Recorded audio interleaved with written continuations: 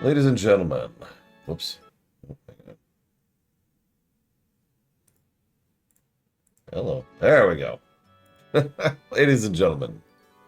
We're beating this game today, I swear. So, before we move any further, let's go ahead and read the last newspaper article there that came out right before we charged the castle. Crown goes to unlikely team. When the last of the special ops unit slowly sank to their knees, the referee raised his hand and the entire arena erupted in fanfare. The competition, which had gotten off to a rocky start after the change from single team to team matches, had yet another unforeseeable surprise awaiting its eager fans in the form of a team of unlikely victors led by Zane Vathek of the Calvard Republic. Was there anyone out there who could have anticipated such a feat? A martial artist, two bracers, and a musician, an unheard of combination to say the least. Yet this is the group that advanced to the finals and took the crown by defeating the elite of the Special Operations Unit. It just goes to show it's not over till it's over. The winning team's members continue to be effective in leveraging their individual talents in complementary harmony within one another, playing off each other's strengths. Yeah, the big dude stood in front where everyone else spammed spells. The competition itself was an event replete with powerful heated battles and a unique team dynamics, which absolutely exploded into thunderous ovation. The Burl News wishes to honor the valiant efforts of all who participated in this year's proceedings.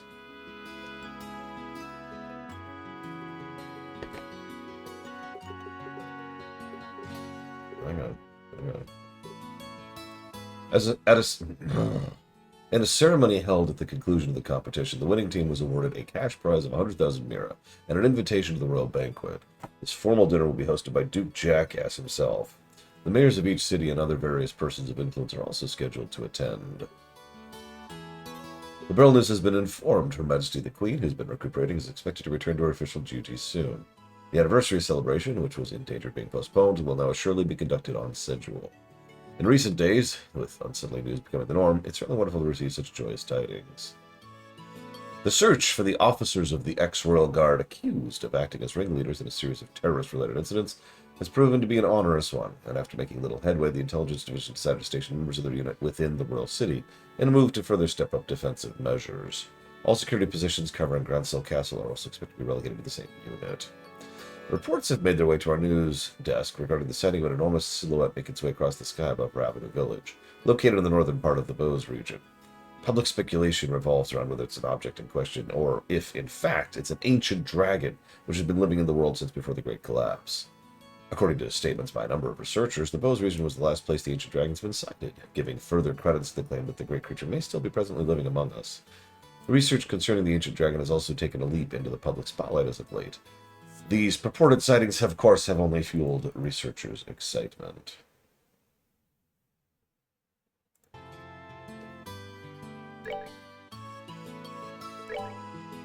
Okay.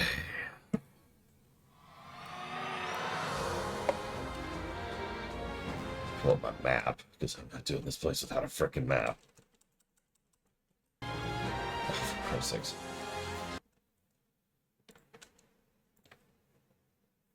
Sorry, give me a second.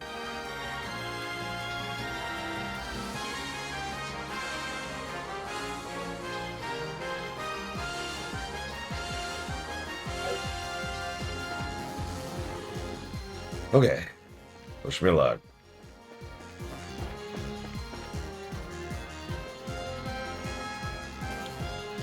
Well, it's about to do the last dungeon, but hang on, I gotta pause first.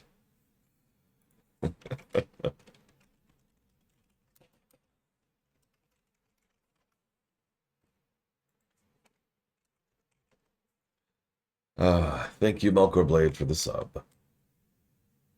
As always. I'll put that towards Rayman Legends. Wait a minute, that's not a JRPG. Tales of Graces FR. And FF7R1. Thank you for the sub.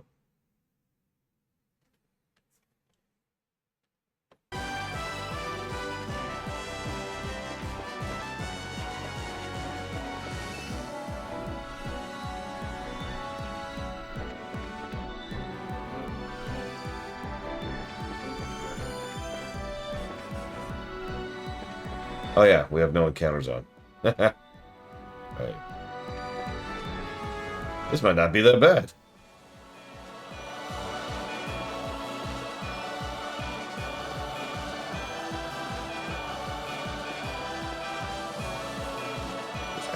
can't encounter enemies. I saw what you did.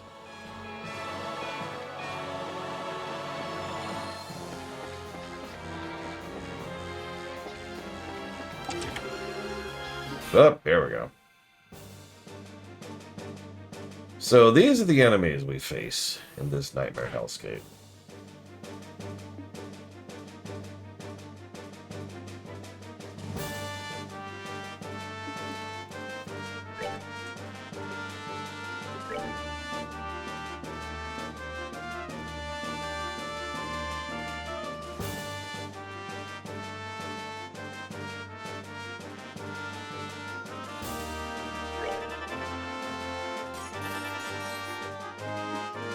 Of course, it's ancient robots. What else would it be?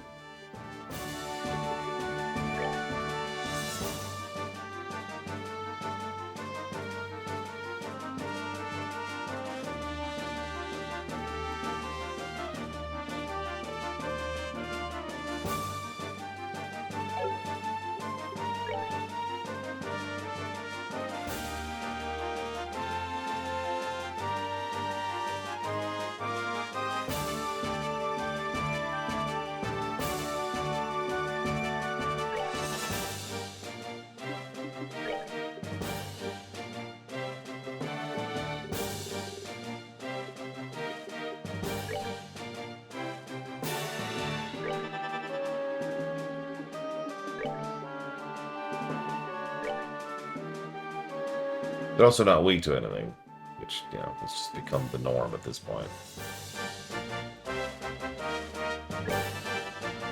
Name a fantasy setting without an ancient civilization. Dragon Quest! But that is basically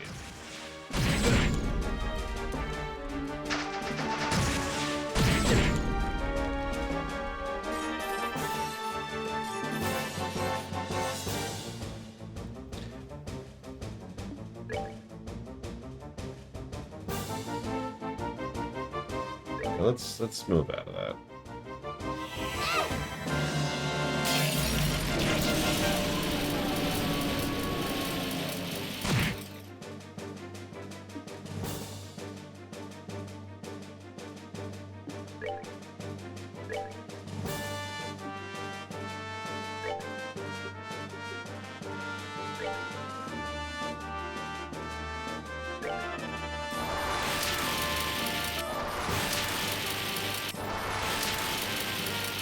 There is not friendly fire. Thank God. Oh my God, could you imagine? Could you imagine this game with friendly fire?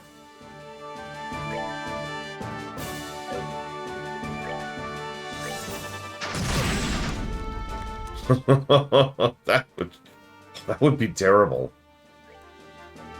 That pretty much remove AoEs from the equation. It'd be like the worst game of D&D you've ever played.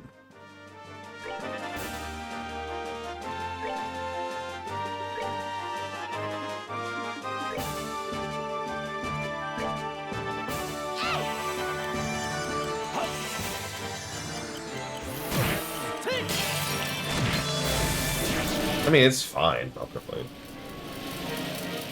It's existent. It's there.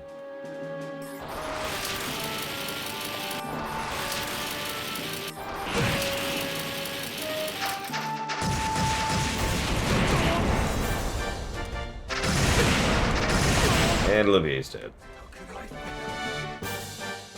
Okay.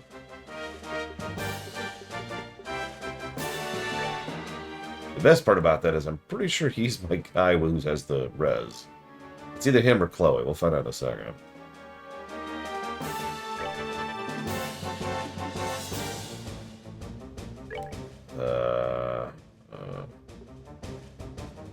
You're finished.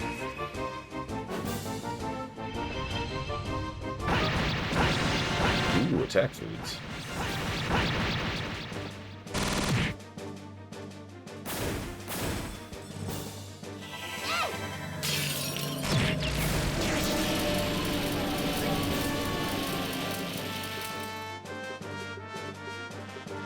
No, it was him.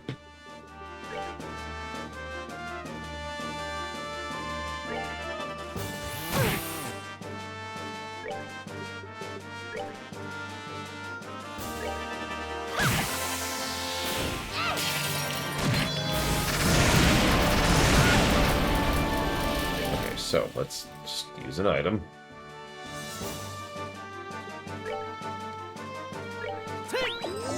Get up, Olivia.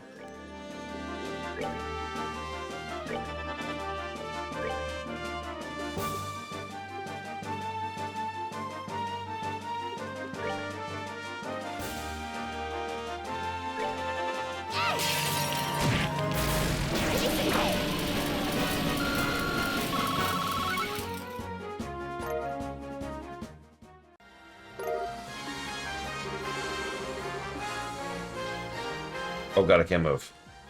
Oh my god, I can't move. Okay, there we go. Oh, that was... I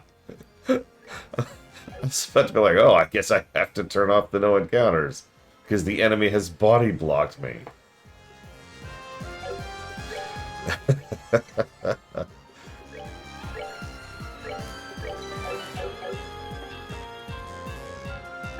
just need to jump. Oh wait, wrong game, yeah!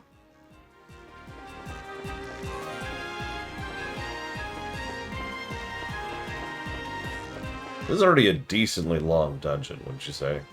Like, I know that sounds strange, but most dungeons in this game aren't very large.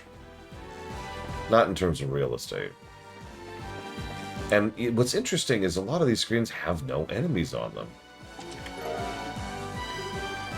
Too late. Hi, Ismaristar. Yeah, exactly. Most of the dungeons in this game are actually pretty short and to the point.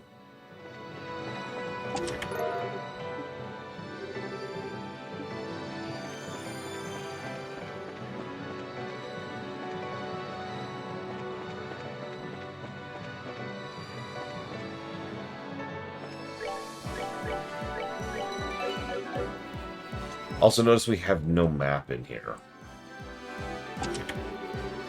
Which I only point out because there's actually very few dungeons that just have straight up no map, and it matters. And I emphasize that last part. Like, in the towers, you don't really need a map. You can just kind of figure out where you're going pretty quickly just based on maneuvering. So just remember those two facts. Most dungeons aren't that large. No map.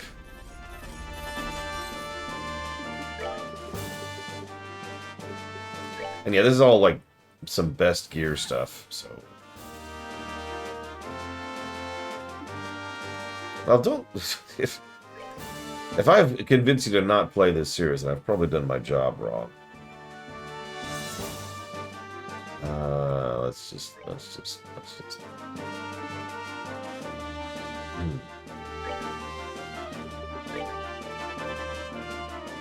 Hi, Mr. Red. It's okay, now we get to start the longer game. Look, I'm gonna be real. A JRPG with like 40 gameplay negatives is just a normal JRPG. Oh, yeah, by the way, I should mention something that I forgot to point out. Now, I don't know which attacks do it exactly, but I have equipment on all of my people preventing Confuse and Faint, I believe is the two status effects. Guess what enemies here do?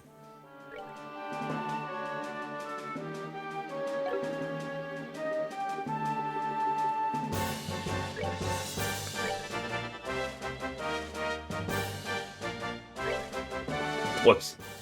No, they do those two status effects. Which, you know, are very irritating to deal with if you're not straight up immune to them.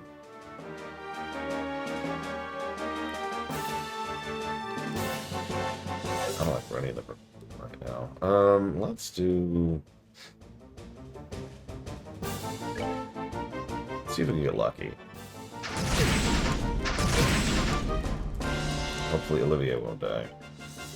Okay, we scooched a little bit better together. Still... Probably good. Let's do that.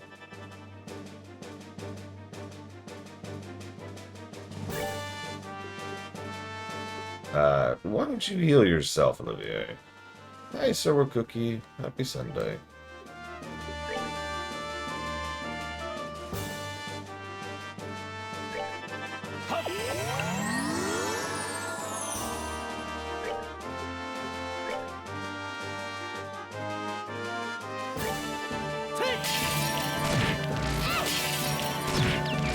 hate to lean on White Gehenna so much, but it's just my best AoE.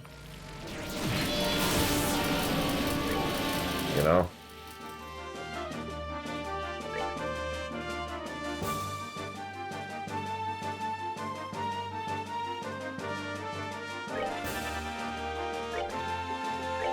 And I'm fighting 8 mobs at a time. Oh yeah, the heal. I actually forgot about that.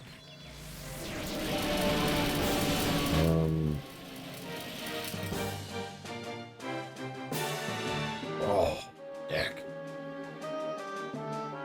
Ugh.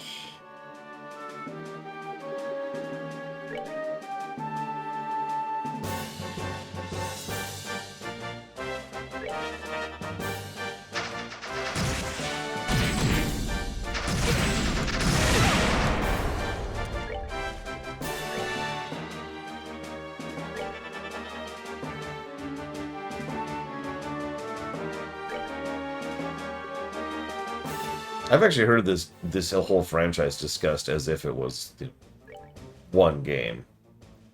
And yeah, I can see that. I can see the comparison. Imagine how well Trails would score if it was one game. I mean, yeah, it'd be a lot of negatives, but I mean, you know how that works.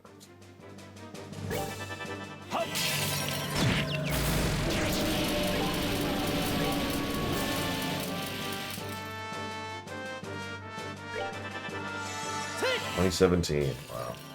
Doesn't even feel that long ago. At least not to me. I know, I'm weird.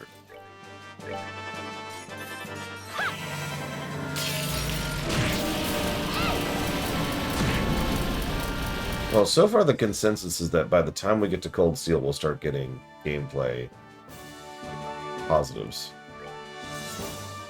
Excuse me, as in net gameplay. Let me be very clear about that. Obviously, there's plenty of gameplay positives in this game.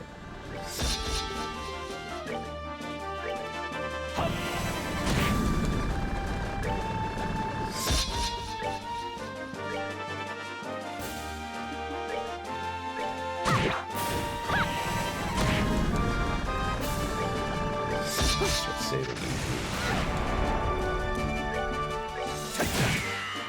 Ooh, okay, never mind. We're not going to save EP. We're just going to go back to using arts. Holy crap. So, I feel like I'm not really doing a perfect service of just how much this dungeon turbo sucks. This is my second encounter in this dungeon. I've already had Olivier die once. I have not gotten a pittance of a level. In fact, if you're paying attention, I get about 200 experience per encounter. I need 10,000 to level. And my mana stores are already getting dry. I'm only mentioning this because I think it gives perspective on what it's like if I don't have Ink Nun on. And I'm not avoiding, you know, every encounter other than the chest encounters. This place kinda sucks. And not in the fun, it's difficult to get through way. Just in the, oh god, kind of a way.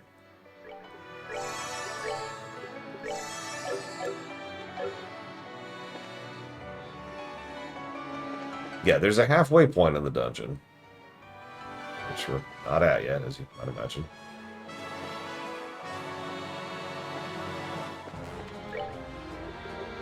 There's also a reason I'm saving after every encounter.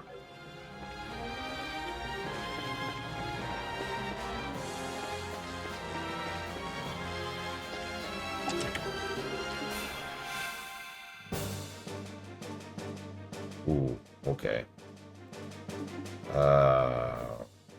Okay. You'll also notice I'm treating every single one of these encounters like a boss fight. All of them. It's because they are. And they can do stuff like that.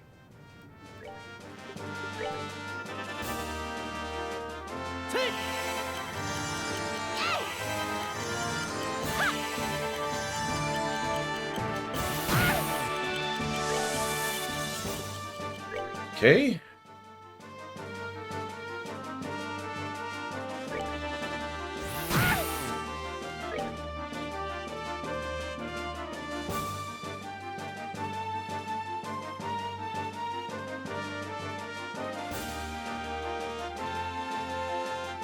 I mean, that's about right, Dark. Right? There's a reason I've been using whatever they call that system. It's for decades at this point, since like 2005.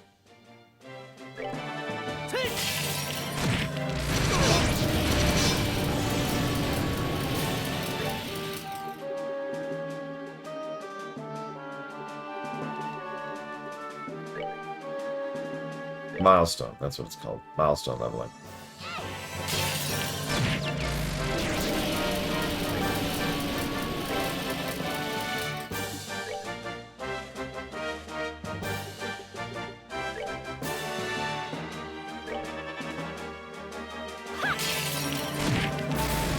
I have one. It's on Estelle right now. Which, yeah, is something I'm going to be grateful for. Multiple times in this dungeon. Hell, I already have been. Grateful for that. And they can summon ads. Of course they can.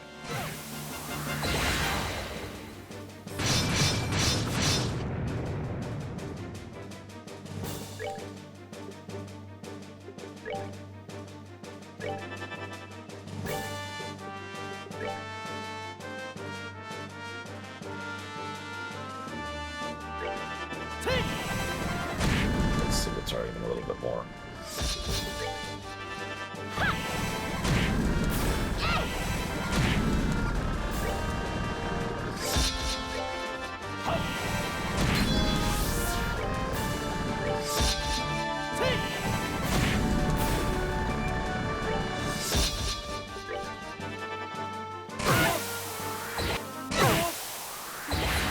Well, Chloe's dead. Jesus Christ.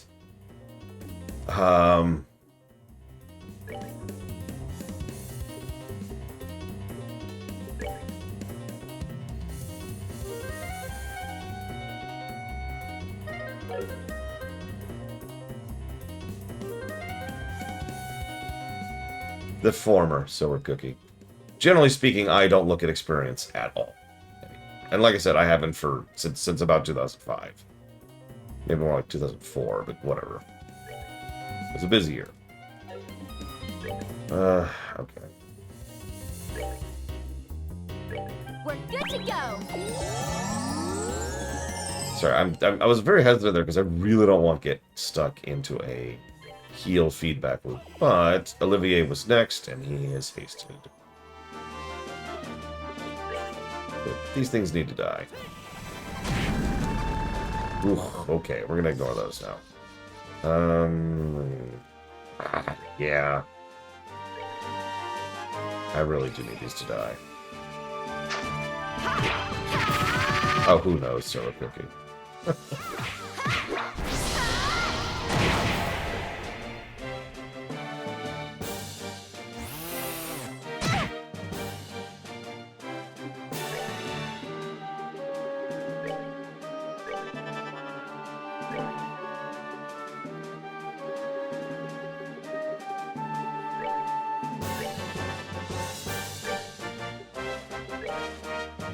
I act.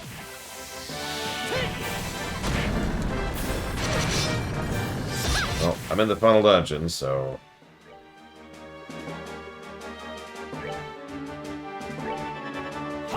Yeah, I'm with Dark Red.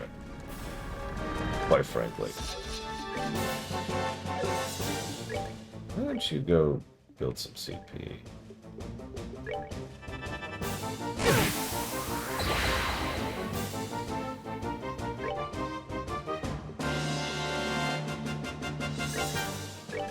I mean, I remember the days when every class had a completely different experience curve. Which, if that doesn't sound terrible on the surface level, trust me, when you dig into it even a little bit, is even worse of an idea than it sounds.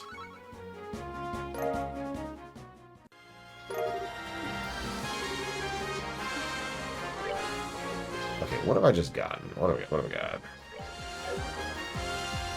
Daedalus Arm. That feels like something that I'm not going to benefit from. I did get a new gun for him.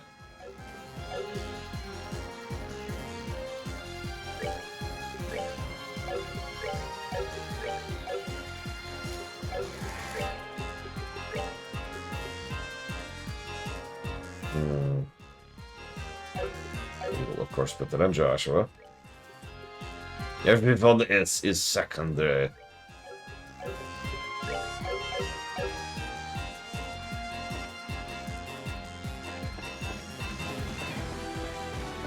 I'm not going to agree with that, admittedly, Act. But, like, even if you think it sounds good on paper, anybody who's ever played it will tell you in practice it just sucks. And that's ignoring the extra amount of paperwork it adds.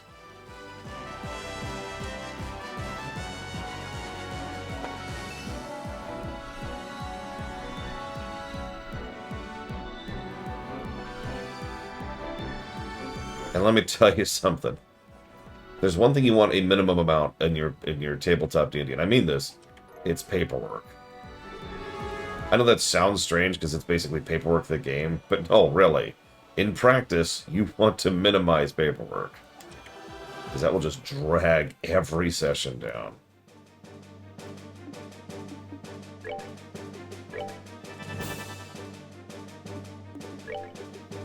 Seconds and minutes in real time. That is a lot of freaking enemies. Good God.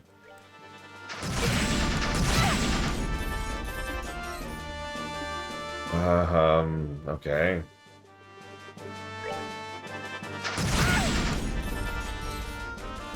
I'm gonna move for no reason. I'm gonna move for no reason.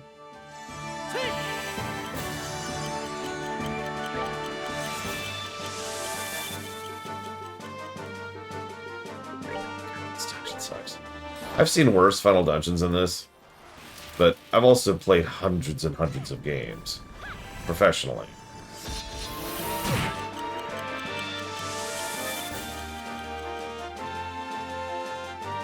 So, you know, that's not saying as much as it sounds.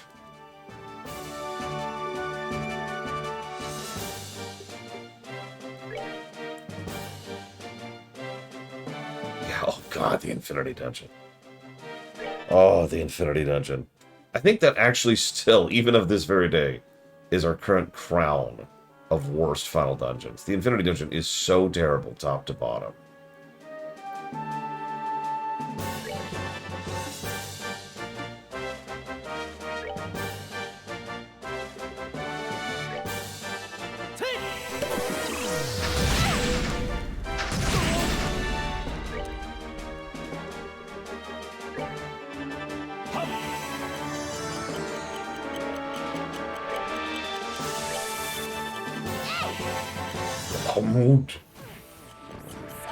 Well, Chloe's dead.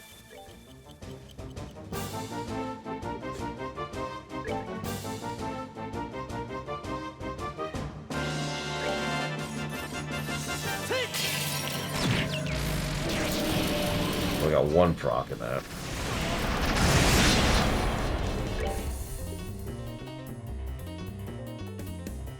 Yeah, I might as well do both of them. Good morning, President Clown. Oh. Okay. You're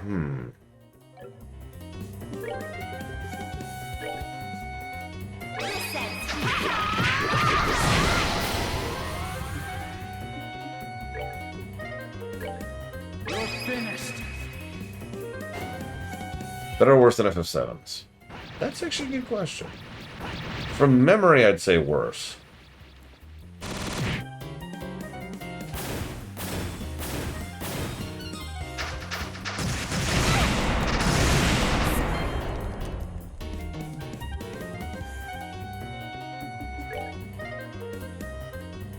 They're not low enough.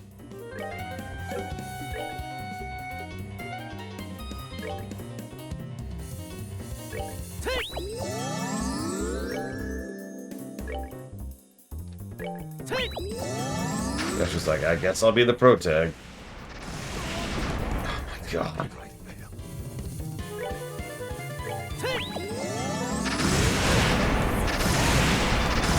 Yeah, it's okay. Whatever. Take two.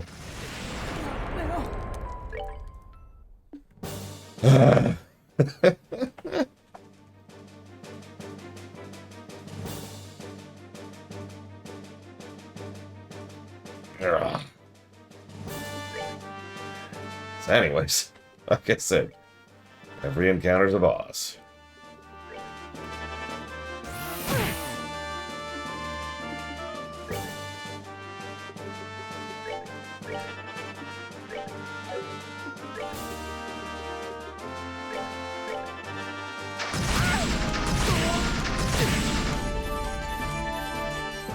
That was one of the biggest complaints about Boff 2 Entire. That the whole game was every encounter's a boss fight. You can withstand. So one hit you shall withstand.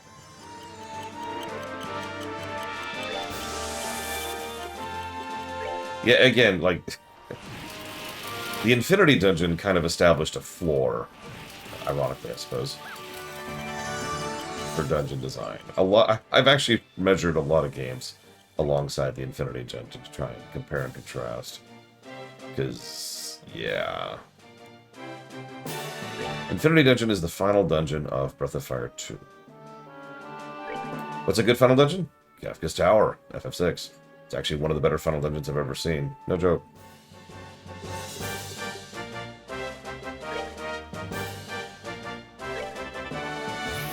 Stop praising FF6. Let's see, a non-FF6 good final dungeon. That's a JRPG.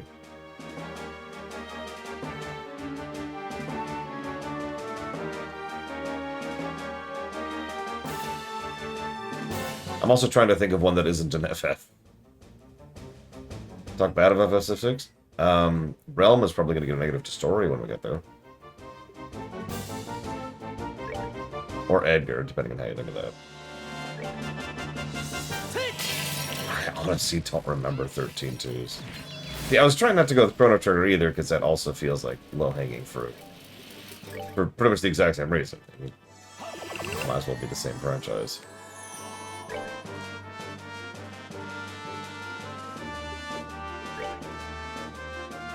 Because you're right, the Black Omen is actually a pretty good final dungeon.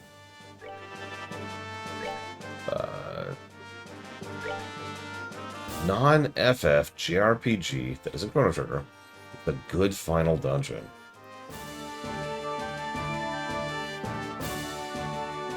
You might have stumped me. Give me a minute. Let me chew on that.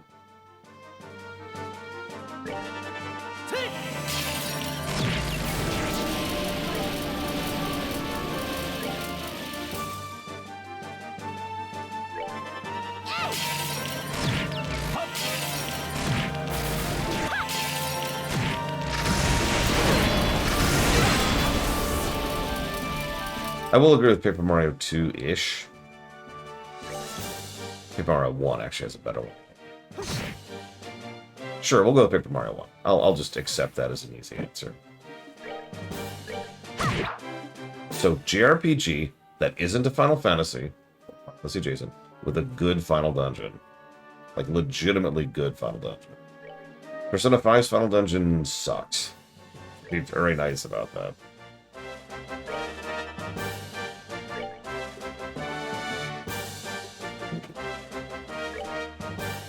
Oh yeah, Super Mario RPG has a really good final dungeon. I hadn't thought about that one. That's a good one. Kingdom Hearts exists. So Kingdom Hearts 1? 2, I agree with 2.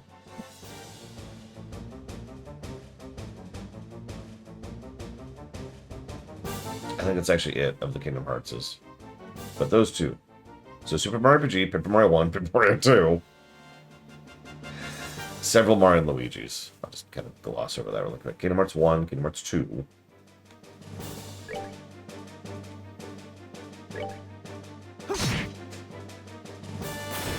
Most Dragon Quests don't have particularly good final dungeons. Just like most Dragon Quests don't have particularly good final bosses. It's the one thing Dragon Quest games tend to be consistently on.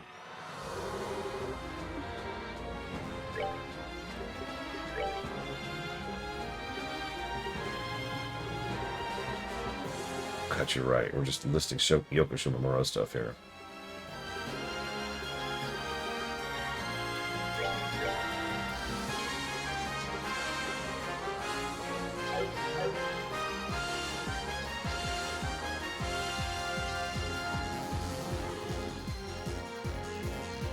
Hmm.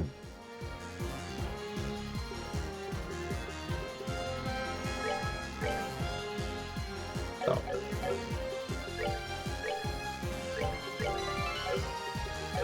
Huh.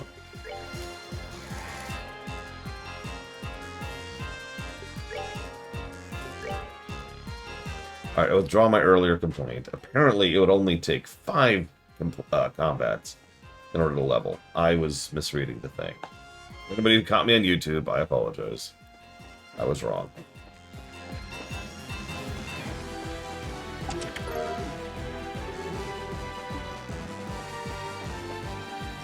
Mother 3's last dungeon barely existed.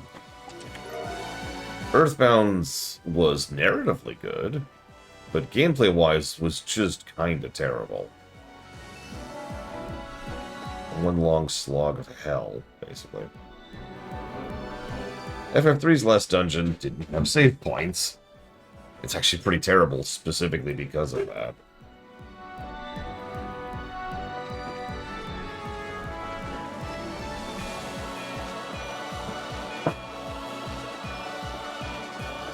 See, it's easier to pick a last dungeon that's fine on one axis or another.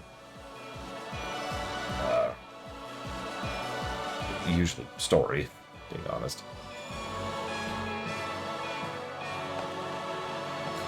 I do like FF8's last dungeon. Quite unironically, I always have.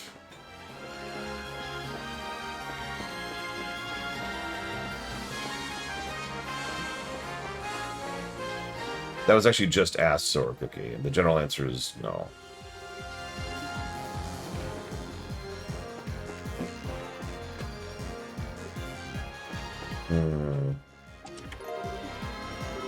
Truthfully, no, Lord Harriman. Obviously, I'm hesitant.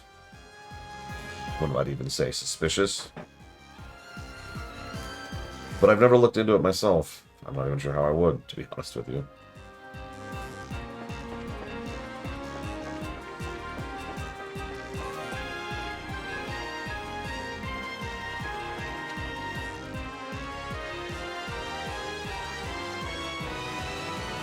I mean, Dragon Quest Builders 2 does have a good final dungeon. Dragon Quest Builders 2 has a lot of good final stuff. And stuff in general. Go play Dragon Quest Builders 2, it's a great game. Alright, I'll never stop singing the praises of that game.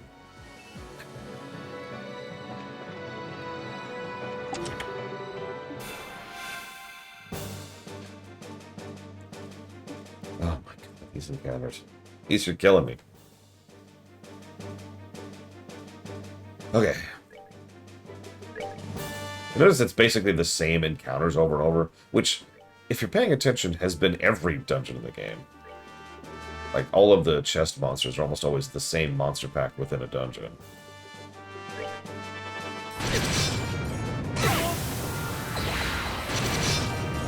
It's a little more egregious than usual here.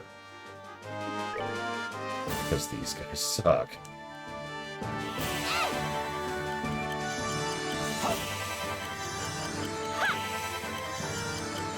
You know, hang on. I damn up this scintillating music. Give me a second. Why don't I just look at the JRPGs we've covered so far? Because we've covered quite a few, actually. Let's see. Good Final Dungeon. So we have Paper Mario 2. Yep. Super Lesbian Animal RPG, Paper Mario 1. Lufia 2 is a weird one. Because Lufia 2 is like FF12. Its actual final dungeon isn't. There's a Victory Lap final dungeon after that.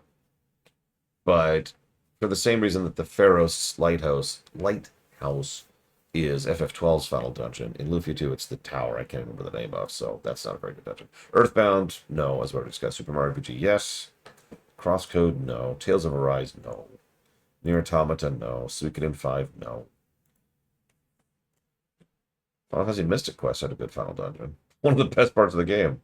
And I don't just mean because of the music. It's actually the best designed dungeon in the game. BoF 3, no. Terranigma, no. Lunar, no. Skyborn, don't remember. Dragon Quest 1, no. Dragon Quest 3, no. Suikoden 1, no. Legend of Bagaya, oh my god. Good song, but otherwise no. Versa Eve, no. That's the boat. Dragon Quest II Turbo, no. It's one of the worst parts of the game is the final dungeon in Dragon Quest II. Kingdom Hearts 1, we already talked about that. Lufia 1, no. Boff 1, no. Boff 2 is the worst final dungeon we've ever encountered. Quest 64 is awful. Sticker Star. Oh, God, Sticker Star. Secret of the Stars. How many of you remember Secret of the Stars last dungeon? Because I do. And then Chrono Cross and Xenogears. Xenogears didn't have a last dungeon because it was Xenogears. Like, not in any way that counts. Anything we call a last dungeon in Xenogears was just a giant asterisk.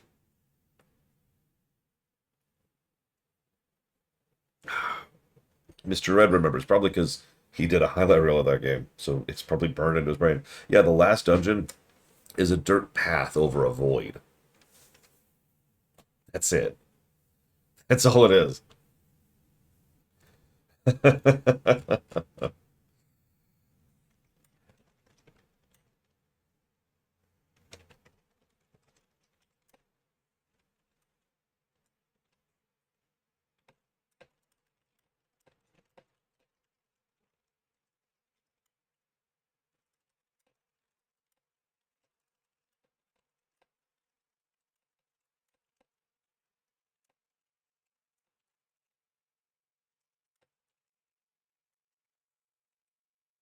Are you sure you can handle more of the men of the sea, Valerian?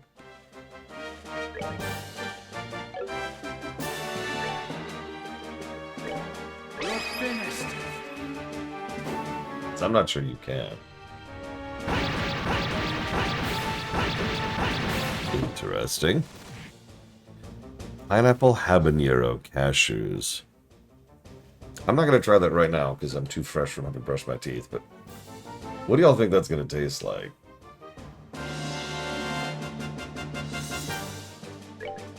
FF10 will not. So let's get back to the FFs for a second, because I kind of glossed over those. It'll probably be spicy. So let's look at the FF final dungeons, because I've covered all of them to some extent or another. So FF1's is... It depends on the version, how bad it is. I would say it's not good as a default, but not terrible. Like, it's there. It's fine. The refights suck. That's about it.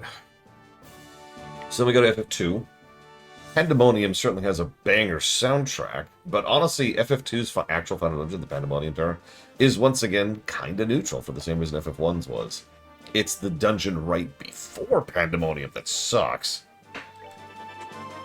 So we get to FF3. FF3's final dungeons, plural, are terrible. Hours and hours and hours of aggravation. And no save points. And if anything goes wrong at any point in time, you get to start all over again.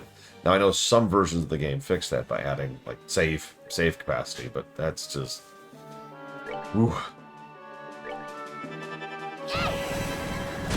So, in FF4's... I actually like FF4's Final Dungeon. It's technically 2 Final Dungeons, as a lot of these are usually multiple. But in FF4's case in particular... Why do you keep summoning ads? In FF4's case in particular, you've got the Lunar Subterrane, which is a bunch of optional fights, each of which can contain the best gear in the game. Cool. And then the final fight, which is literally every encounter is a boss, and yet there's relatively low encounter rate, and there's things to offset that too, because those encounters are also very, very lucrative. Also, when I say they're a boss, I mean they're gimmicky. So, you know, not just a giant pile of stats. Then move on to FF5. Now, I was skipping over FF5 on purpose earlier because, well, FF5's last dungeon might actually be the best last dungeon of the franchise. It is, again, a very multi-part dungeon. It has some of the best boss design in the entire series.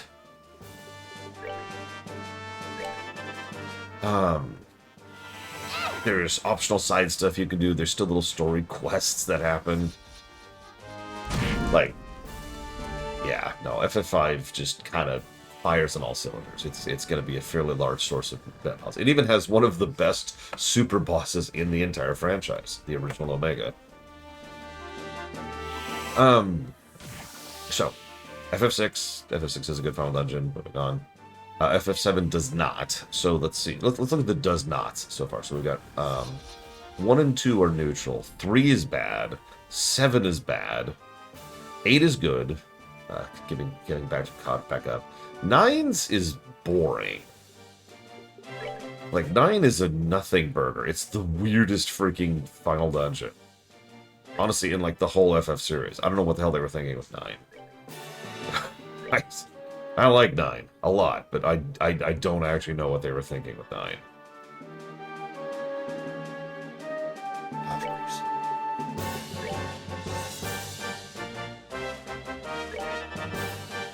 Tens, okay, so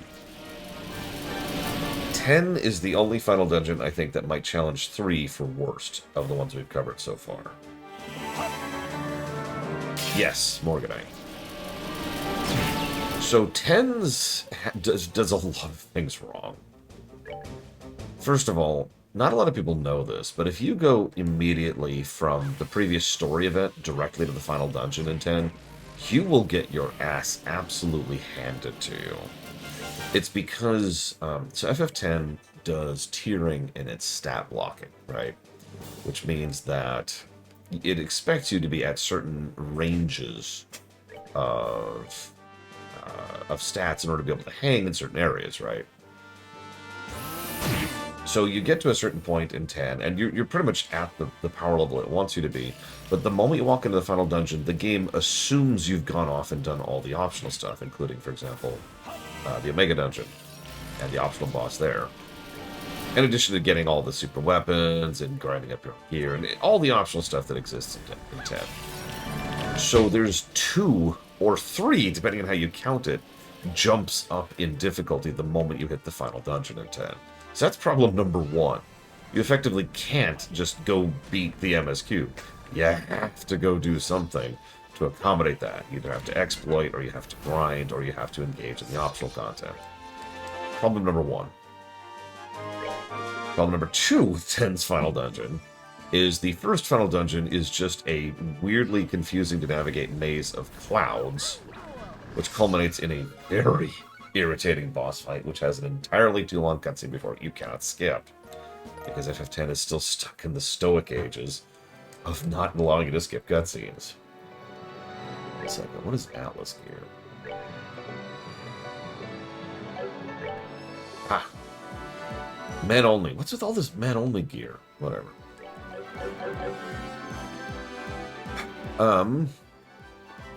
Then you get past that, and then you get to the boring area, which is just lots of extremely high-level enemies, which are very irritating to deal with and do tons of status effects. And I haven't really been talking about things like flavor, you know, music, visuals, story relevance. Most of these final dungeons I've been discussing have something going for them. Pandemonium has the visuals and the music, for example. In FF3, once again, visuals and music are both pretty legit. In FF7, the final boss, his final dungeon music is fantastic. But in the final actual dungeon of 10, when you get to this ruined city, I think is what it's called, it has nothing going for it anymore. It's just a weird bunch of chunk of textures. Oh, jeez. A not particularly interesting song, and some random special effects going across the screen. Oh my god. Then, yeah, look, it's the exact same encounter I just did. Yeah, a lot of blur there. And then you have, like, the weird part, which is just confusing as hell if you don't know what you're doing. For those who don't remember, there's a part right after that where, like, the camera's rotating weirdly around this one space. You remember that set sequence? And you have to, like, interact with something on the ground 8 times or something like that. But if one of the falling things hits you, it prompts an encounter. And that's FF10's last dungeon. It's trash. It's not good gameplay-wise. It's not good story-wise. It doesn't have good visuals. It doesn't have good music. Oh yeah, it's also no disappointing return, which nothing tells you. So I would actually say that of the ones to date, 10's is the worst. Which brings us to 10-2's. Now, contrary to the way I prefaced that, actually I don't think 10-2's is worse, but 10-2's is not a very good last dungeon. It is at least an actual, honest-to-goodness dungeon, but it's kind of weird. It actually has... So once again, we have boring visuals. It has this weirdly monotonous song, which is just strange of a choice for a Final Dungeon song. Like, it doesn't all have to be super bombastic, but like... Here.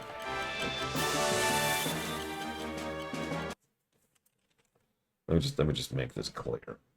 Like, I got nothing else going on right now. Like, FF10-2's last dungeon is extraordinarily easily to soft lock yourself to.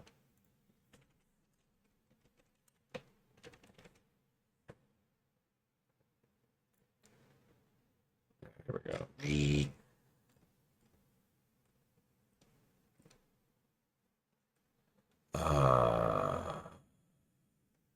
It's one of these songs. Ah! Volume! Jesus Christ. No, that's not it.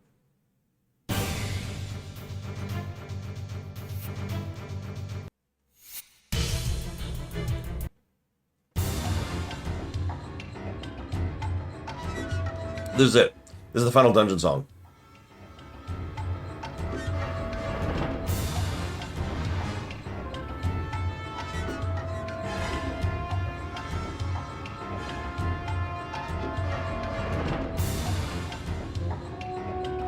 You see why I call it monotonous?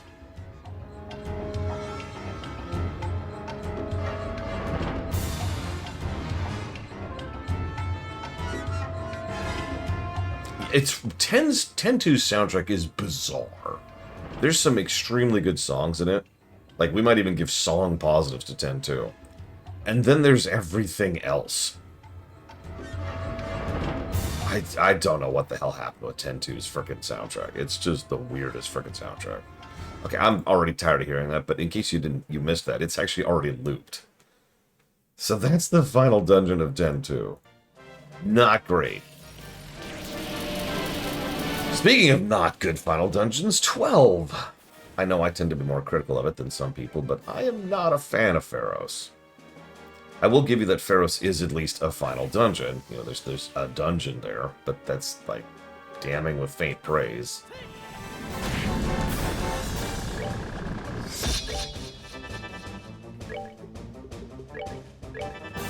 And Pharos is another one of those entirely too long for what it is dungeons for me. And I will admit autosave's hell. I'll give you that. We're not even going to talk about Bahamut, because that's not a dungeon. I'm sorry. It's 3 rooms and some cutscenes. Very technically, you can actually get some encounters in there that aren't the boss fights. Yeah, it's not even a victory lap. It's just empty. There's just nothing there. Anyways, so then we move on to 13. 13's final dungeon, like every other dungeon in the game, turbo sucks. I would actually argue that 13's final dungeon is the worst dungeon in 13. And if you know anything about 13, that is saying something. There's some competition there, I'll grant you that, but oof. Hang on, Valerian, could you go, like, horrifically murder Mr. Red, please? Thanks. Preferably in something like tea related, you know.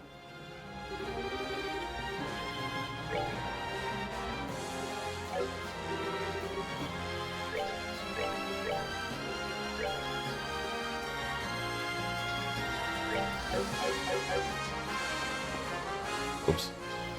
I should probably actually be able to see the map here. And yes, I do have a map, by the way. So yeah, 13's not great.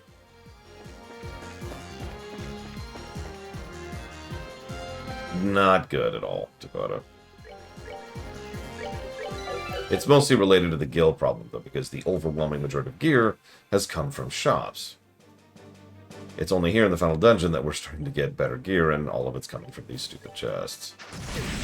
Also, the equipment itself is just pure stats. There's not, like, so far, only a couple of accessories have been interesting. Yeah, no, 10-2 has a fantastic title song, and a really cool boss song, and a couple other cool songs. Like I said, it's got some cool music. Anyways, so, yeah, 13 sucks. I don't remember 13-2's final dungeon. 13-3 didn't have a final dungeon, per se. So that's kind of a whatever.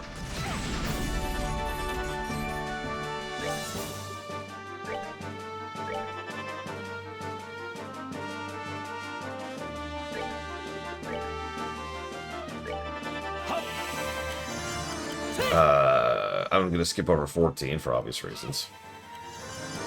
15's last dungeon sucked. I'm just going to say that as nicely as I possibly can. That's me being nice. 15's last dungeon sucked.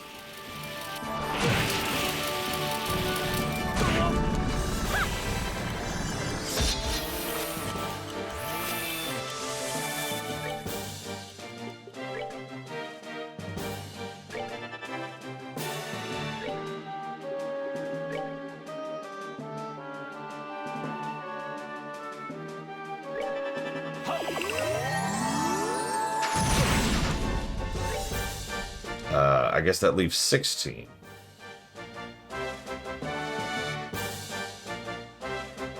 I'm not sure 16 had a last dungeon. In a real sense of the word. Could y'all stop interrupting my casts, please? I'd really appreciate it.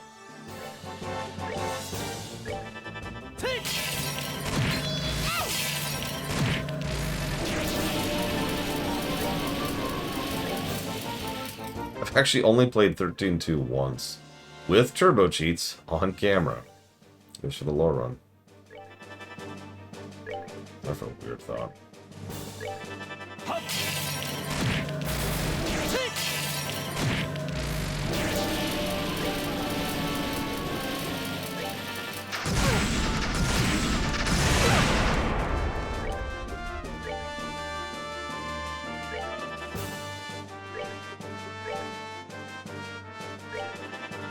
I know, Luke Slaughter. I was just thinking to myself, if I had to single target my way through this nonsense... Oh my gosh.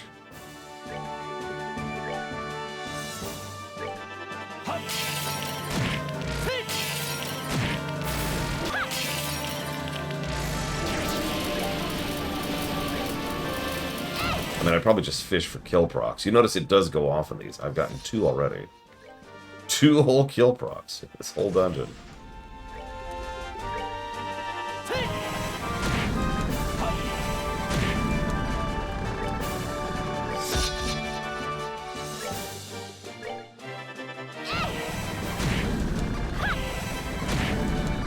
I actually unironically like 1000 Words in 10-2. That's not what I meant when I was talking about the soundtrack. That's that then. Let's move out.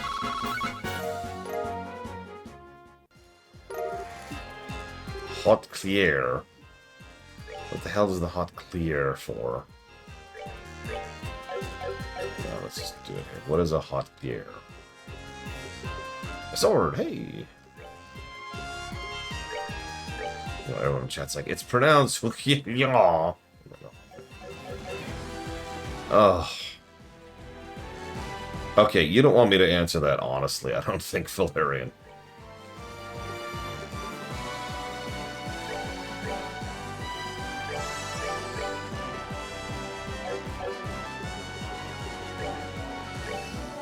Yeah, no, it's not very good.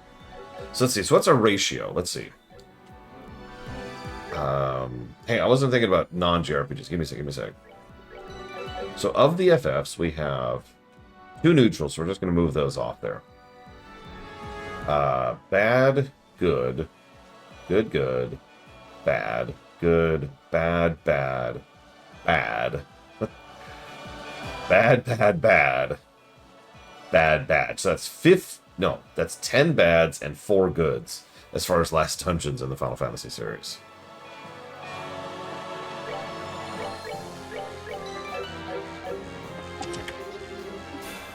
I hope you like fighting this exact same encounter. I know, there's actually 2 encounters we're fighting. 2.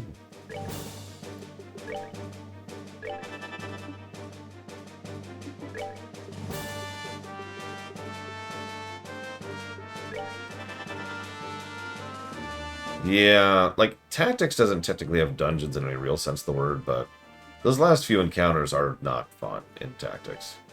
Which is funny, because by then you probably are as overpowered as you're getting.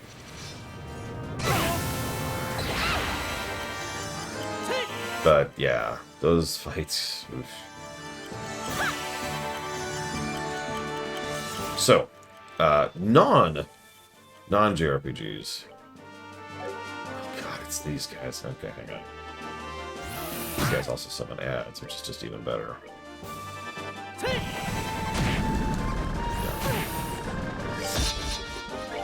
Not that.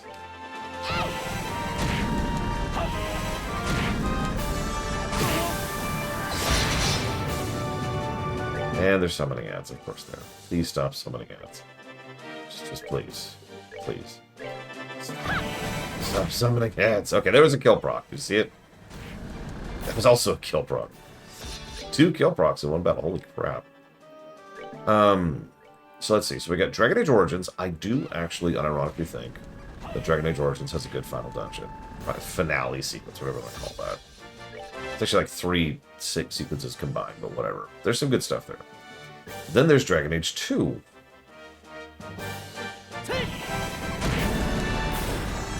So anyways, Inquisitions was honestly kind of inoffensive for the most part. Like, it was bad, but it, like, just completely dwarfed by the awful that was 2's. Hi, Zach Taft.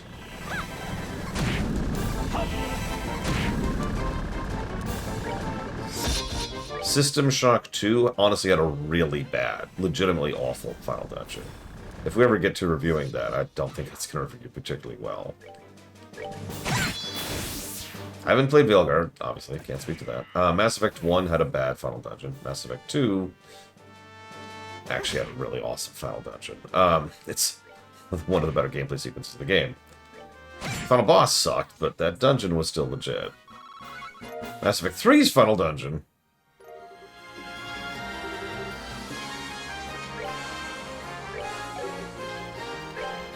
Moving on.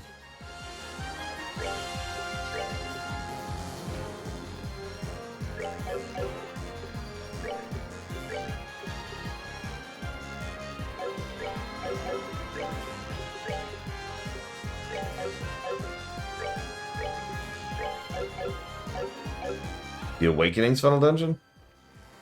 My god, you're kidding, Hazardous. I mean, I know you're not. I know you're not kidding. Ugh.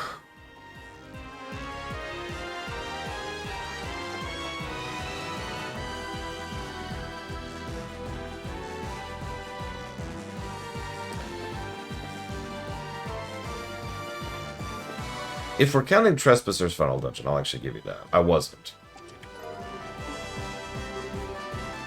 You found the ultimate treasure. Air.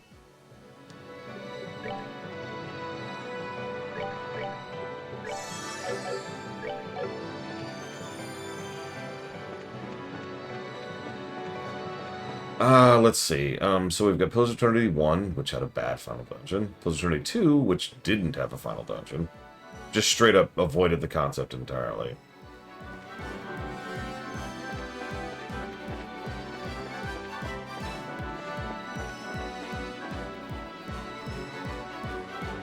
That's funny, Hazardous.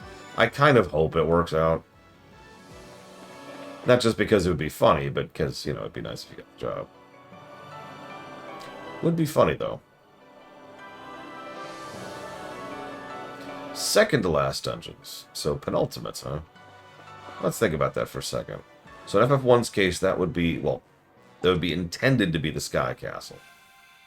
Sky Castle is not a very good dungeon. It actually is funny because most of the FF1 dungeons are fine. you know, they're not anything to write home about, but there's actual design on display. The Sky Castle is an exception to that. It's a big, boring, empty sequence of hallways with hardly any real equipment to really offset or reward exploration. It's got probably the single actually worst song of the game, and especially in some versions of the game. And honestly, most of the encounters there aren't even particularly interesting to go through. Like, at least the lava dungeon had the whole circle spiral motif and the risk reward of the lava itself, and the water dungeon had the whole go up, go down mechanic, depending on how you wanted to do it. Hell, even the Earth Cave had something. So, not super impressive, but at the same time, nothing particularly egregious. It's just kind of vacuous, so whatever. Who are you?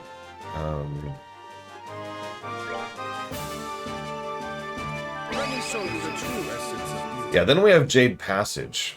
Might be one of the worst dungeons in Final Fantasy history. Seriously, Jade Passage is terrible. KOTOR. Oh, hang on. We'll pause. Hang on. Before we go to second to last dungeons, we'll switch back to KOTOR for a second. And jot this down. Forgot KOTOR even existed. Jade Empire doesn't have a great last dungeon either. KOTOR Expedition 33. Jade Echoes. And something that Darkrai puts it towards. Go. KOTOR's final dungeon actually sucks. I have kind of been quite vocal about my opinion of how much that dungeon sucks for years, and we covered that in the previous attempted review, as well as in the lore run. It's a series of boring corridors with more or less literally endless trash fights. They're not even interesting trash fights, it's just droids. It's just droids. And hang on, calm.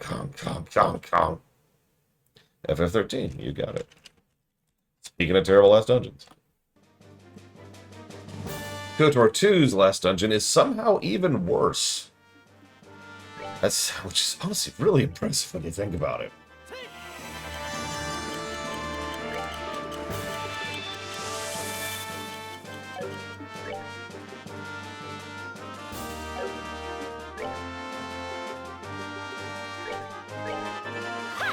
I mean, I do find it funny that the Malak fight is one of the only designed fights in that entire game, and it boils down to the boss has access to potions.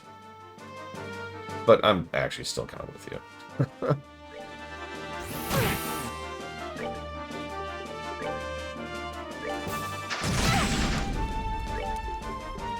Can we not, please? Can we just not do this? You can try push-ups. So, getting back on topic. God, stop interrupting my freaking attacks! It's so irritating. Oh my god.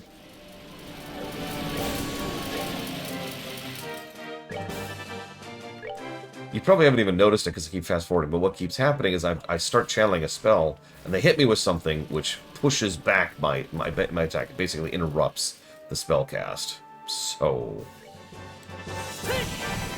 that is exactly as irritating as that sounds. Especially when you're fighting large swaths of enemies, usually about 8 enemies per pack.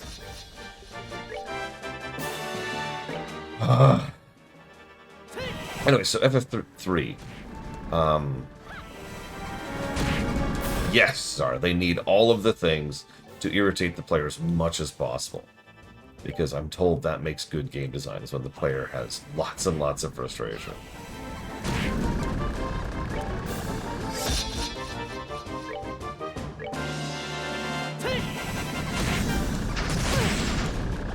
Yes, there's a good example of one of my casts just being straight up interrupted.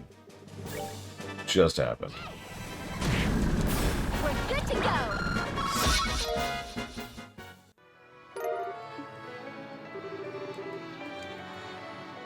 Okay, so FF3, I'm actually not sure what the penultimate dungeon is in FF3. Because the Labyrinth, and then the Tower, and then the Dark World are all part of the final dungeon. So that doesn't actually count. None of that counts.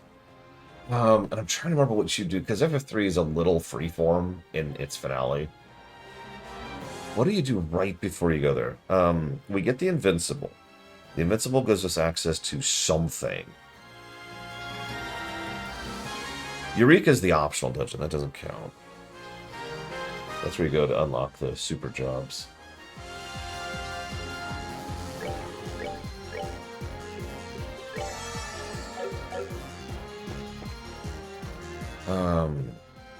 What the hell is the Berserker? It's a weapon. I was separating the Jade Passage because the Jade Passage feels distinct from Pandemonium enough. But yeah, Cyclone would be the other one. And funnily enough, Cyclone is probably the second worst dungeon in FF2. Seriously. Cyclone sucks. As I showed off the last time I streamed it. I remember, I even pulled up the map on camera so people could appreciate it.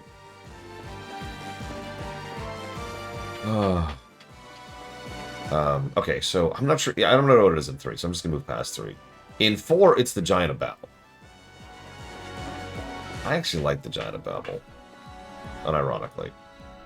Ignoring the fact that it's got the awesome music playing for it. Let's just ignore that, because we're ignoring that. It is not a bad dungeon. It's a very lucrative dungeon. In fact, as several players can tell you, it's actually better to grind in the Giant of Babel than it is to actually grind in the last dungeon. Well, you see, Valerian, stab. Alright, so in FF5, that's a little bit trickier because FF5 is very freeform. Yeah, I was going to say, the last mandatory dungeon before you hit the end is the Pyramid, because after that you could just get the airship and go straight to the end of the game. I don't like the Pyramid that much. It's not awful. We've got gradients of bad here.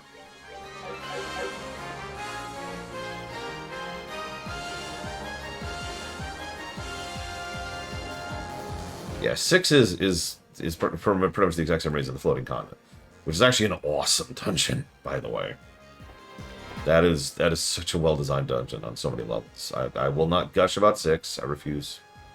7's would be Midgar, the second attack on Midgar, which I'd say is inoffensive. They don't really do anything with it. It's mostly just, hey, remember this?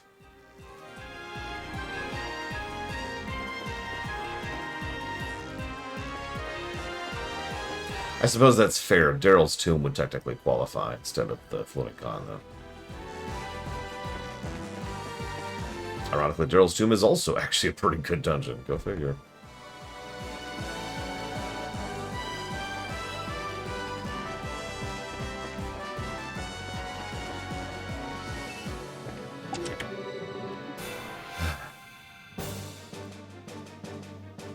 Just kill me. Just kill me. I'm done. You've done it, Lucas Slaughter. I'm ready. I'm ready to die. I'm ready for it to be over.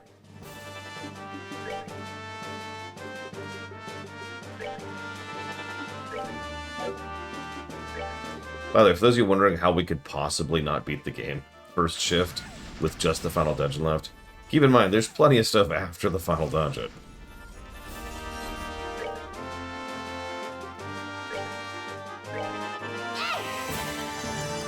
So 7, already said 7. 8 would be the Lunatic Pandora, which wants to be a good dungeon. I don't think the Lunatic Pandora is actually a particularly good dungeon, honestly.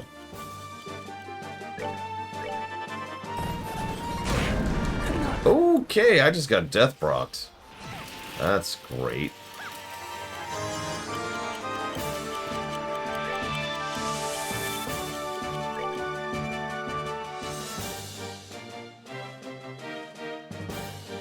Well, what I mean by that is Lunatic Pandora has several of the hallmarks of what could have been a good final dungeon.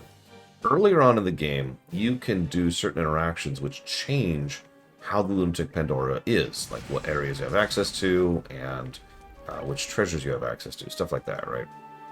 They also have... Yes, Cat, I know you exist. I have just fed you. What do you want from me?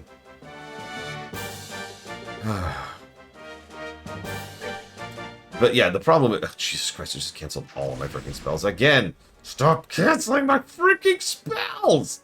Oh my god!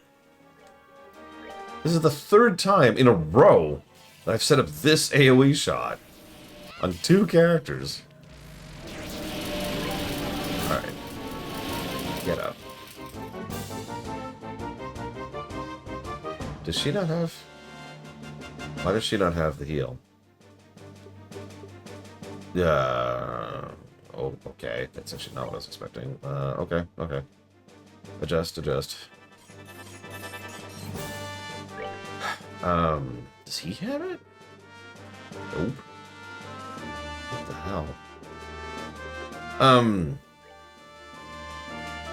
Yeah, sorry, so much earlier in the game, you can affect 8's final, penultimate dungeon. And there's 2 problems there. First of all, nothing tells you that. Second of all, they're doing giant AoE heals?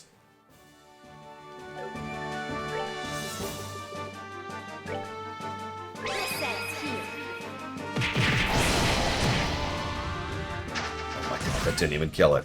That was a 200 art from my hardest hitting single targeter. Didn't even kill it. Oh my god. I'm in shock.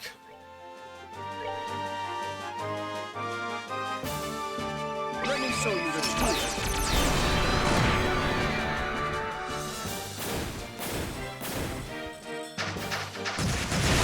I mean, it depends on how they develop them, Melkor. And that really is what that boils down to.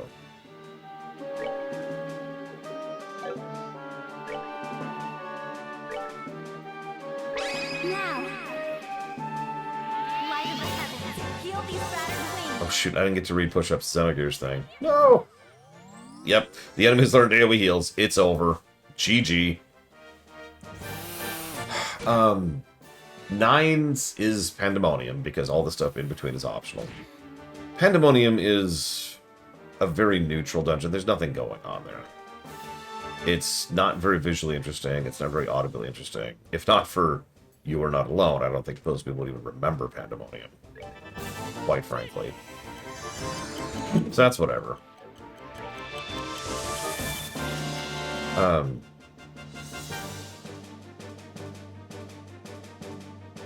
Tens is Zanarkand, I guess? Oh, you already said that, yeah. Tens is Zanarkand, yeah.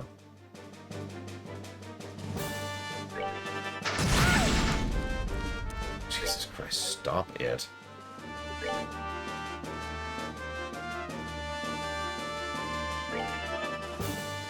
I don't actually agree with that, Push-Ups, but I will acquiesce the point. No music positives for it when we get there, though. Yeah, 12's is definitely Gear of Vagan and the Great Crystal, which are awful dungeons, by the way. And as I've pointed out before on camera, are a great indicator of how they just started running out. Like, I know some people like Pharos, and that's fine. But frickin' Gear of Vagan and the Great Crystal, oh... Just, oh. Even if you know what you're doing, the Great Crystal takes forever, and it's not that bad the MSQ time. It's much worse the second time if you're going to go for all the other things.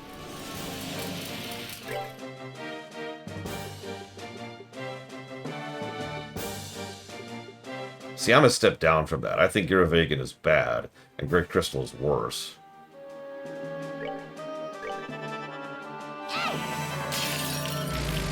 Oh god, the caves under Arcadia. What a weird and nonsensical step in the overall arc. It leads right to a road, too, which makes it even weirder.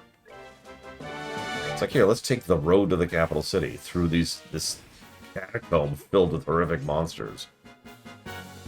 Like, you can really tell they were just shoving the dungeon wherever they could in the plot, because they couldn't figure out another place to put it.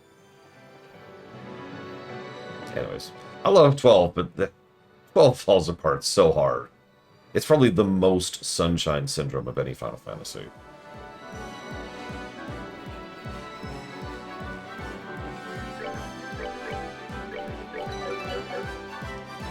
Alright.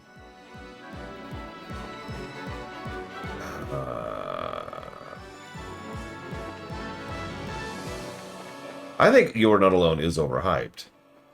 But I also think it's a triple positive scene, so what the hell do I know?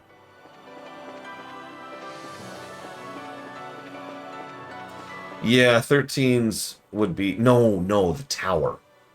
The tower on the planet of Pulse. That's 13's penultimate, I think. Oh, hey, finally!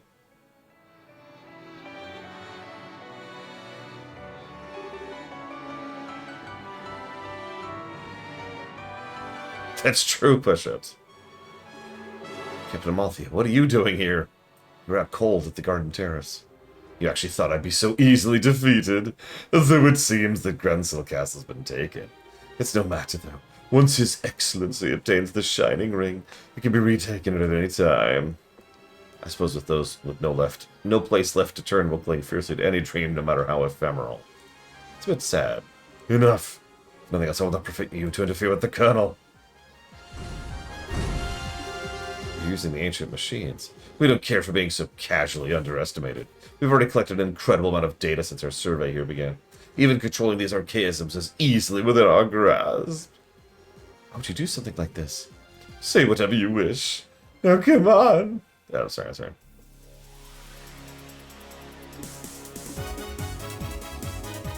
I mean, I'll be honest, I think the scene in 7, I'm not going to say which one, is actually better than You Are Not Alone. And that's in 7, a game with a terrible, terrible localization. So what's funny is this is probably going to be easier than the fight we just did. Literally.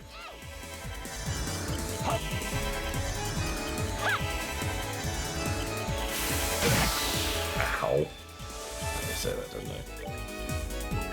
Oh, there's only one strategy here, and it's just bulldoze her. So let's just do that. Yeah, you probably missed this, because I'm kind of fast-forwarding through it. But all her archaisms that she totally has total control over have so far been doing nothing but hitting each other and themselves. Does he have an outrageously Scottish accent, Valerian? Because if he doesn't... I guess it doesn't?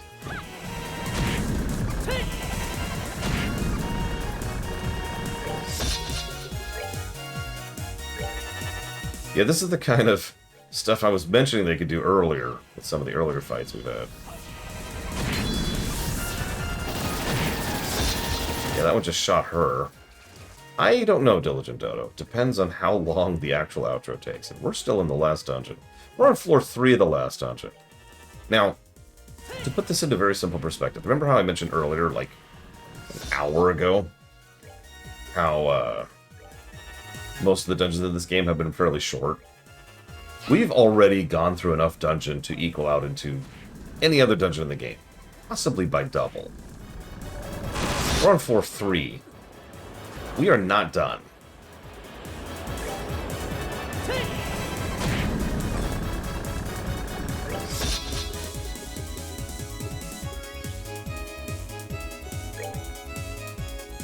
We're good to go.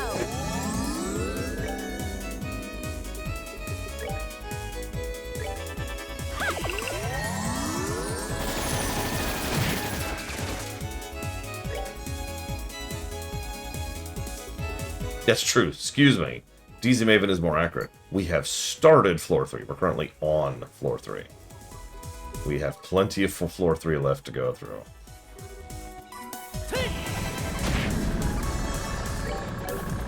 I mean, I do always have access to turbo cheats. And while it would be galling to turn that on in the final dungeon, well, here we are.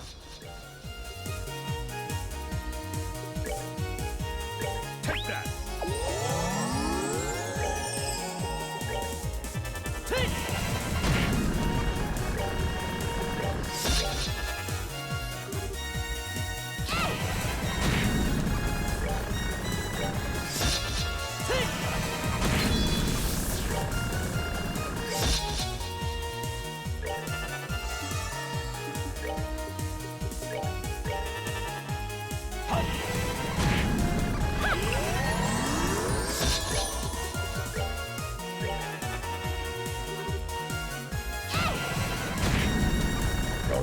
For her.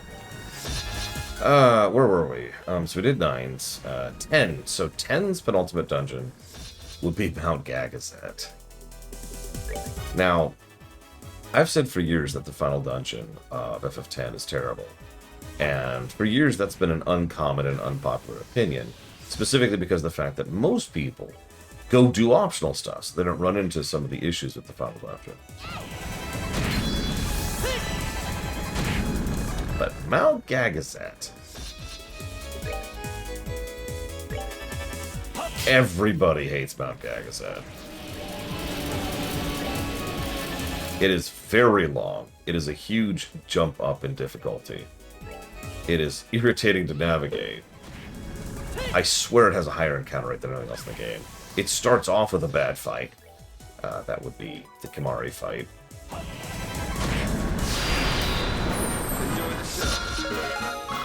And it ends with a terrible fight. I think she's really out of it this time. Yeah, we've knocked her out twice. Surely this time it'll stick. Right? Yeah, also all the enemies in Gagazet are just screw you. So there's too many of them. They suck. The place is too big. And it doesn't even have a lot, like, lucrative, for lack of a better way to put it. There's not much of a reward for going through Gagazet.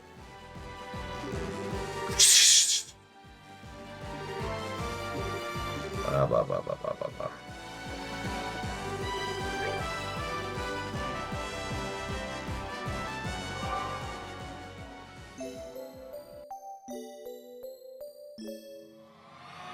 Yeah, just reach over and snap her legs really quick. Yeah, it's evil. I'm not killing her. She'll walk again someday. With time. Hang on. Then we have FF12, which was... We already talked about that. Oh, 10-2. What is 10-2's penultimate dungeon? That would be the depths under Bevelle, wouldn't it? Which is a bunch of boring, samey corridors. As a preview for what Via Infinito is going to look like.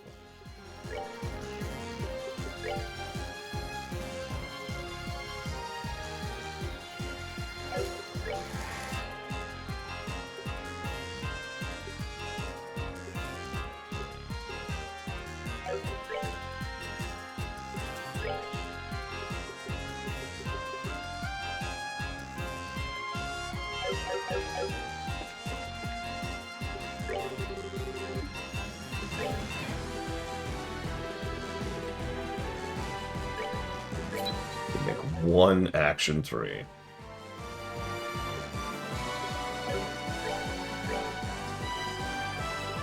Leave it to her.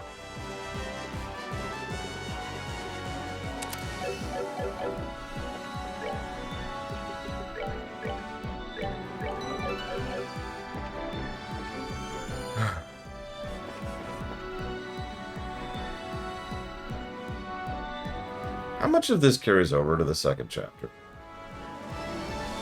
Just go ahead and spoil it. Pumpernickel. How much of this carries over to 2? Let's say courts, specifically.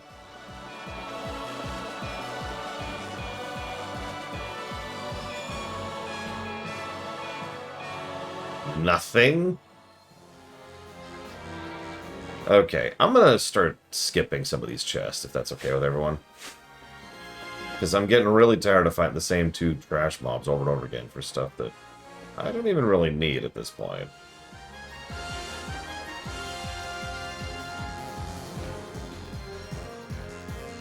Let's see. We're getting to the maze part of the dungeon, by the way. You like the samey corridors, by the way?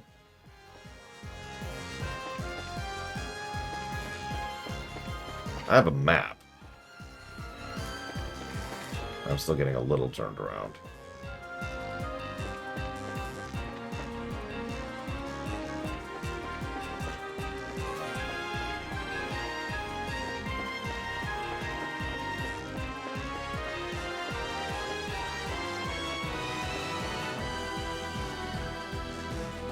I do love me some white damage.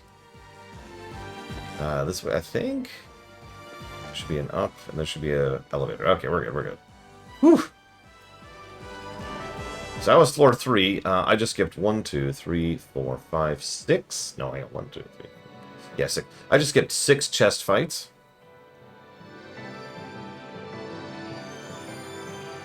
Just to give you an idea of how much of this crap there is. Alright, okay, so now... Okay, so we're going to be skipping 1, 2, 3, 4, 5, 6, 7, 8, 9, 10, 11, 12, 13, 14 chests on this level. 14! Oh my god!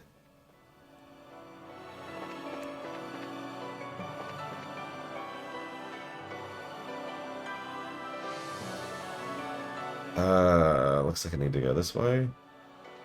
Yeah.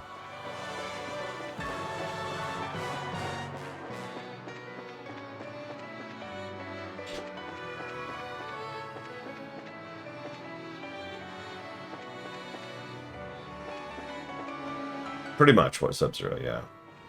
Fight command in Final Fantasy. Put very, very, very simply. Or auto-attacking in more modern games. Yeah, this is a this is an insult. This is a very should be Quest 64 kind of a dungeon, final dungeon. And if you ever seen Quest 64's final dungeon, you know how much of an insult that is. Oh no. Okay. Okay, I think I know where I am. I think I know where I am. Oh my god, that's irritating. Okay, hang on. Okay. Okay. Yep, and there's the chest there. Okay, I know where I am. I know where I am. Oh my god, Lucas slaughtered. And on Nightmare, you need all this crap that I'm skipping, I bet. Like, I might have a legitimately hard time with the final boss because I'm skipping a bunch of gear here. I might get the swords. No.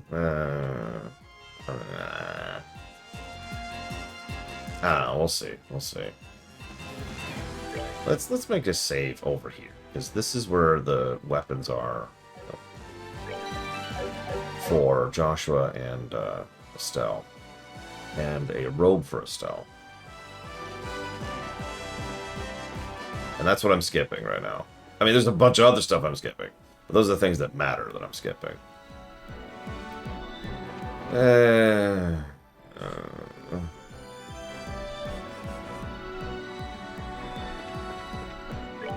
No, I'm not going to grind for CP. But... Hi, Evo. How do you like this final dungeon? Do you see this corridor? How about this corridor? Do you like this corridor? How about this corridor? Hang on. How about this corridor? Okay, this should be the swords. Oh, it's a slightly different encounter. Holy crap. Hang on, let me go back 7 corridors here. We were talking about how most RPGs have terrible final dungeons. Because they do.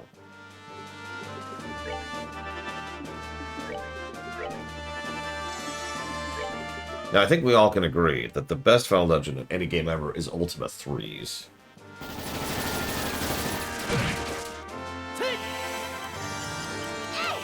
For those of you not aware, Ultima 3's final dungeon... First of all, it's long. Second of all, it's filled with a whole lot of nonsense. You know, it's all of the typical bad final dungeon stuff. Let's just get that out of the way. Olivier's dead before I even had a chance to really move. He's just dead. He's just dead. Get up. But right... You're right, Sub-Zero. Right before the final boss in Ultima 3, there's a corridor. And earlier in the game, nothing tells you this, but there's a puzzle solution which you find. And I say nothing tells you this because nothing tells you it is a solution to a puzzle, okay? You with me? So you find this solution to the puzzle, and what it is those are the steps you can step on in the final corridor. If you step on anything else, you go back to the beginning of the game. I don't mean like you lose everything. I mean like you go back to the start area, and you have to go all the way to the final dungeon, and then through the final dungeon, And then to the final corridor. Again.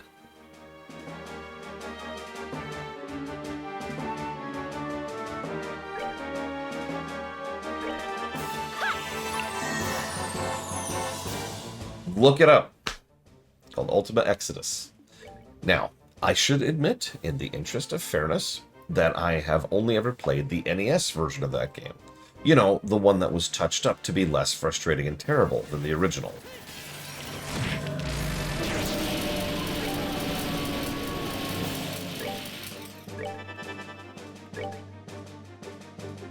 And if you think that's not on purpose, you've never played an Ultima game before.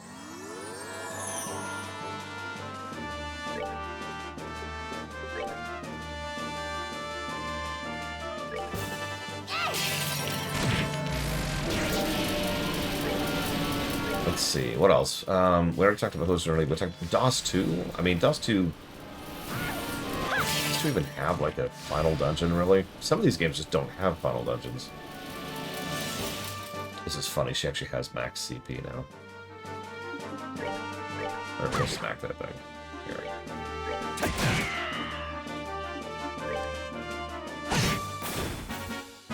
Alright, we're good to go.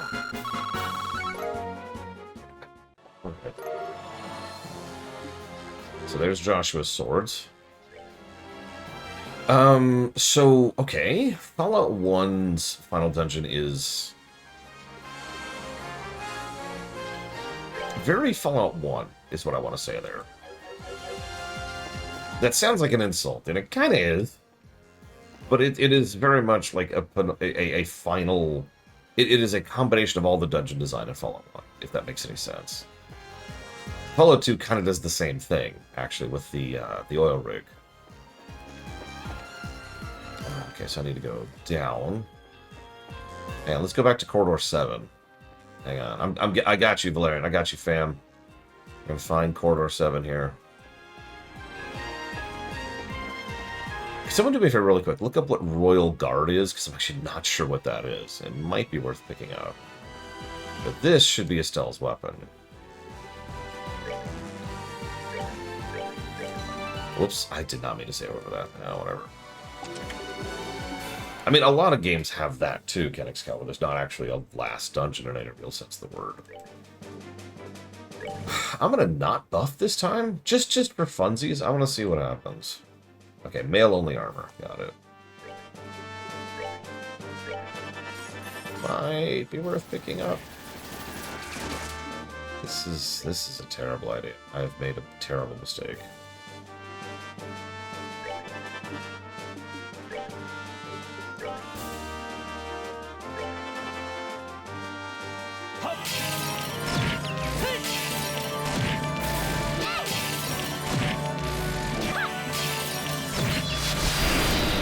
Okay, that actually worked out really well. Never mind. Yeah, Bahamut's final dungeon is just whatever.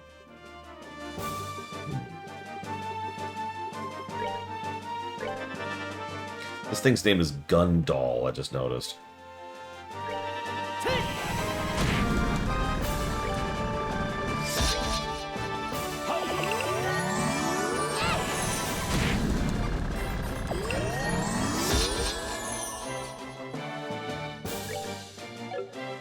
Go generate some CP.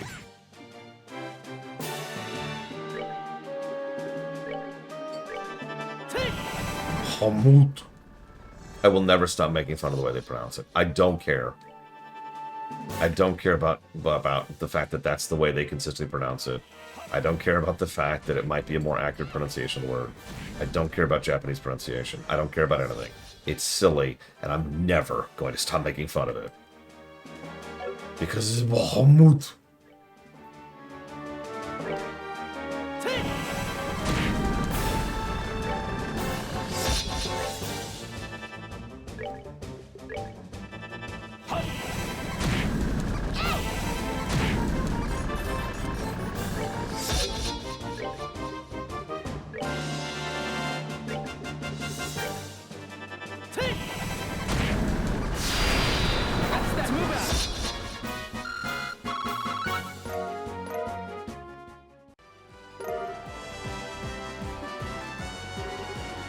Honestly, the Dissidias are what really broke me on Titus. I still called him Titus for a long time.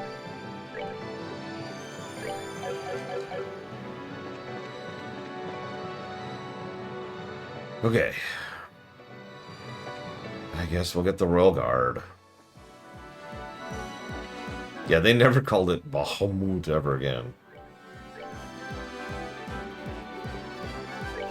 I have shamed them into compliance. Slash a bomb.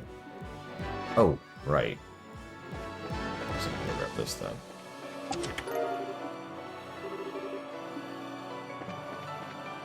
I mean, Titus does sound better to my horrible English ears. What?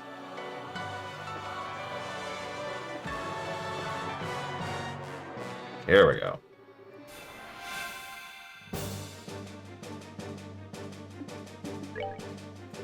So we're going to try Operation Nuke 'em in the face again. See how this works out.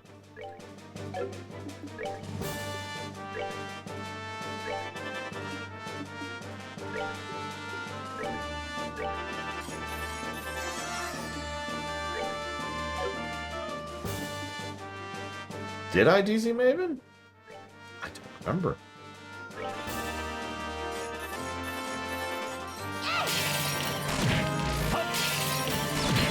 Okay, this is pure luck that they all bundled together for this. Ow.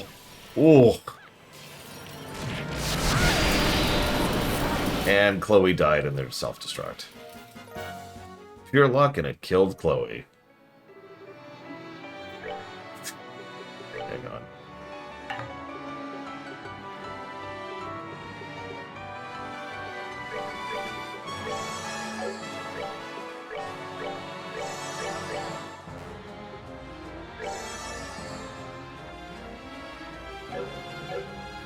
Alright, so.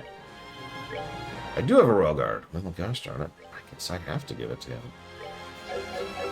Do I have a Valkyrie? I do have a Valkyrie. But I could get a Valkyrie for her, so yeah. I might as well at this point. That's best weapons and best armor for the whole crew.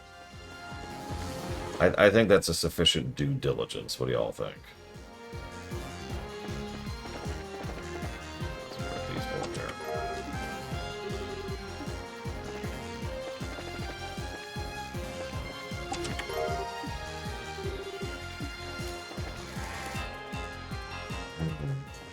I'm glad you're feeling better, Evo. I meanwhile, I'm fighting off a migraine right now.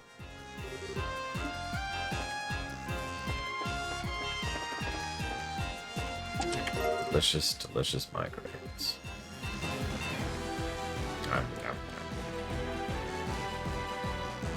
Hang on, is this the final level? Scroll down. Yes, actually. Oh my god, we're almost done with this stupid dungeon. Can you believe it?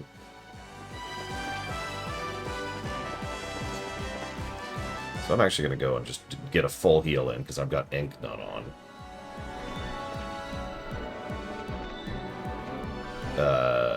Whoops, hang on. Hang on, where am I? Okay, hang on. So this way, and then this way, and then... Door, apparently? That doesn't seem right.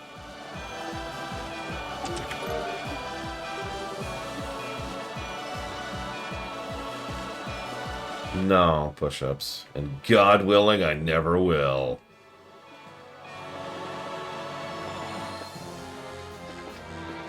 I'm gonna trust Easel Games here. I don't know if I trust Easel Games here. I'm gonna trust Easel Games here.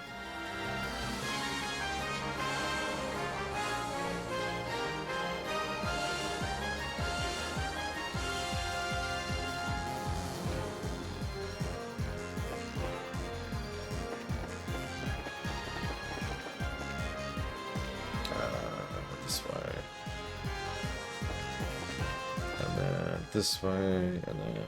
Nope, nope, nope, this way.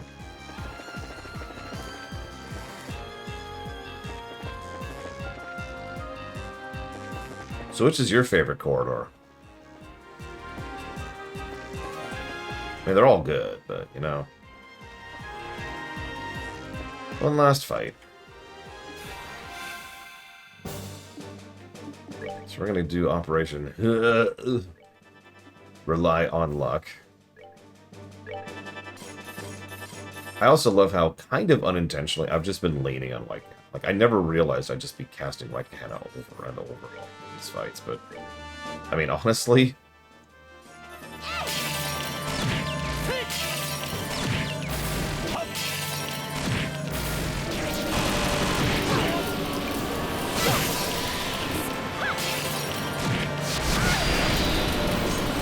Alright, I only left that fight with one person dead. Jesus Christ.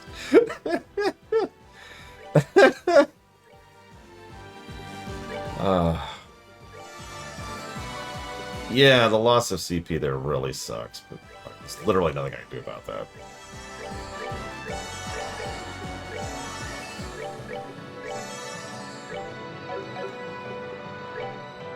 This is a good time to do this. Ah.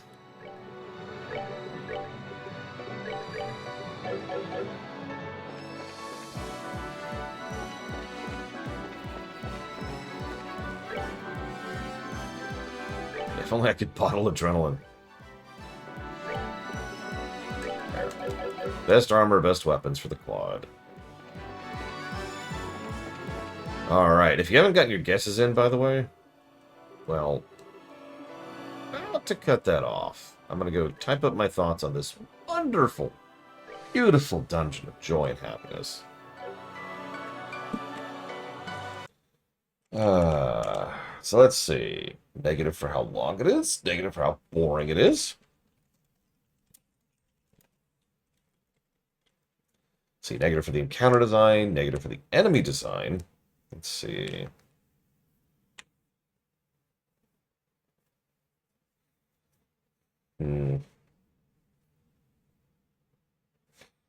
Let's see. I've got the audit sheet up here somewhere. Somewhere. Maybe. Maybe I don't. Do I not? Oh, here it is.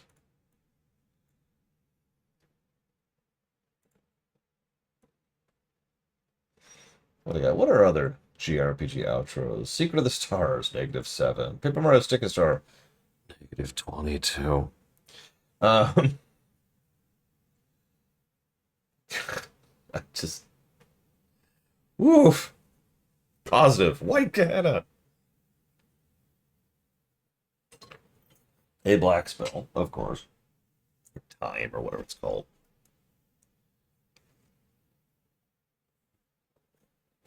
Oh god, Sticker Star's outro was so bad. It was so bad. It wasn't even just like bad dungeon. In fact, the final dungeon was just whatever. Those encounters, oh my god. Oh my god, those encounters.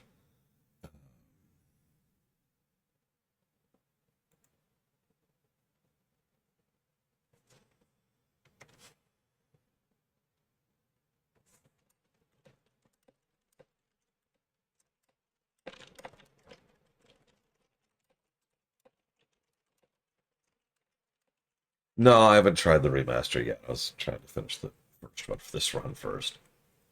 However, I believe a few people in chat have played the remaster and can speak to it. I shouldn't call it a remaster, the remake.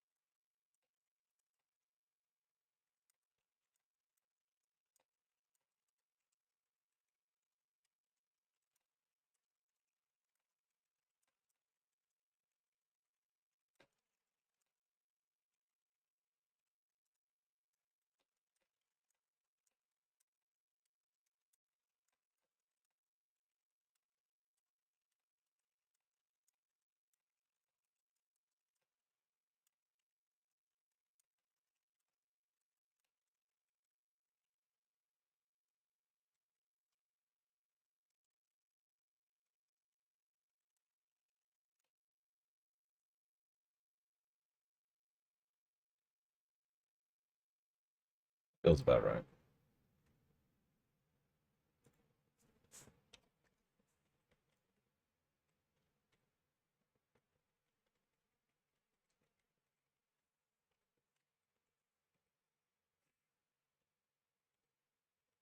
You know, several people have told me I've been blazing through this game very quickly. I really don't feel like it. But then again, I've been told my review of Persona 5 is invalid because of how quickly I beat that game.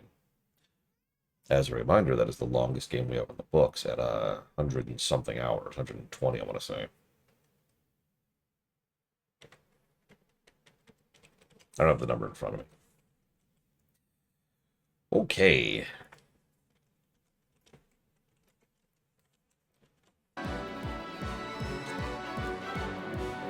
So.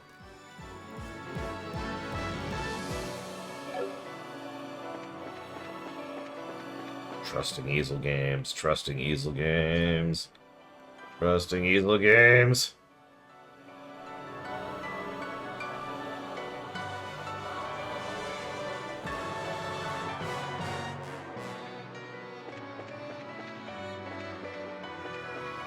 Not seeing the heel. Not seeing the heel.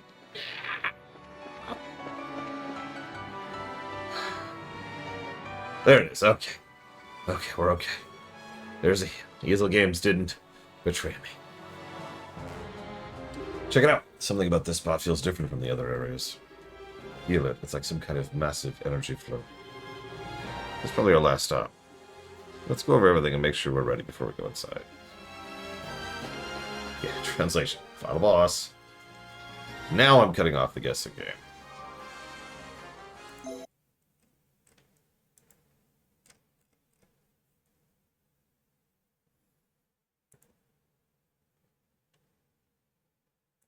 Yeah, I keep track off camera about how much time I spent grinding. For obvious reasons. Oh wow, the Simple Gamer guest plus 50.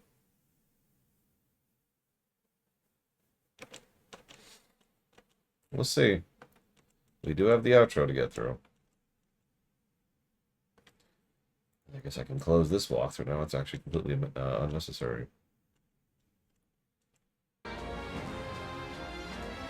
Okay.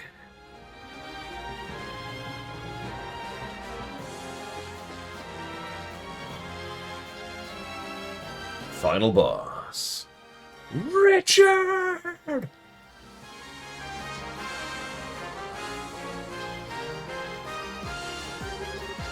I figured you'd show up. In fact, I couldn't see any scenario in which you would do otherwise. Colonel Richard, at the Queen's request, we're here to put a stop to your plan.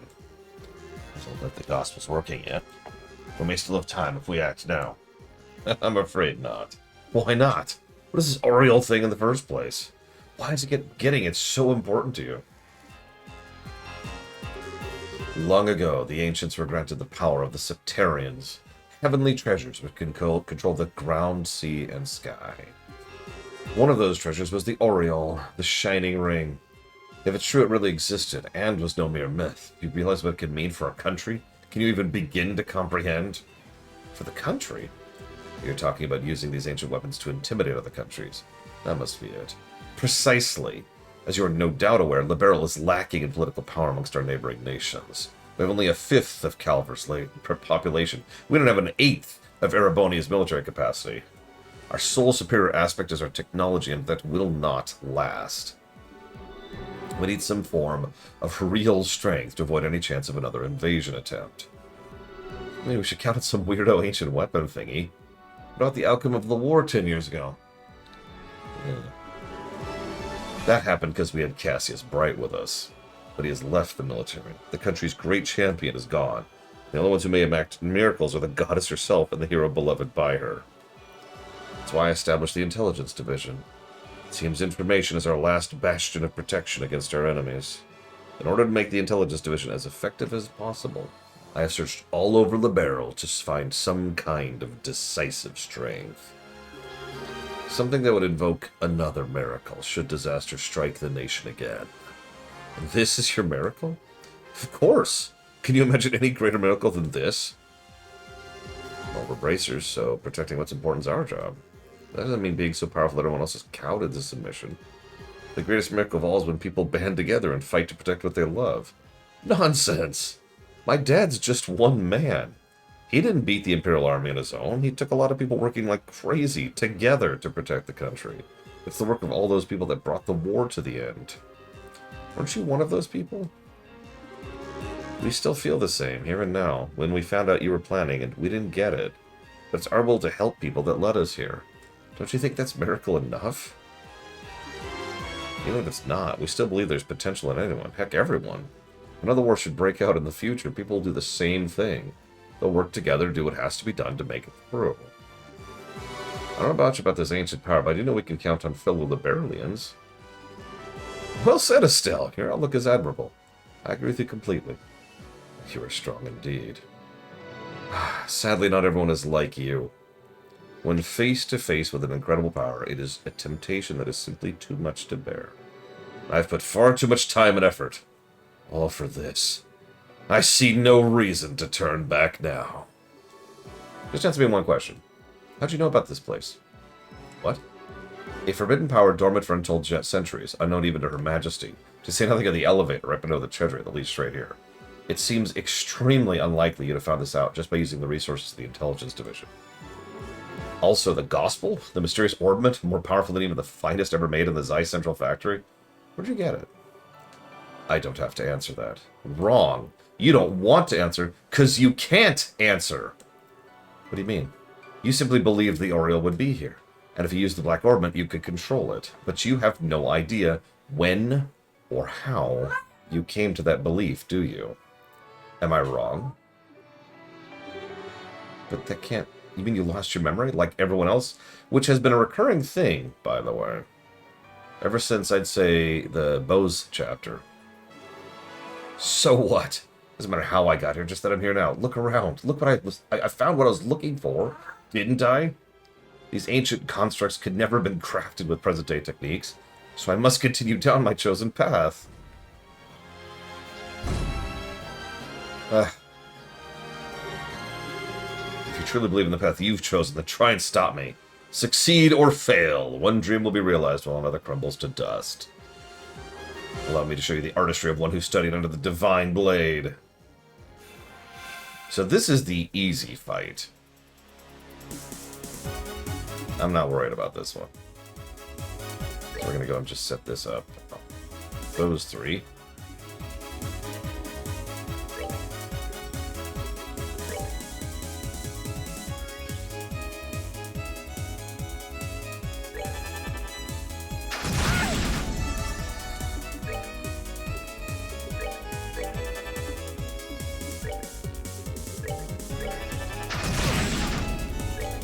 God damn it. Stop doing that crap.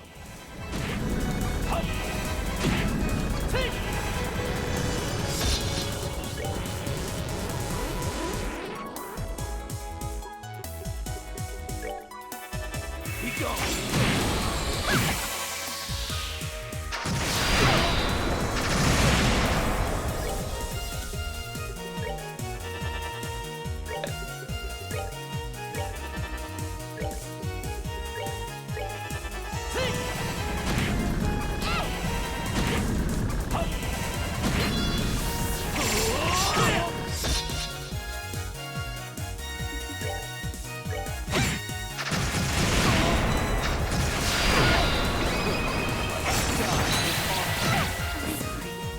Ow. Okay.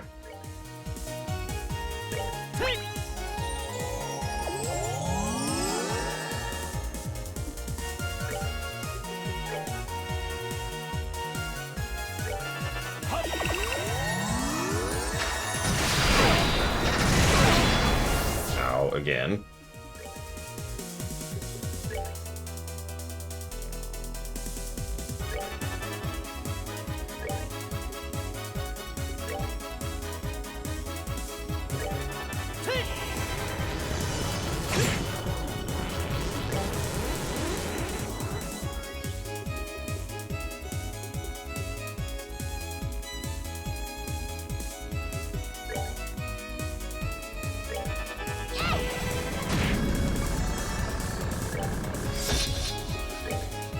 if we can get lucky on a prop. I don't even know if we can. I don't even know if it's possible. So you never know. Ooh.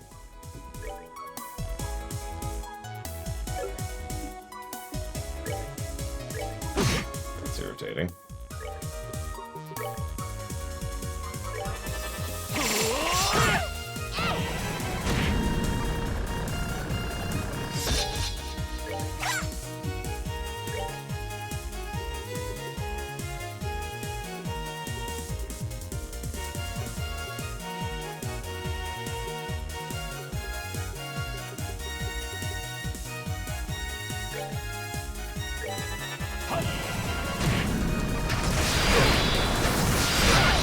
Speaking of which, I'm very proud of you, Chad, for not descending to such puerile and juvenile perspectives. Thank you.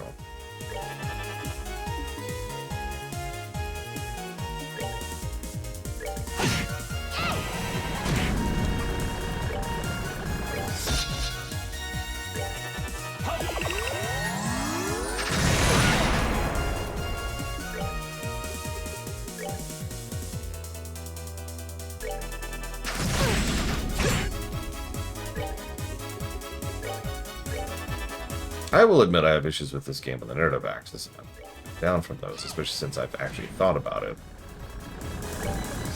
One of the things I stayed up late last night doing was exactly that. I know, Hazel, isn't it great?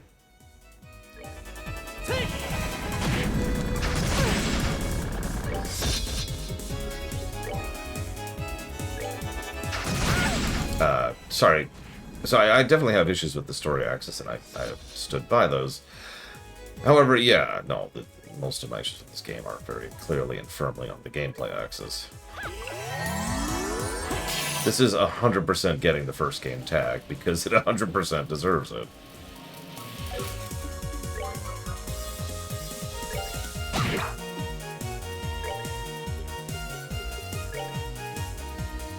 I say deserves, as if that's a negative thing. This is a first game. It is an accurate summation of the concept.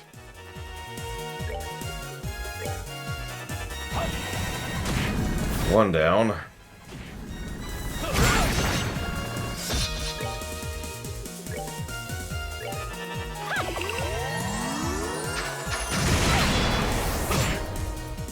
So now...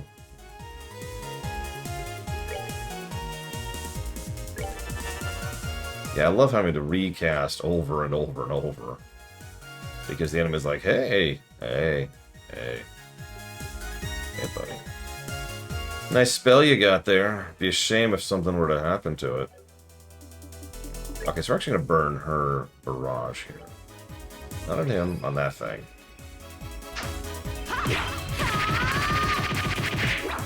She does have her second best weapon. That did not do nearly as much damage as I was hoping.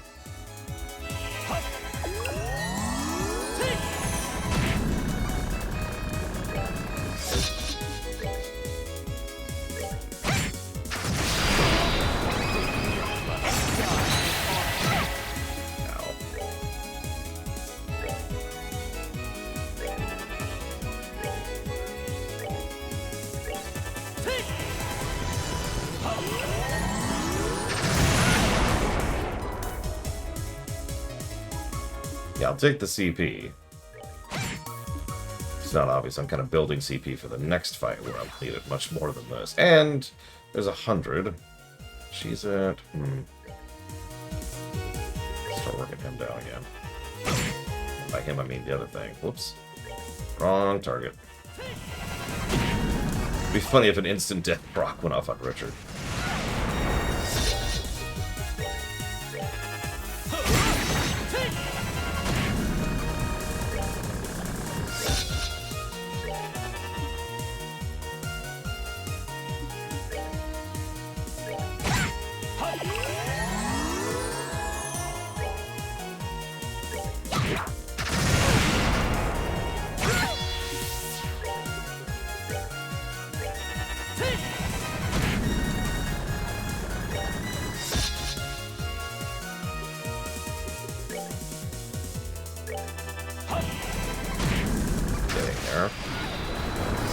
one last hit in, didn't you?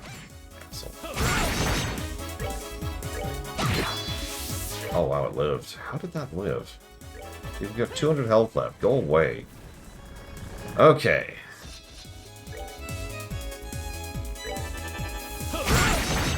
Please stop killing Chloe. Please stop killing the princess. Dude.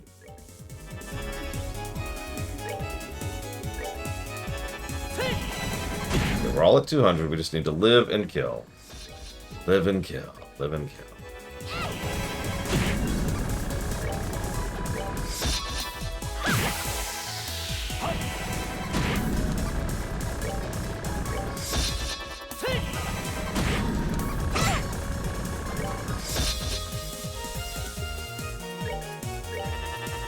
Yeah, I might actually pause to do something about that when we get there as well. When it gets a little lower, though.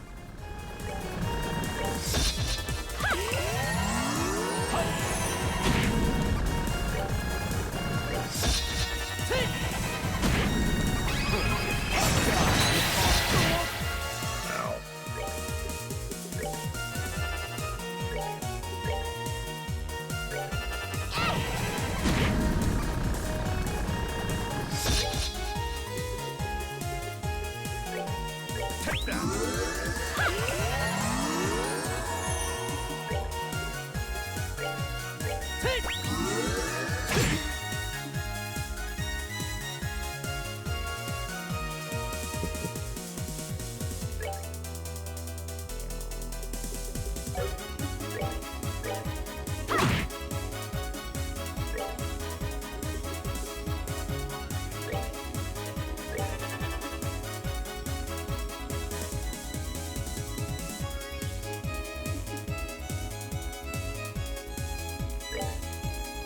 I was just debating.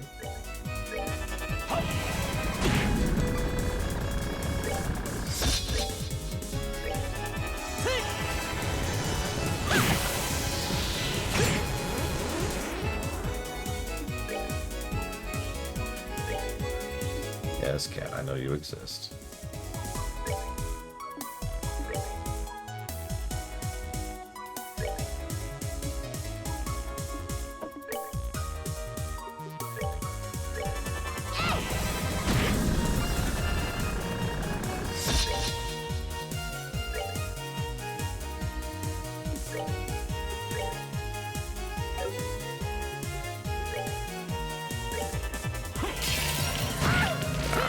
Whatever.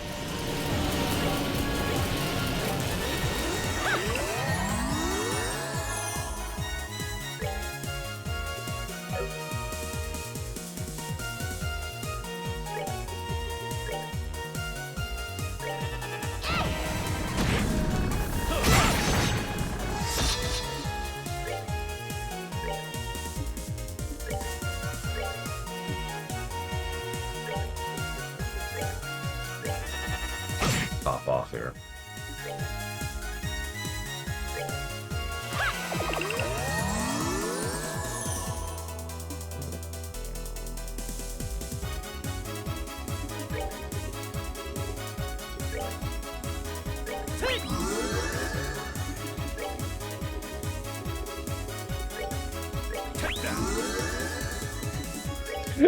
I like the idea that Richard's here like, why are you healing up?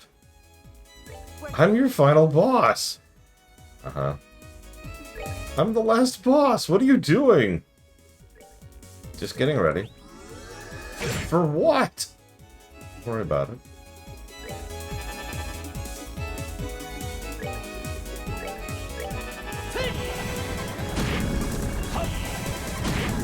One more should do it.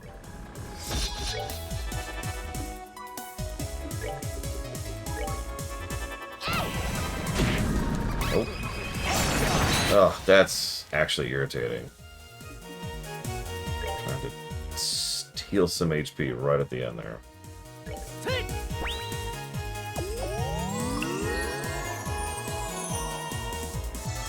Congrats, Lord Intermont. You did it. Down you go. Hello, Cat. Yeah, Richard, I've played JRPGs before. Give me a break. Okay. Ugh, impressive. I'd expect no less from the children of Colonel Cassius. As it appears you are too late. Evil left.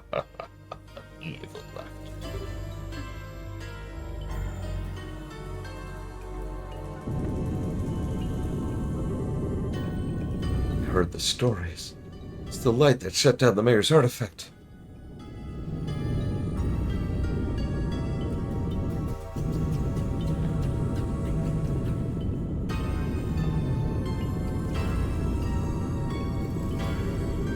Damn, it's a total orbital shutdown. What's that? It's the orbital shutdown phenomenon, but it's not like before. Feels like something was released.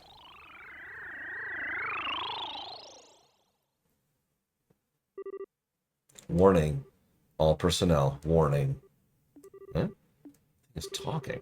First barrier unsealed Oriole device confirmed. No longer operative. Confirmed gospel activated. Device towers enabled.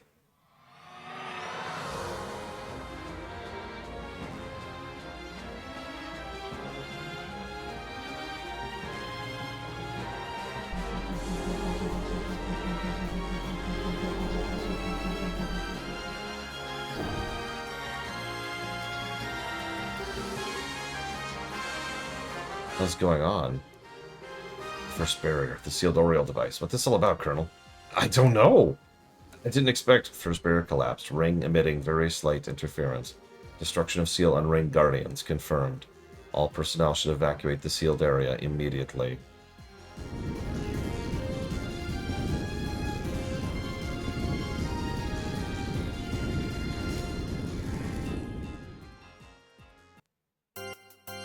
So I don't know if this is related to the recent game, but this thing's called a Reverie.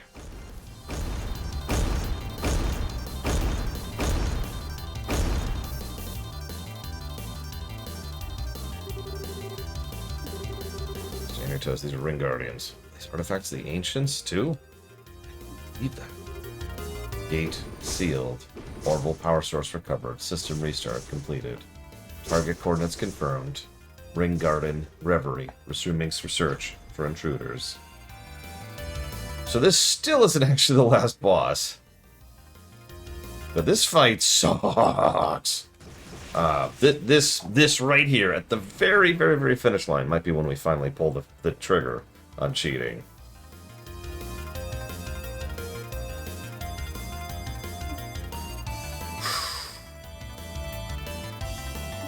Okay. So, first and foremost, everyone buff your speed. Everyone buff your speed. Oh, I don't know, Zactef. It would depend. Too many it depends. Oh.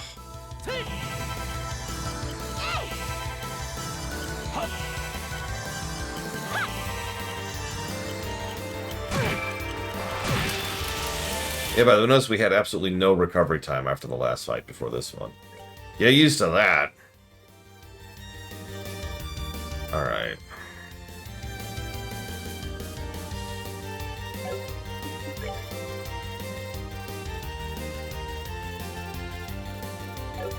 Oh man, if this is something we couldn't punch, whew.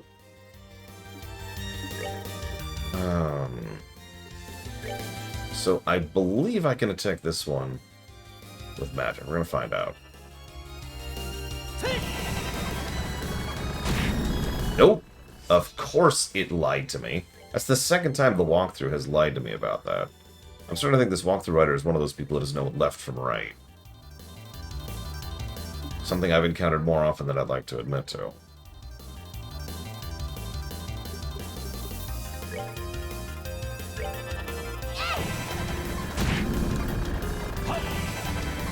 He said left forcept. The name of that enemy over there is the left forcept.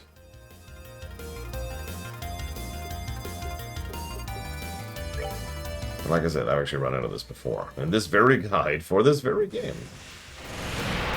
But yeah, I've also run into that before. Some people just do not know the left from the right. That's just a thing that happens. So we're just going to push this thing down as quickly as we can. carry that away with me.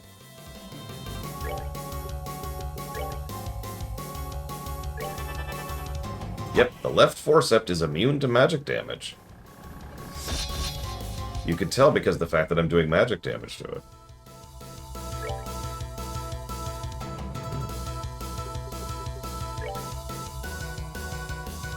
Still weak to nothing, of course. Probably use the games. I even double-checked myself, like, hang on, that one actually is named left. Maybe I should do that. This also means the other one's going to be even more irritating.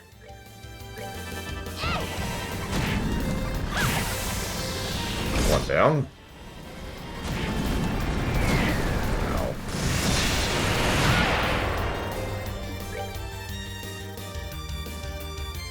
Game. Oh god, where's the frickin' controller? There we go.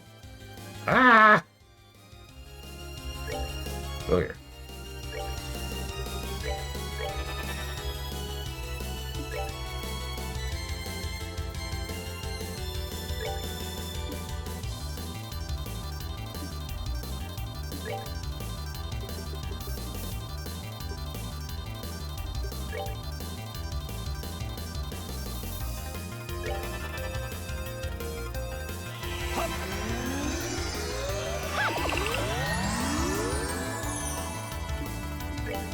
So. Let's do this!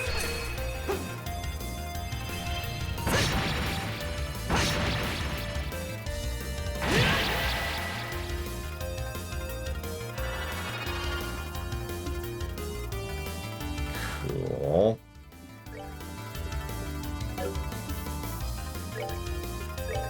Princess here.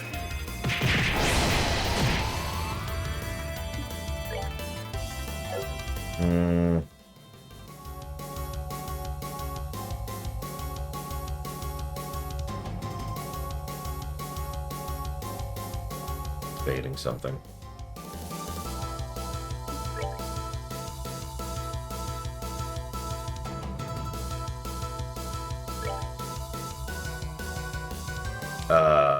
I have no idea, Easel. I have no way of knowing. I sort of tapped out after the Richard fight. And by tapped out, I mean tapped out. You know what I mean. Topped off. I topped off after the Richard fight.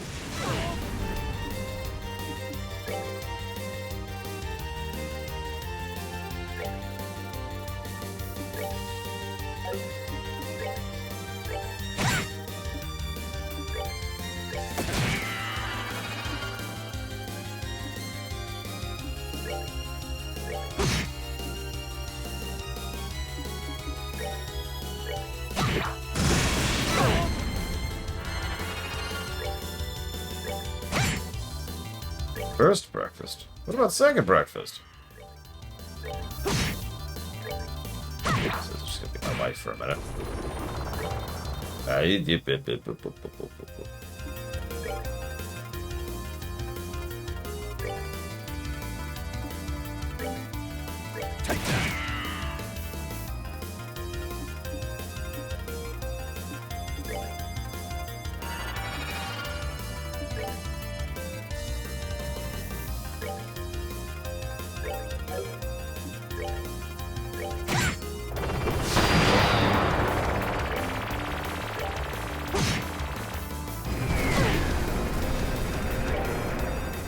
Nope.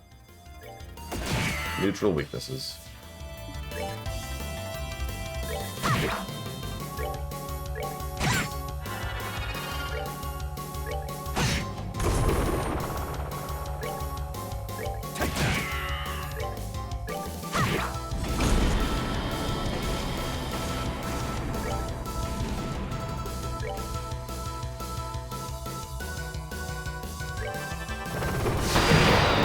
Well, that wasn't what I wanted to happen. That's okay. That's okay.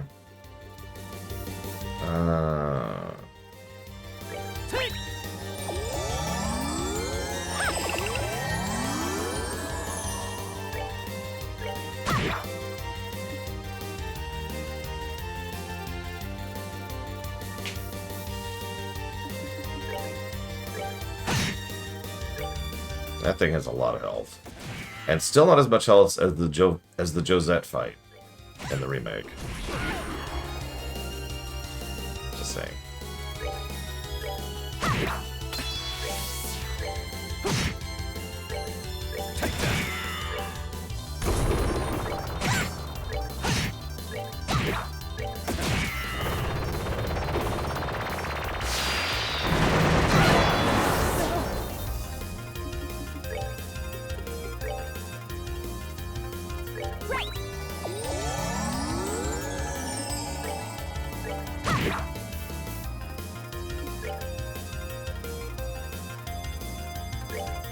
Oh god. Yeah, what do you think this thing's health is going to be in the frickin' remake?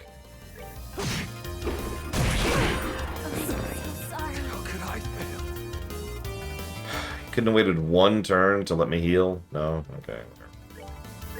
No, don't use it on yourself. Why does that automatically target yourself? God damn it.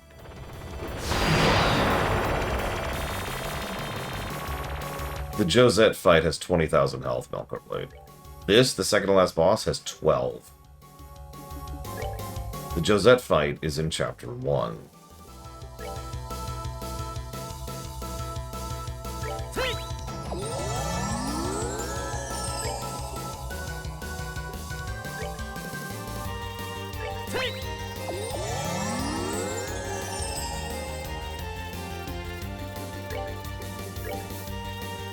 Take that!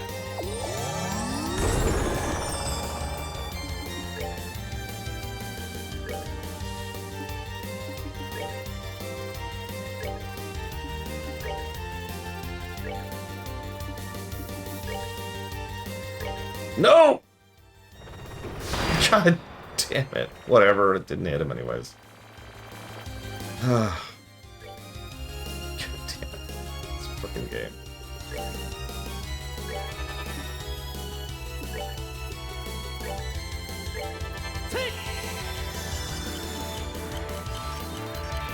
Oh, whatever, Dylan Toto.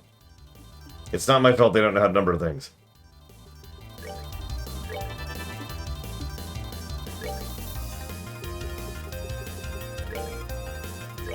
I mean, technically I am in the prologue of the series.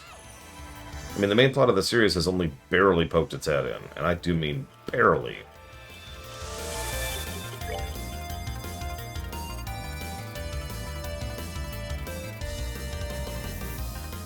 Is that her? Yeah.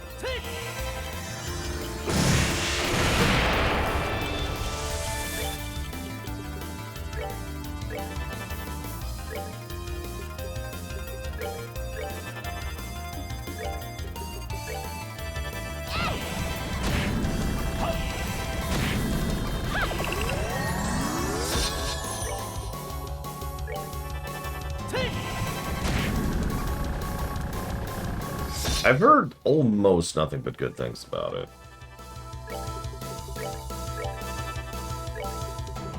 Honestly, and this sounds funny, but the biggest complaint I've heard about the remake is that it is too padded.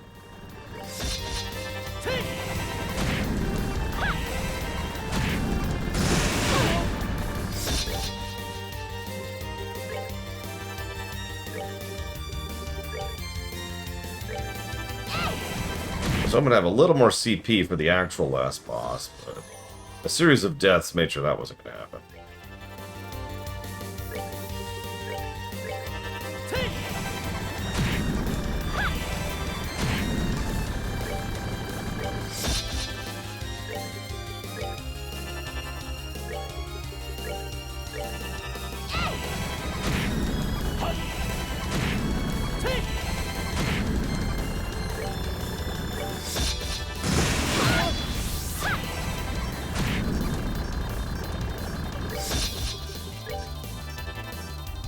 I mean, the translation being different was more or less gonna happen. Like, there's no way they were going to, right?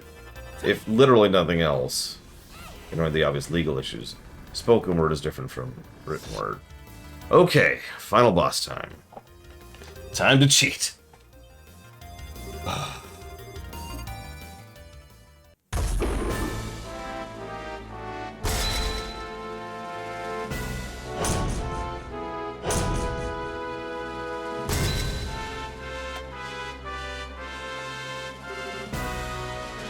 Mode. Annihilation. Ringgarden Reverie. Now it's resuming extermination activity.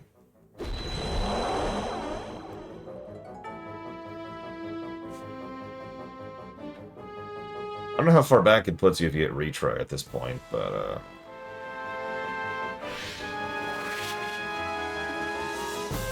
Okay, so the first thing we're gonna do is gonna kill that. Let's do this!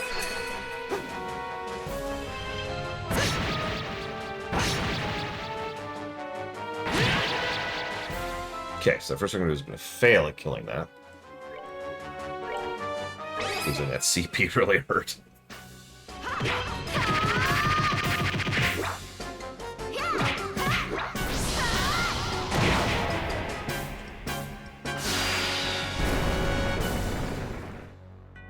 So, that leaves us with this jackass.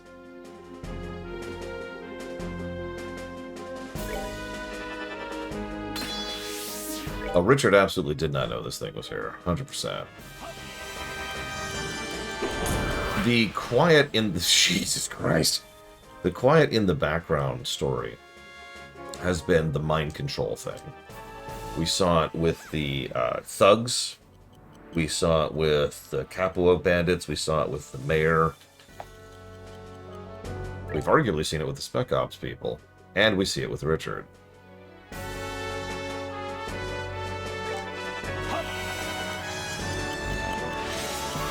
I say mind control. That's an inaccurate way to put it, but mind affecting something. Oh, he just summoned 2 of those. I didn't know he could even do that. Okay. Alright, so I'm actually gonna bundle up a little bit here.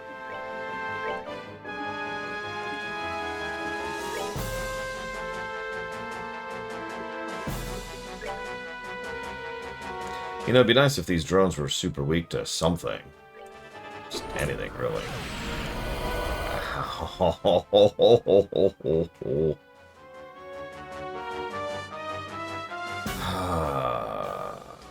Okay.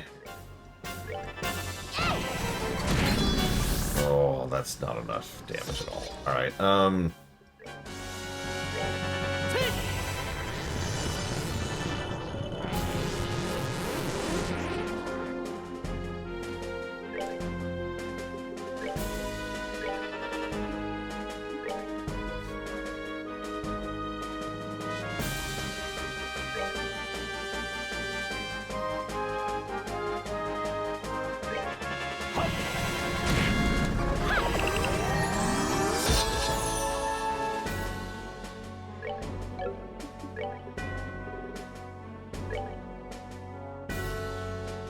We're good to go. 3? I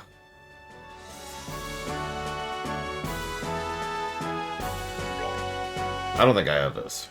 I legitimately don't think I have this fight. We're gonna keep going with the existing strategy. See exactly how badly this goes.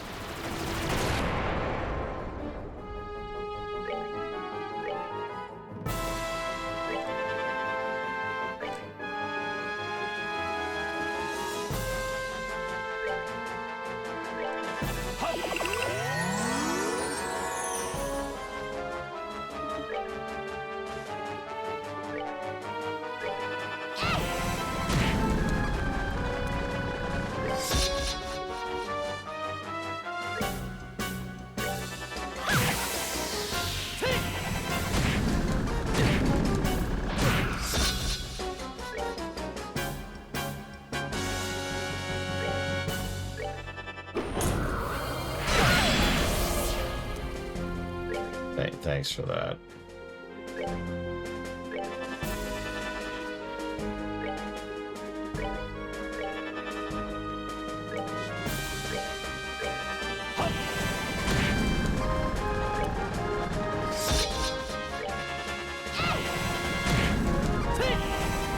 Let me scratch the paint a little bit here.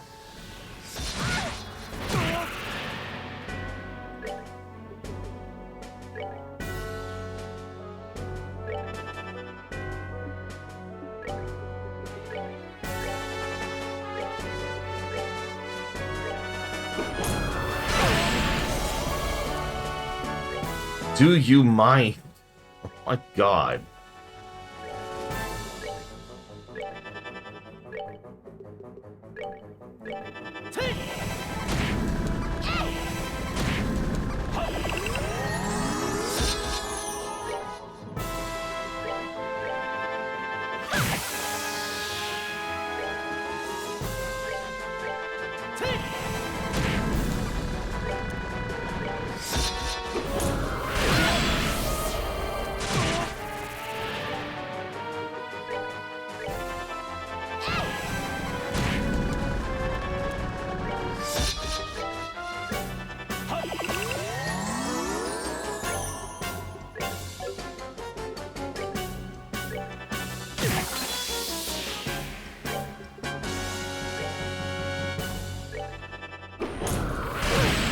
Art Canceller.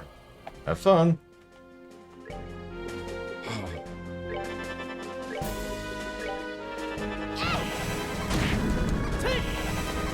Plus, he hasn't summoned a fourth dude. AA Canceller jammed. Woohoo! Sure, that means the fight's about to get easier, not harder, right? Right? Ah, of course.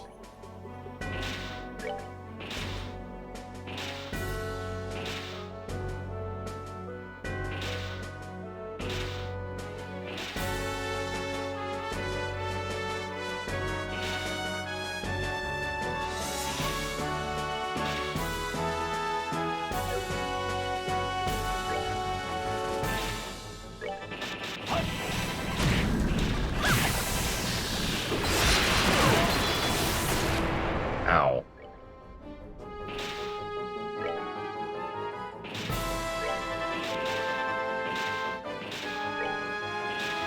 Can I have one of my healers get a turn, please? Please? Nope. One of my healers just died right before my other healer got a turn. That really sucks.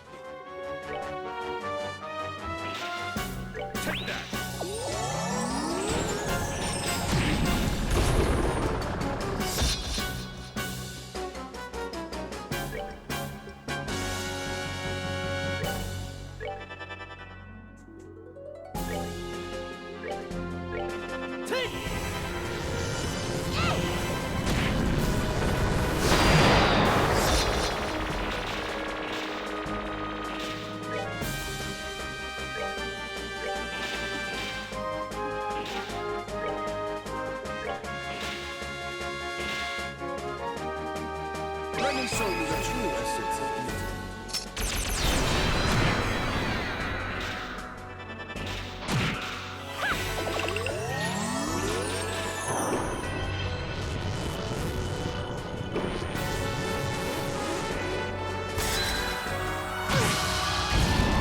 What?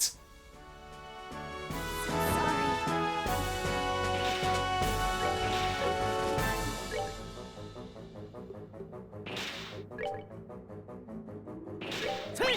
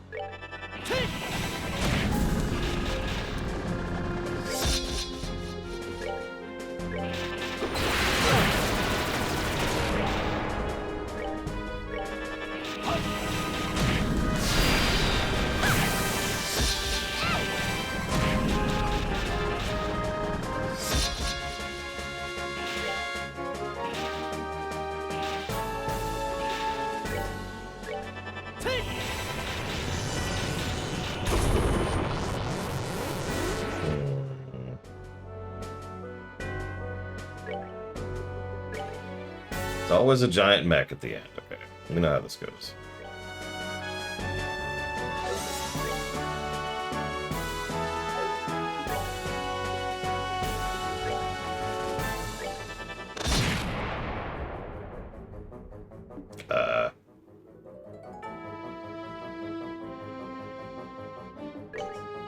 Or both, Mace.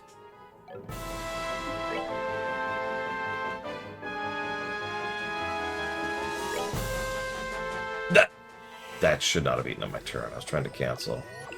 Bye, Evo. She's dead. Okay, she actually lived that. Holy crap. This ends here.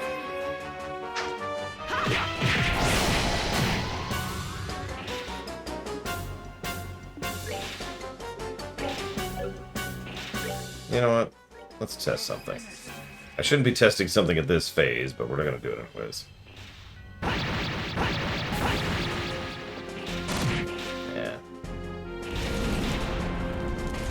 Phase 3. Laser inoperative. Okay, so we are in do or die mode. So yeah, we need to go, and unfortunately, I'm not really ready for that. Because he's going to start doing that.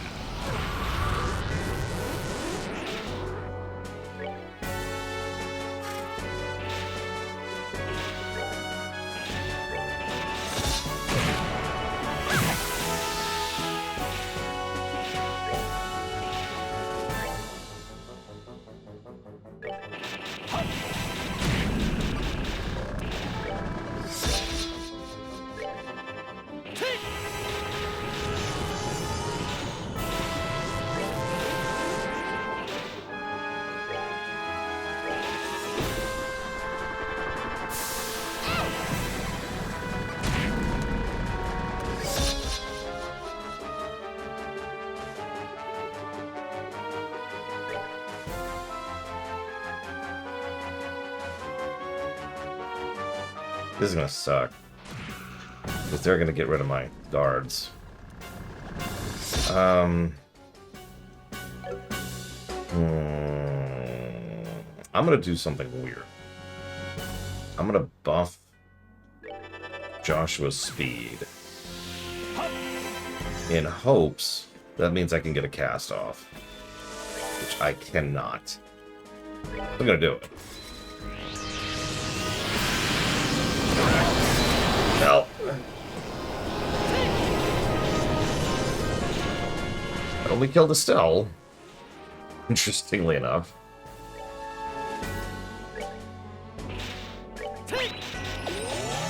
Yeah, the ads kind of screwed me over on that one. As expected. No, we're not going to run. This is not the sprint. Oh my god. You asshole. Okay. Take that.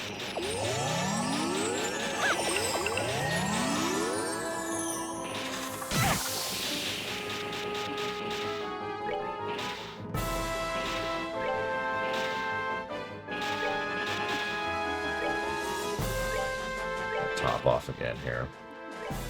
And we're going to get this going again.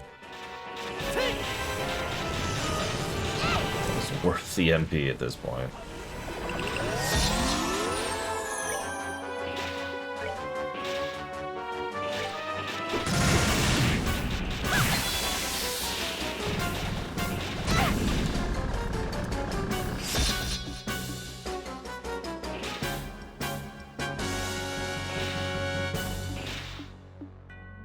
Sorry, I'm debating. I hate to play it safe, but I'm going to play it safe. This feels like I should be sprinting. But there's one thing I know about WoW bosses. That you never sprint in the finale. 1% wipes are a thing for a reason.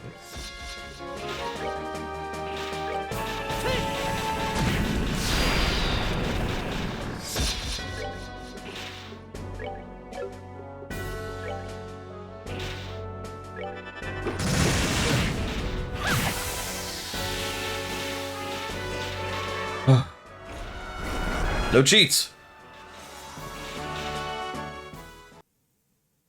Oh, I have a headache. That was a terrible fight.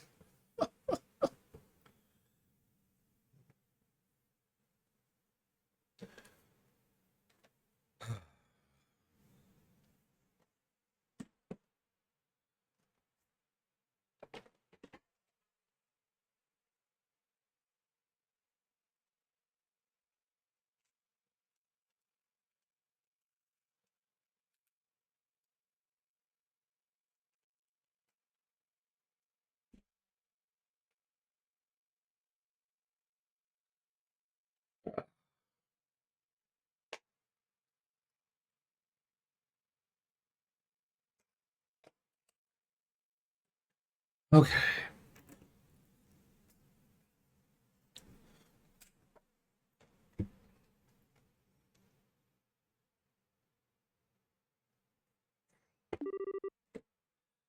Did we beat it? Yeah, at least the parts are moving anymore. Ring Guardian. Seems like its goal was to destroy the facility, to destroy the seed of the Oriole. When the Oriole was sealed, it was sealed along with it. Disabled, but set to be reactivated if anyone tried to take the artifact. If the ancients were in dispute over the Oriole themselves. Where is it then? Of course it's not dead.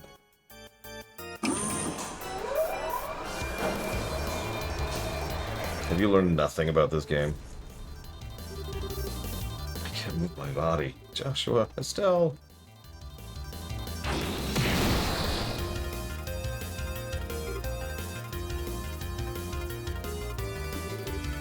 Not a chance. I'll deal with this. Get out of here. Now. You barely survived fighting this thing last time. I'm still ready for combat. Didn't we just beat your ass? I can buy you some time, at least.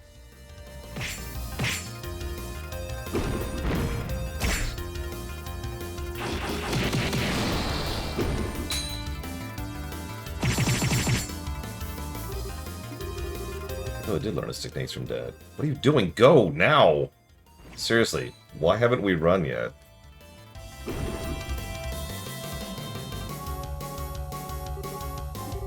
What should we do? Shut up and go! My fate was sealed when I lost my fight with you. Worry about it. My plan may have ended in failure. But if I can help you, then perhaps it'll be repentance enough. Yeah, what is that? Death equals redemption? If you think of this as a hopeless battle, then that's exactly what it will be. Have you forgotten everything I taught you? Hi, Dad. And of course, Mr. Level 90 shows up.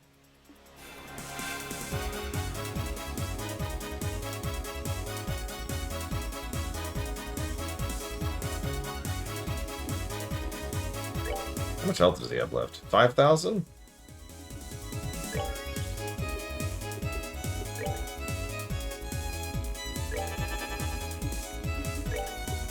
Just pushing my luck here, and I really shouldn't, but whatever. Oh, he can't? Okay. I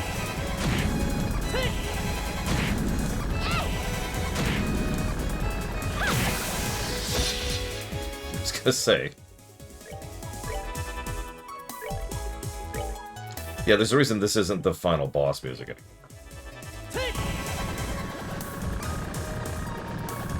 Really, Maze? Like, how hard do you have to try to get that low of a rank? I wasn't even trying to get rank, and I still got rank 2.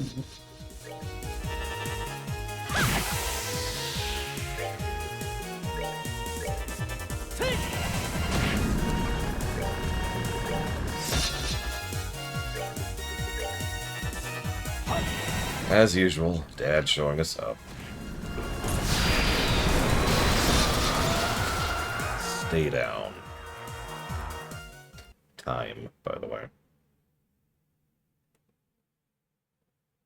I did get the achievement. Thank you for your help, everyone.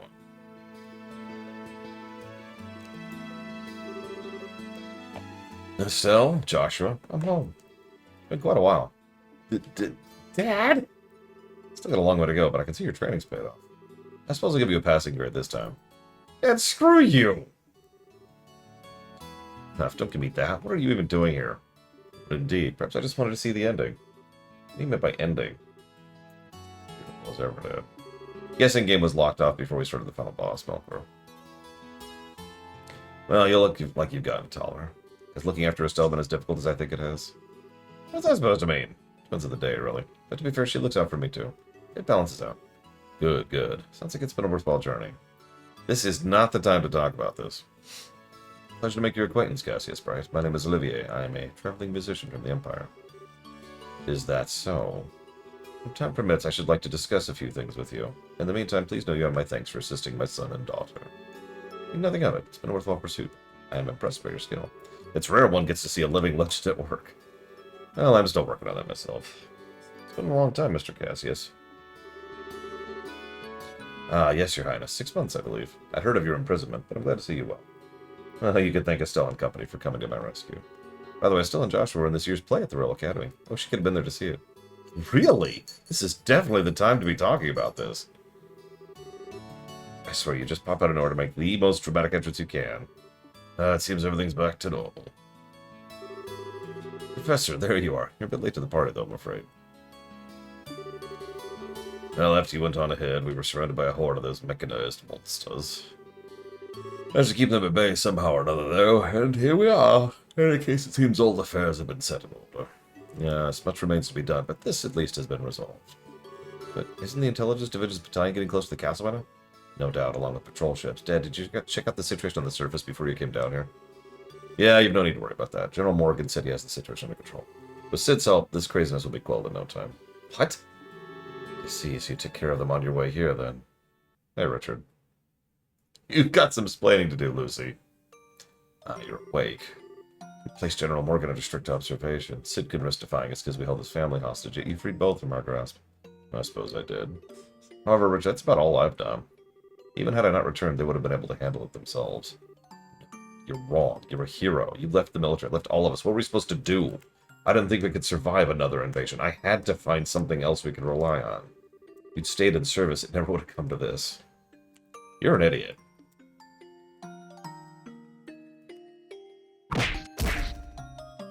Thank you, Cassius. Stop being such a child, Richard. You're the one who made the mistake of never letting go of the delusions you had about me. For all your schemes, why could you never stand on your own 2 feet? I thought it would be okay to retire. I thought I could comfortably leave the army in your care. I'm not an icon to be hailed. A decade ago, you and General Morgan helped me, and we were victorious. I'm no more than a man who's run away from reality without protecting the things that are important to him. And also level 80. I have no intention of running anymore. That's why I expect the same from you. I want you to think about this whole mess. Think about what you did wrong and how you can atone for it. You'll have plenty of time, believe me. So, the coup was thwarted. Yay! The fake plot was defeated. Get the Gungans out here. We'll start doing the parade.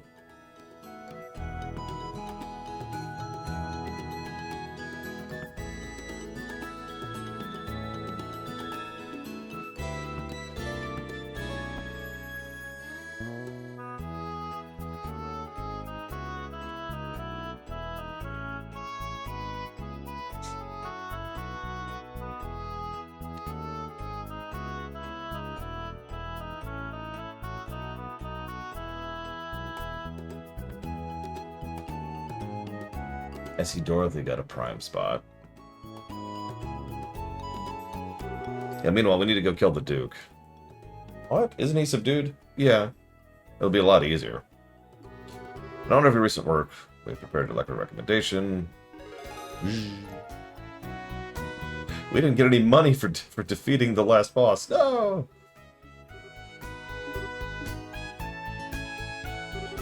Estelle and Joshua Bright. In accordance with the rules of the Guild, this will qualify you both to become full-fledged bracers. Present your letters of recommendation. Roland, Bose, Ruin, Zeiss, and Grancel branches. We have now confirmed the authenticity of the 5 signatures. Final rank, Junior Bracer rank 2. I can truly say your apprenticeship was a success. In Idios' name and by the seal of the Bracer Guild, both of you are fully promoted to fully fledged bracers.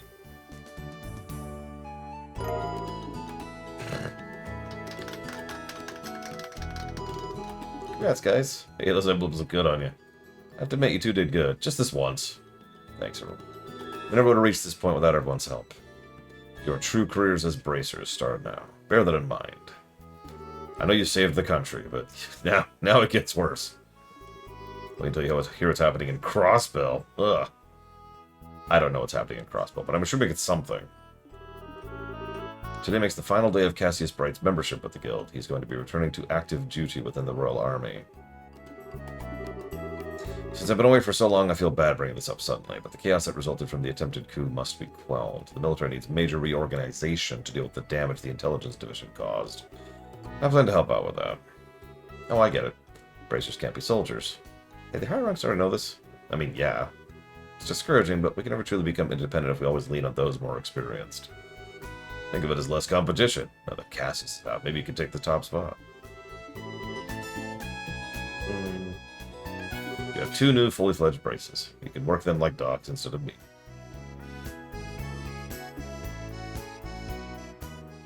I wonder what the original plan was for this. Like, was this the end of Act 1 in the original outline?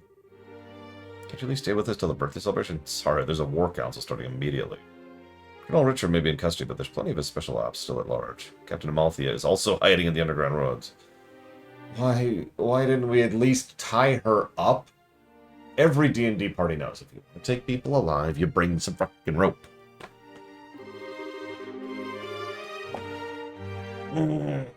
Looks like this Sky Bandits ran off in the confusion. We have to stay on guard so you don't cause any trouble during the festival. Those guys are just a constant pain in the ass. Either way, it leaves a bad taste in my mouth. The increased security is just for peace of mind. Real issue is we really don't know what the significance of what happened underground. We can only guess at what effect breaking the seal will have and what purpose of the Oriole is. That's a puzzle that'll be in the second game. So you can already see how it's kind of leading into a to be continued here, right? You know where the Black Orbman came from. Commander of the Special Ops. Lawrence Belger. Yeah, of course he's the one who brought the Black Orbman. He gave it to Richard shortly after he was recruited. Coincidentally, that's the same time Richard planned his coup. We need to find out everything about Lawrence if we can. It always did seem strange. I guess we were lucky we actually got a good look at his face, huh? Well, I could try drawing a picture. That would be appreciated. I have to admit, though, I don't have the utmost faith in your artistic skills. Yeah, they did the whole thing of setting up the towers and their significance to the ancients, and then they just kind of left that dangling there. And then there's the mind control-y thing, and then there's the Lawrence dude who basically was like, "Hi, I'm here, bye." Now, there's plenty of to-be-continue-y stuff. You saw Lawrence's face? What, didn't I tell you? He took off his helmet when he fought him. He looked around 20, older, ash blonde hair. He had some seriously creepy eyes, let me tell you. So cold, but it was like they're on fire at the same time. He told the Queen, "You're hardly qualified to feel pity for me." Joshua?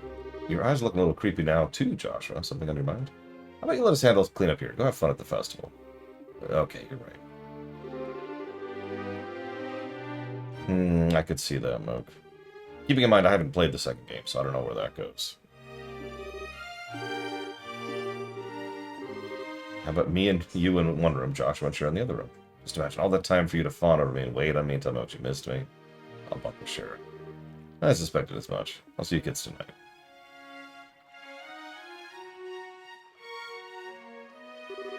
You know, it wouldn't be a big deal for you to share a room with him. I mean, it has been a long time since you saw him. Didn't you have a lot of stuff about your mom you wanted to talk about? Yeah, but I don't much like the idea of you and Cher in the same room either. No? Nothing. Let's go look around.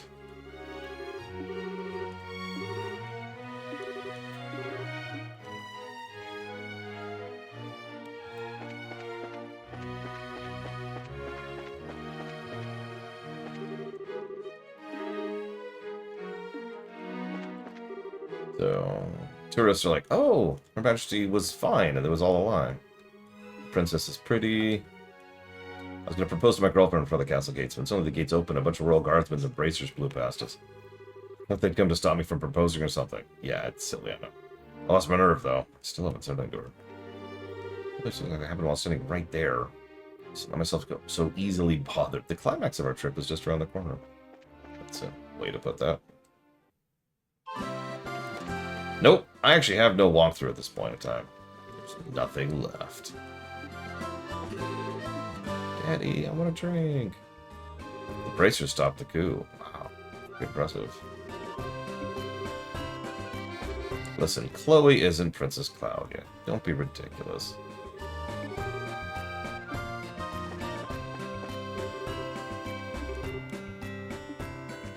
I can't believe Colonel Richards was behind the coup. I don't want to believe it.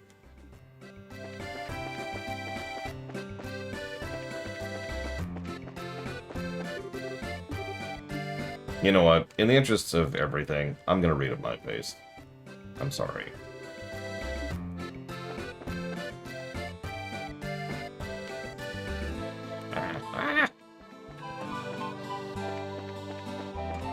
I will try to be thorough.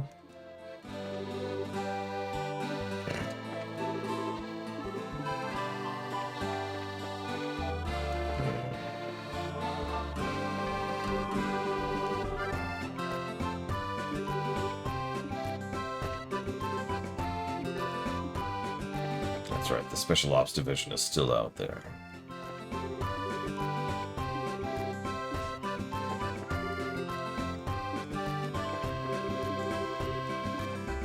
Kalu Calais? Really?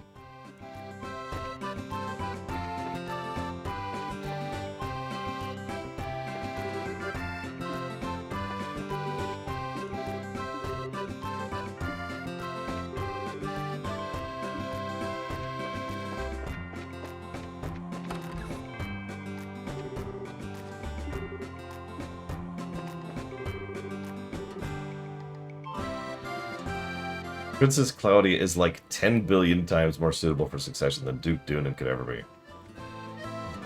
Yeah.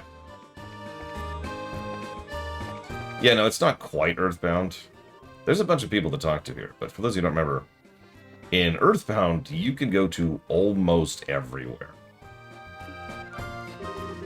Like, you can really stretch how far you can go in Earthbound.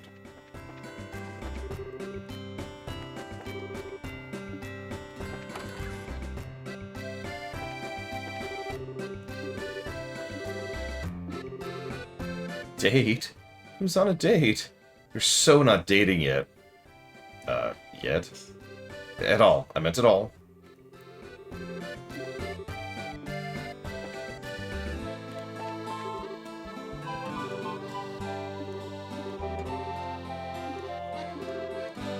The Jester team was a small team that primarily operated from a small, autonomous state on the outskirts of Erebonia. They're quite skilled, as they'd have to be to call themselves a Jaeger Corps. About 6 months ago, the entire group vanished. The entire group? Everyone? Were they wiped out in a skirmish? No, there are no records of them being in battle at the time. In total, over 100 people disappeared, and not a soul knows what happens to them. It's creepy. Timetable overlaps with Lawrence joining the Intelligence Division. Are the two events related? We're investigating now. They might find out more from the Royal Army, actually. Oh, one more thing. It sounds like the plans for the member of the Imperial family to attend the birthday celebration were cancelled. The only Erebonian representative at a ceremony will be a simple ambassador, like in previous years. Is he supposed to be a marriage candidate or something? Yeah, an arranged marriage to help cement Duke Dunan's ascendancy. The Queen herself put a stop to marriage talks from what I've heard. Do we ever find out who they were going to send to marry Chloe? I'm actually curious.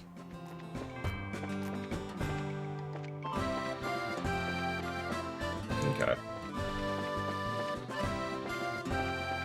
Let me try that question in a different direction. When do we find that out?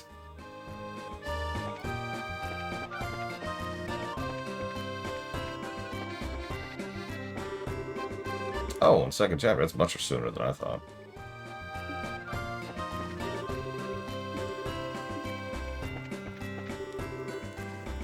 Aw.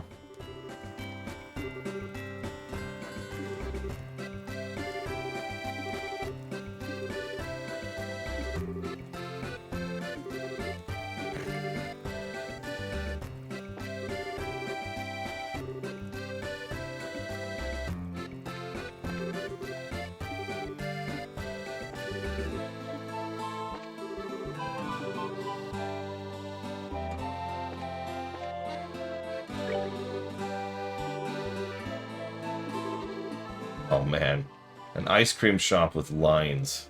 I mean, I guess that makes sense, it's a festival.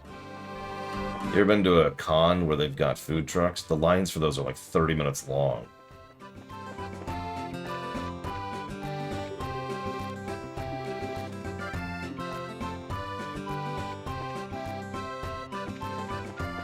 I'm not sure about the flags. Yeah, good food truck food is very good. This is actually an old trope at this point, an old concept, if you will. But years and years ago, it became much more in vogue for really, really good chefs, rather than starting their own restaurant, which was causing problems economically as well as culturally, to get their own food truck. Originally, food trucks were considered low class. You know, something that for peasants, basically. And then, like, this trend shifted, I guess, a while ago. It's like 15, 20 years ago. And then all of the really, really good chefs started being like, yeah, gauche, thank you. Then the good chefs started doing it, and they started serving really, really good food and making tons of money cooking, which is kind of what they wanted to do. And it just kind of spread from there, and it became a thing to do. You know?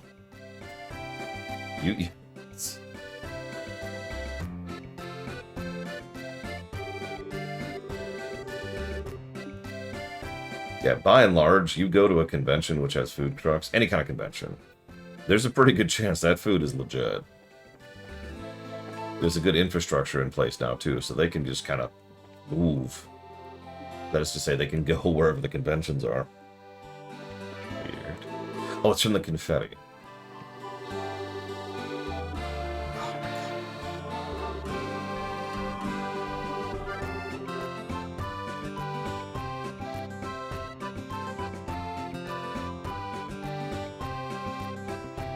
Oh. Sorry.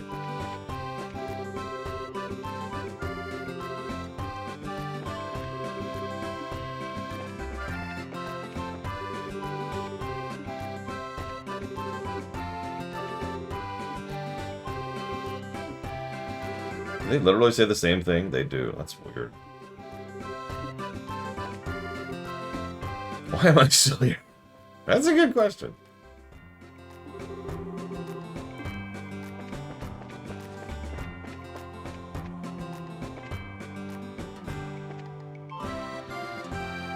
Yeah, exactly. That's what I meant by infrastructure. Once it became popular, entire groups of people started building up the infrastructure under it. Nowadays, it's actually pretty easy to set up a food truck and, you know, just drive to the location and start selling your food. Now, the caveat there, you probably need to be a good cook. Word will spread fast if your food is not good, and you will suffer for that. The opposite is true, too, though. I can't tell you how many events I've been to where someone's like, hey, make sure you go to the such and such truck. The food is awesome. Or, like, they'll bring it in, right? They'll bring it into the place where you could sit down, and I'll be like, hey, where did you get that? Oh, it's the such and such truck.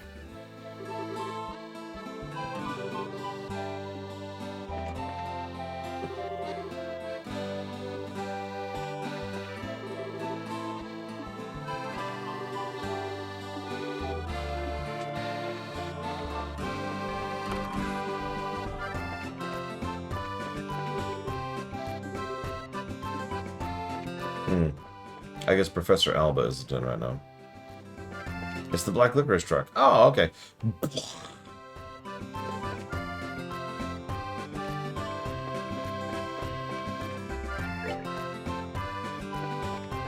Oh, man.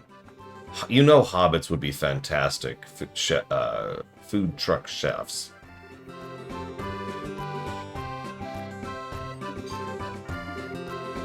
Yeah, you got to do a lot of prep work for a food truck. It's very similar in concept to what fast food does. A lot of people don't know that most fast food is cooked well in advance of when you're going to actually eat it. And the manager on shift's job is to kind of guesstimate what needs they're going to have, you know, how much of what they're going to require, and get that stuff cooking early.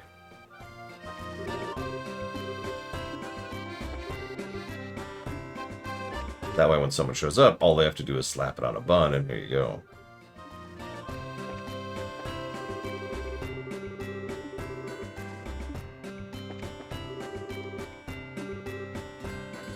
Yeah, exactly. It's the same general concept of the food truck, just, you know, higher quality. Gotta get that meat on the roast. Gotta get stuff simmering. The toy airships.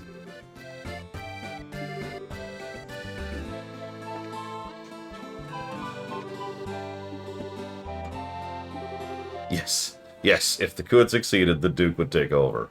He is blown away by the sheer lameness of it, was how he described that.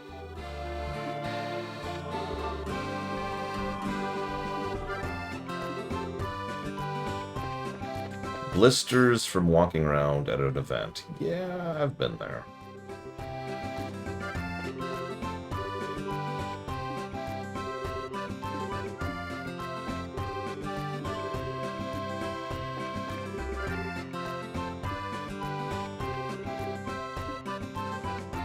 Oh man, there was this one ramen. The size of the crowd. And it's the ice cream place. Of course it's the ice cream place. There's a ramen shop, and it was really, really good ramen. But yeah, the line was insane leading up to it. It was this big-ass bowl of ramen, too. It was like this, right? And I know this isn't really conveying it, but imagine just this much. Just ramen for like $5 or whatever.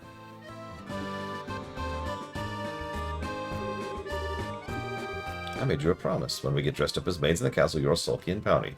I said I'd buy you some ice cream. Why do you remember the most trivial things? As I recall, I also made you a promise in that rest area. Oh, yeah, I guess you did. Why don't we wait for the day to settle down a bit first? Anyway, we can walk around some more, then go to the rest area behind the stores. Then I'll buy you ice cream. Okay. No cutting in line.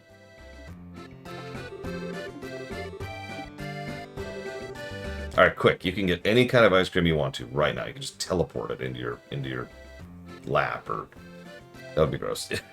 Teleport it onto your desk. What do you get? What do you pick?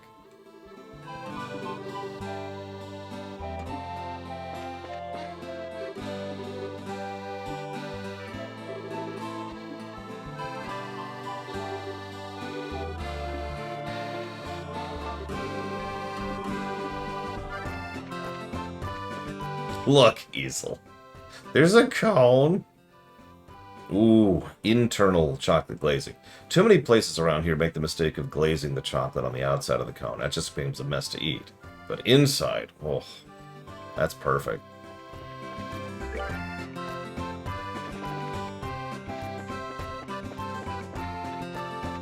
No, sherbet sorbet. It's whatever. I already talked to these people.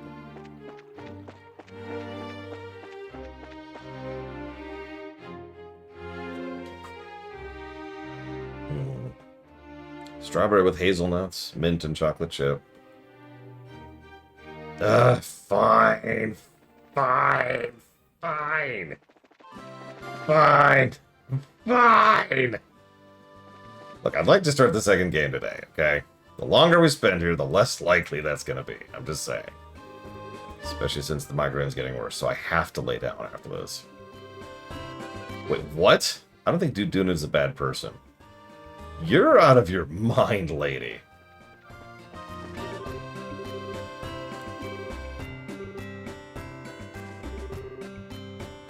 His Grace has sequestered himself to consider the claims made by the Queen. I've been sent here to buy donuts.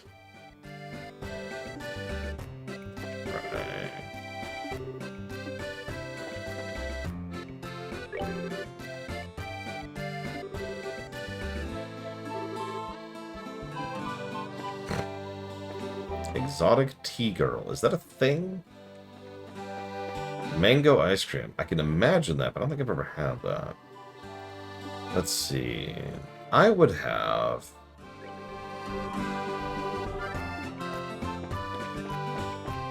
cotton candy and praline with caramel topping.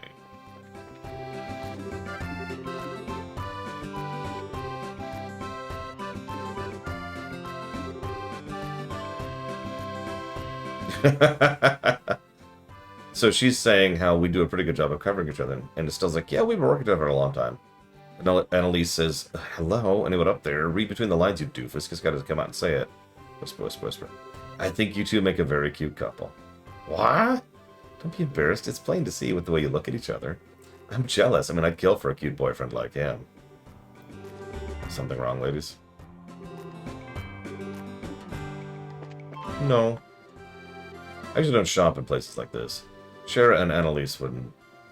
Annalise? Man, I don't know. Wouldn't stop and go on and on about it, so I had to check it out. Shara's shopping. Used to go out shopping when they were young. Okay, we're done. Listen. They are going to get together. There is no choice on the matter.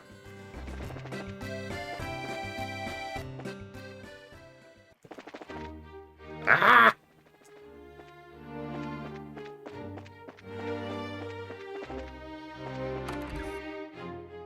Shara is not gay.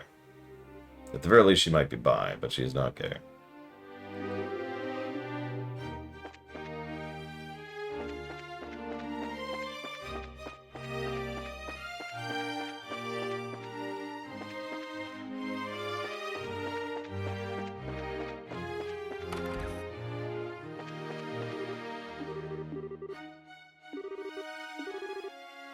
Could you just... We'll go with thanks.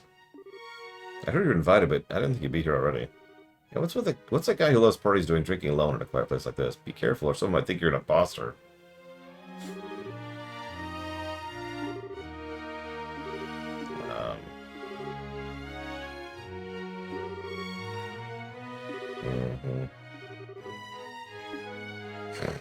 So Olivier's still being a poofster.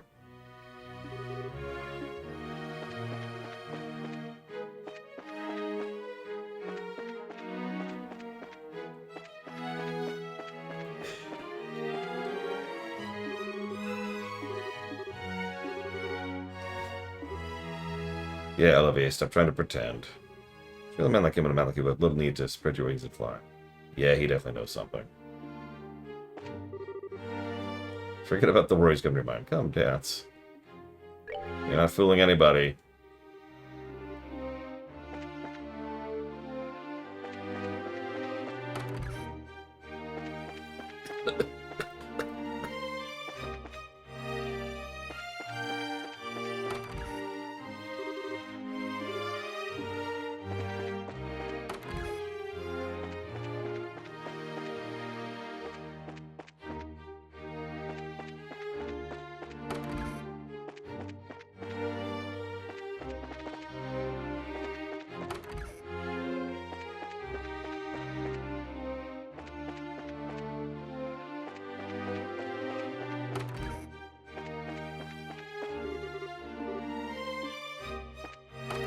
God, it's Primrose.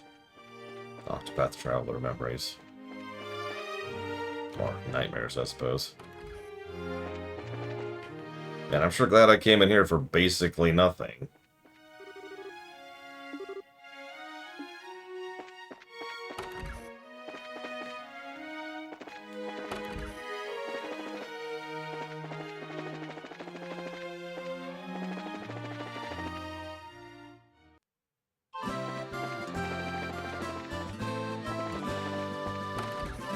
What's really frustrating is it's the best written story of the 8.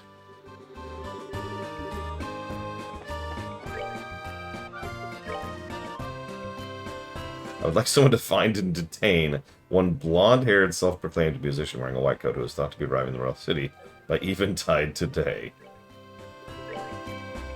Okay.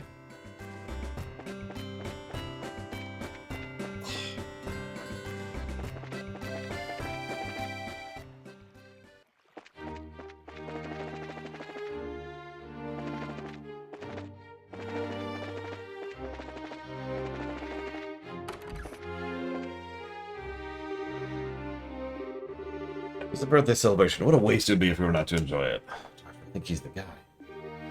Have it. Why don't you join me in a little afternoon delight? Just you and I. Doesn't it sound divine? No, do say yes. Funny you asked. We were just talking to this guy who asked the same thing, and we were like, we have this friend who would just love to talk to. Did you really now?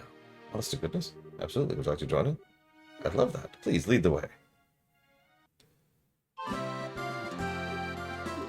We'll be back at the Bracer Guild. Oh, don't you get your neckerchief in a knot. Elnin's calling over our guest. Interesting party has been successfully contacted and should be arriving shortly. I imagine she simply can't bear waiting for the opportunity to meet me. Tell me, have I made this kitten's acquaintance before, or is this to be our first meowing? Well, I believe this kitten knows you and really wants to see you. Kitten's in Grand Cell. Maybe it's Shira, even Karna, or Annalise. No, I must not discount the possibility it's Mary Maybell, or even my dear sweet Lila. Lila's taken.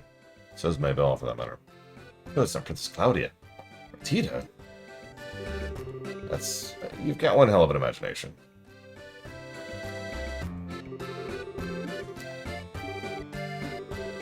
That kind of welcome, who am I to refuse? What? Looks like you've done what I asked then. I appreciate it. On behalf of the Erebonian Embassy, I thank you. That's not necessary. There's Olivia who is really eager to oblige you. Remember being present at that discussion? Does it mean you're the kitten who wished to see me? What are you smoking? His Royal Majesty the Queen directly invited you to tonight's banquet, so I'm not about to tell you you can't go. But I know you, and I know you're going to get in trouble if you're not properly chaperoned, so I'm keeping a close eye on you until dinner time, and you're going to like it. Still, Joshua, you tricked me. Don't blame your bad hearing on us. You were the one who decided it was a woman, and we never said a word. Now then, evening swiftly approaches. There's a lot of paperwork to fill out, and you're going to do it. So let's get back to the embassy, shall we? No. Well, case closed.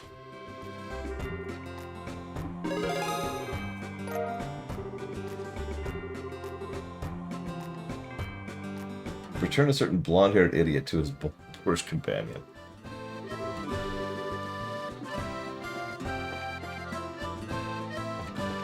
Okay.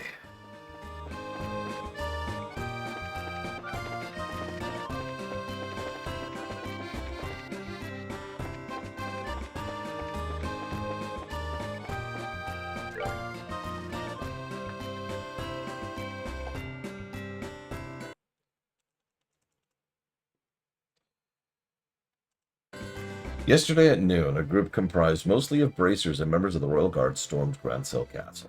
After rescuing Her Majesty, who had been placed under house arrest by the Intelligence Division, said group suppressed the Special Operations Unit of that division, thereby liberating the Royal Castle. ID Commanding Officer Colonel Richards, as well as other high-ranking officers involved, were placed under arrest and charged with attempting to incite a coup d'etat. In this issue, I intend to make a full account of the hidden truth behind the string of incidents.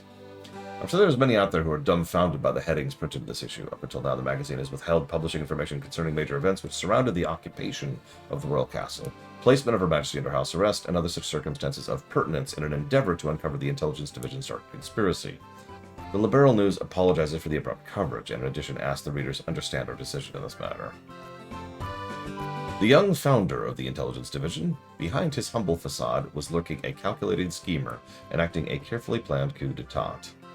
Richard's plan began through the utilization of the Intelligence Division as a personal recruitment tool to amass a group of senior military officials mired in corruption and illicit affairs. These actions allowed Richard to hold the heart of the Royal Army with his palm of his hand, for a time at least. General Morgan and other such incorruptible figures of import, on the other hand, were forcibly bound, imprisoned, or otherwise restrained from interfering. In sum, the soldiers in blue uniforms were the perfect imitative deception with which to frame the Royal Guards. The goal of the incident itself was to secure certain test equipment and abduct Professor Russell, the leading specialist in orbit research, but the background surrounding this event is still under investigation by the Bracers Guild. After gaining control over a majority of the army, Richards finally set his coup into motion. Placing Her Majesty's nephew, Duke Dunan von Oslies, on the throne in her stead, Richard assumed control over the royal family from the shadows. His plan was to press Her Majesty to abdicate the throne by taking Her Highness, Princess Claudia, hostage. But the Royal Guard, led by First Lieutenant Schwartz, saw right through the machinations. A fierce battle ensued between the Special Operations Unit and the Royal Guard over Her Highness.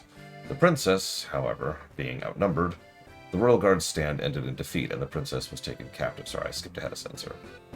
Following the incident, members of the Royal Guard were branded as terrorists, and the unit was driven underground. With nothing standing in Richard's way, the success of the coup was only a matter of time. Amidst the chaos, an unheralded ray of light shone upon the scene. A certain few individuals infiltrated the castle, slipped past the security of the Special Operations Unit, and succeeded in meeting with Her Majesty the Queen, who was under house arrest at the time. I have refrained from writing these individuals' names in deference to request, but suffice to say the Guild itself, which has been in the dark due to regulations sanctioned by the Intelligence Division, was for the first time able to grasp the direness of the situation, thanks to the information acquired by these nameless heroes. After being apprised of this chain of events, the Bracers Guild would become a central force of opposition to the Intelligence Division. The Bracer Guild rendezvoused with the estranged Royal Guard and set about liberating the Airbay Royal Villa through a joint operation carried out under veil of night. It began with Her Highness Princess Claudia succeeding in rescuing the hostages. Then yesterday, using the tolling noon bell of the Grancel Cathedral as a cue, a rescue team primarily made up of bracers and members of the Royal Guard pressed forward with a plan to storm the castle in a three-pronged attack from air, land, and underground. As Rangers of the Royal Army under the command of the Intelligence Division fell on the liberated group, a deadly battle with the Special Ops unit erupted within the halls of Grancel Castle and spread to the lower levels. The struggle came to an end with the safe rescue of Her Majesty Queen Alicia. At roughly the same time, a unit of the Royal Army that had come within sight of the castle ceased its advance after being persuaded to lay down arms by General Morgan, who had escaped from captivity and rushed to the city. The coup plan, which had been crafted by Richard and the Intelligence Division, had been without a doubt thwarted by the narrow brink of no return. As is evident from the information presented in this article, the ambitions of the Intelligence Division were not shattered by the strength of a lone hero, but by the combined courage of a host of unnamed individuals, who in the end wielded the strength necessary to bring down the curtains of this intricate scheme.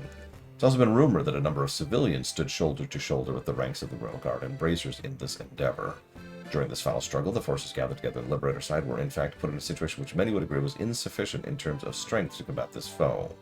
However, it was the courage of these civilians that compensated for this deficiency. As a reporter caught up in the mix, I was also one of those individuals who found themselves being borne up by this incredible energy. Among those who gave me strength to carry on were two junior bracers in particular, to whom I owe a special debt of gratitude. Without them, penning these articles would have been an impossibility. As we come to the end of these tumultuous events, I am once again overcome with feelings of reverence and thankfulness.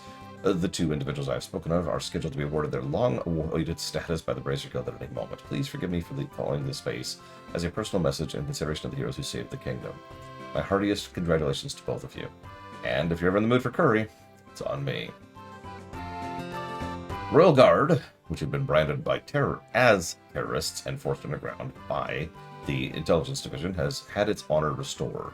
The Army's Strategic Operations Headquarters has decided today that the Royal Guard will be officially reinstated, and it's expected that the First Lieutenant Schwartz and all her fellow units will be returned to their former unit. The coup was carried out by a division of the military that should have served as a protective shield to the public. The Royal Army itself, unable to forestall the serious incident despite the threat it posed to the nation, will refocus its prime objective on restructuring and reorganizing in order to prevent such future tragedies. To head the movement, the Royal Assembly has already proposed leadership awarded to General Morgan. The Royal Army has shown signs it will comply with these demands, and General Morgan is expected to accede the Office of Command of Strategic Operations. In addition, it was announced that former Colonel Cassius Bright, who acted as the General's right-hand man in the 100 Days War, will be making a return. This time as an adjunct to the commander. The former colonel had, after the war, resigned his post and transferred his considerable talents to the Bracers Guild. Yesterday afternoon, numerous reports came in from all over the kingdom to witness a mysterious light. It had been said a beam of light shone from the top of the Tetrasilic Towers.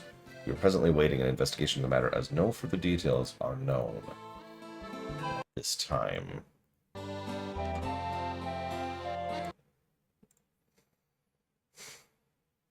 Dun dun dun, I believe is how they call that.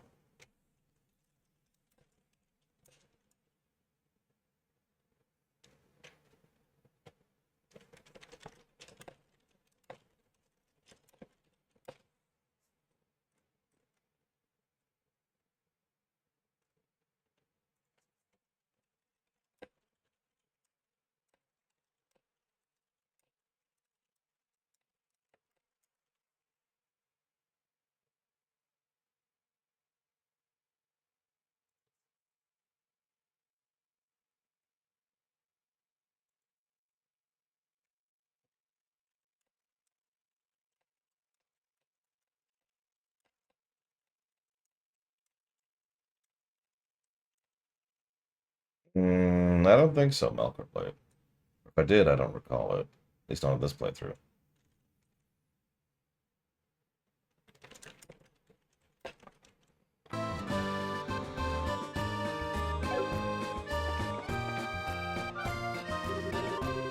Okay, we made it to the rest area.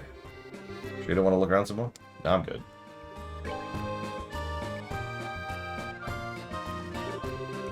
Walking all over the place like that can really take it out of you. Glad we can get off our feet for a minute, though. For the moment, at least, Grancel seems like it's genuinely at peace. You really think so? Just glad we can leave it all up to Dad and everyone else. At least for today. Of course, I really think it should be his responsibility to begin with, since he showed up so late. Yeah, I suppose so. Maybe it's part of his nature. Well, it's not like we can do anything about it. But check us out, we're actually full bracers now, which means we're not beholden to any specific branch, and can go wherever we want. Anytime a branch is short-handed and requests help, we'll just take an airliner to get there. But our newfound freedom will also mean greater responsibilities. Sure, but I think we'll be able to handle it. I mean, hey, we actually played a major part in stopping a coup. Means I'll never have to hear Dad go on about how it worries him when you're not around to keep an eye on me. Yeah, I think his days are saying that at an end. He really showed him what you can do. Still, I think I'd like to stay with you from now on. Huh? Oh, would I just get on your nerves? No, nothing like that. But what do you mean by stay with me? We know each other so well, we could practically read each other's minds. I think we'd make a good team. I'd hate to break it up. Oh, you mean like for bracer business? I was thinking you were going to tell me your big confession or something. Huh? Nothing. Forget I said anything. Still, what was all... Well, it sure is hot out today, huh? There's nothing to beat hot weather ice cream. My treat, like I promised. You wait here. So... This is probably going to surprise people, but I would like to argue a negative for the scene we're about to see.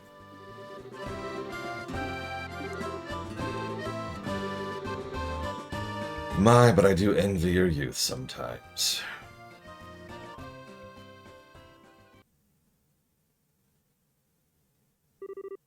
Professor Alba. It's been a long time since we've last met, hasn't it? So much has happened lately, but things are finally settling down again.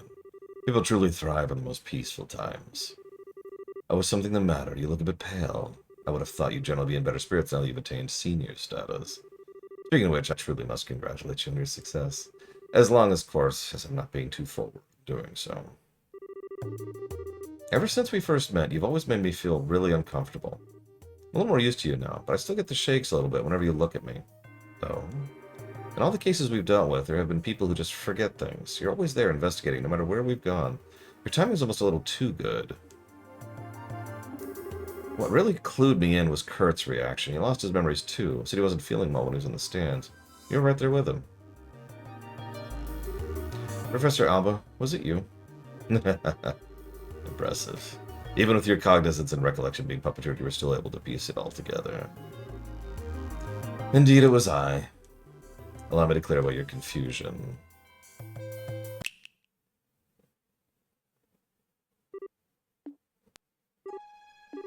You finally remember me, do you? When your heart was in tatters, it was I who rebuilt it. I who restored it. It was I who poured a soul back into the empty vessel. You have the power to twist the minds and memories of men. The seven snake apostles, the Anguis, you're one of them. Wise men, the faceless. I've not heard that name pass your lips in ages. Enforcer 13. The Black Fang, Joshua Estray. You're behind all of this, which means Lieutenant Lawrence has to be... It is as you surmise. I was kind enough not to erase your memories of him. I'm not surprised you were able to make the connection so quickly. I'm sure he'd be pleased to know you were thinking of him. So you're here to finish me off? No, nothing of the sort. The first phase of our plan went off without a hitch. Since I've a moment to spare, I simply thought I'd come to see you. First phase? The seal on the old ruins? Yeah, the gate, which blocks the path to the ring. Wrenching it open was but the first step of many. And already there exists no means of closing it again. I know this wouldn't be the end of it. What the hell is Shining Ring? What's your little society after? If you really wish to know, why don't you rejoin? I'm certain you'd be able to return to active duty in no time. You didn't look so glum. I can get you back into fighting form. Please spare me your withery looks. I do understand you have a family now, whom you regard as important. You greatly admire your father, to say nothing of the girl you so adore. Even with him on our side, throwing those gifts away would be the actions of an idiot. So I've come here to see you. I came to offer you true freedom from our association, as thanks to the integral role you played so perfectly. Which means I must congratulate you, Joshua. You are already a free man. I'm most grateful for the work you've done over the past 5 years. What? Oh, don't be so boring. I was expecting a bit more cheer out of you at hearing such news. There was a flaw in the design of your emotions. Helping you? What kind of crap do you expect me to swallow? Oh, pardon me, I completely forgot to tell you. I never intended you to be an assassin, but rather a spy. The society abandoned you. We played on the pities of the noble-hearted man, and it worked. You were given a loving home. And while you were there, our contacts would check in on you from time to time, and you'd tell them everything. We're particularly interested in your reports of the movement of the Bracers Guild. Oh, and your intel on one Cassius Bright. But of course, you would remember having done such things as that. You were not yourself at the time. Cassius Bright, S-ranked Bracer, foremost impediment to the success of this plan. We felt certain he would be quick to act to stop any coup d'etat that should occur, but through a detailed analysis of behavioral patterns, we finally devised a plan that would lead him out of the country and out of our way. The intel you've unknowingly been feeding us has been most helpful indeed. So I must thank you again. 5 years have been an inestimable help. You're lying. You have to be lying. All that time I spent with Estelle. Why are you so sad? Has your feigned ignorance not earned you a beloved family, a happy home? If you say nothing, they'll never know. However, it is the sort of thing that might weigh heavily on a fellow. Since your fellow members of the Bright household are such good people, perhaps a little too good for a monster such as yourself. However, you may model your behavior after a normal, decent person. You are no such thing. You must surely have noticed your ability to reason through and execute a solution to a problem, no matter the circumstance. Your physical strength, your reflexes, better than an entire squadron of normal soldiers. You are my greatest creation, my human weapon. That is who and what you truly are, Black Fang. You have no place in the lives of normal people. You'll never be happy in their presence again. You can't be. When it becomes too much for you, you're always welcome to return. To the Grandmaster Society of Souls, to Ouroboros.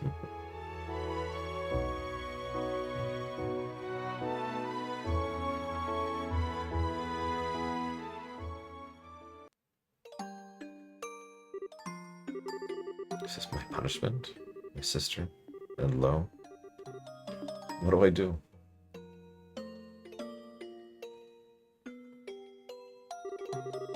I don't know how to face him after all that, but I've kept him waiting for way too long. It's getting late, too. I'm such an idiot. I need to learn to think before I open my mouth. I wonder if Joshua's figured me out. Gotta cool down. I feel like I'm stuck in perma-blush mode. Estelle, I thought I might find you around here. Hi, Professor Alba. Fancy seeing you here. No, I didn't, Serrani, and we'll get to that in a second. I was actually just speaking with Joshua. Congratulations on your promotion to senior bracer status. Thanks, huh? Something wrong? I don't know, something just seems different about you. What's got you looking so cheerful? Okay, you got me. Tell you the truth, I've made several major advances in my archaeological research. You might say it's put me in a good mood. Yeah, that's awesome. Oh, sorry. The ice cream's gonna melt. I better get going. See you later.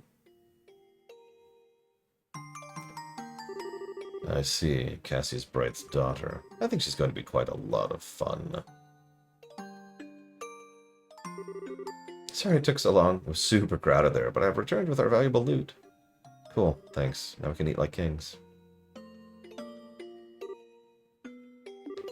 So, about earlier. Yeah, I want to apologize for that. I didn't mean to be so vague. It just wasn't an appropriate time for confessions, you know? Oh, sure, I didn't really mind so much. Well, when I give it more thought, it seemed kind of silly to try and rush things. We may be senior bracers, but that just means we have different work to focus on. We might have to really consider our future prospects. Right. If we get married, we'll have to think about raising children. Stop getting ahead of yourself. It's evening already, so why don't we eat our ice cream? One's probably waiting for us. Hey, Joshua? Did you have something you wanted to discuss about the future? No, what will give you that idea? Come on, let's get back to the castle.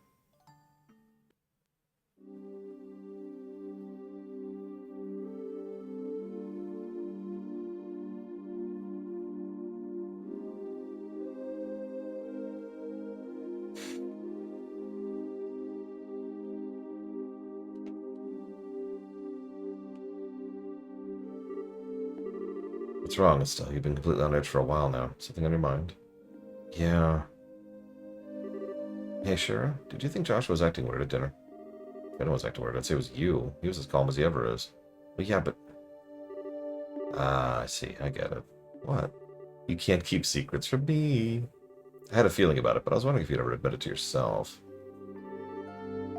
You're kind of falling for Joshua, aren't you? You can tell? It's pretty obvious. Sorry, hon.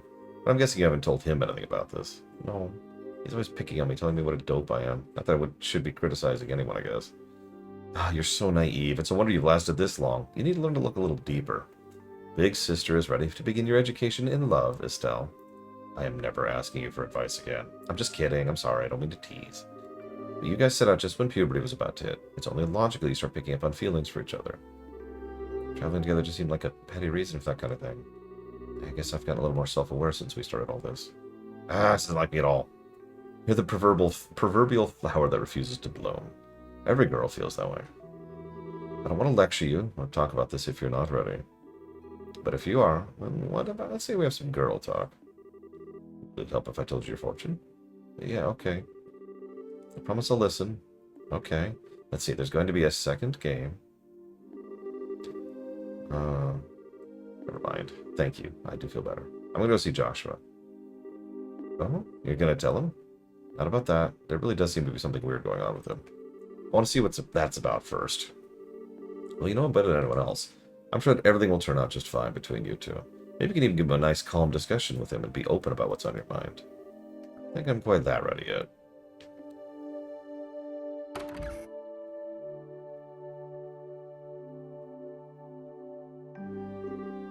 Young love. They'll probably be fine.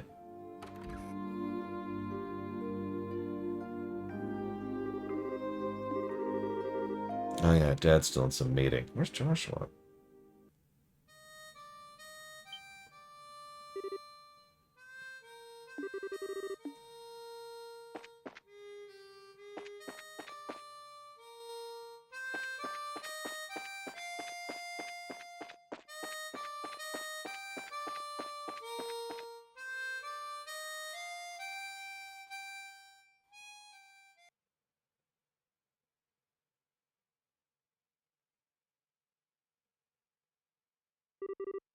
Oh, it's turbo gonna crash. Like 100%. Nice night, isn't it? Yeah. There's that song again. Whereabouts are light. I've lost a lot, but this song and the harmonica have always been with me. I've been thinking about why I play it.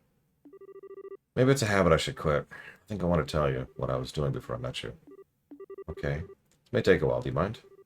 Not at all. I'll listen to whatever you have to say. Thank you.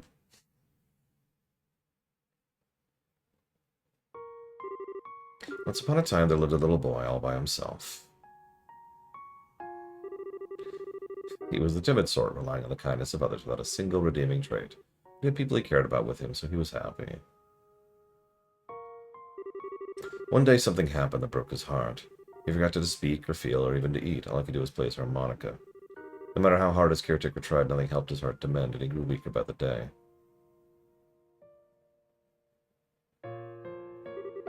One day, a wandering magician appeared before the boy.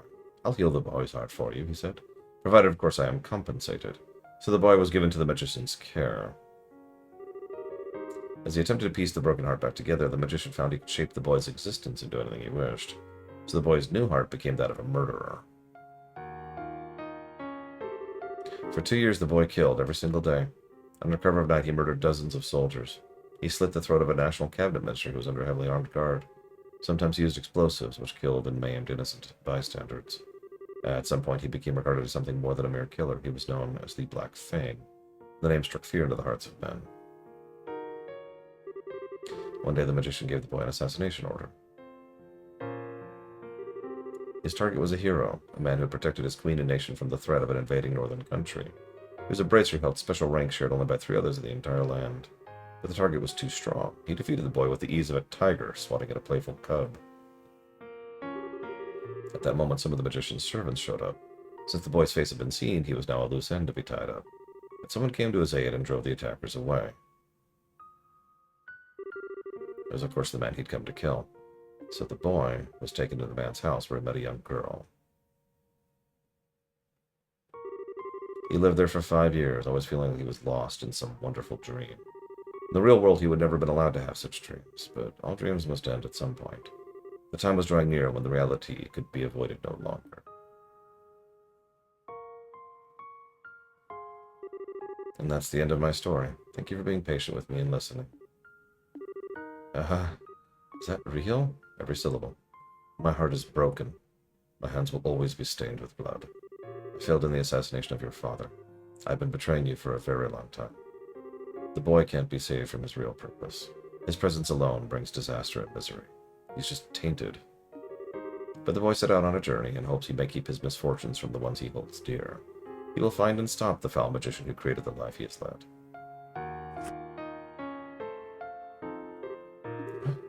This is the last remnant of my human heart. I won't be needing it anymore.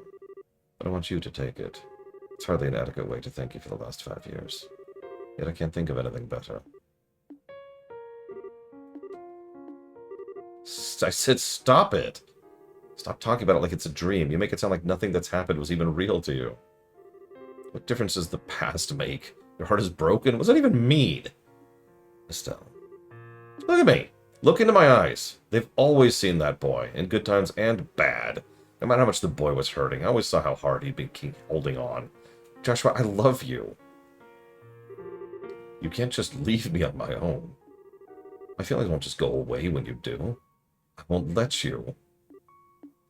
Stop. And he kisses her.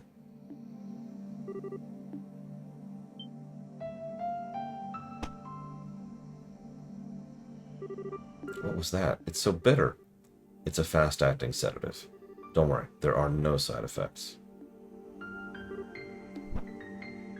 This is my female voice. I can do a slightly different female voice if it appeals to you. Why? Why did you... My Estelle, you shine like the sun. My time with you was the happiest and most painful I've ever known. Just as the brightest light casts the darkest shadow. If you stayed with me, you'd find out how disgusting my true nature is. Sometimes I think it would have been better if we'd never met. But this time is different. I'm grateful you came to see me. I hate that I have to run from a girl who's so important to me, but it's all I can do. I want you to know that I'll always be thinking of you. Thank you for everything. You had me from the first moment I met you. I've always loved you. Goodbye.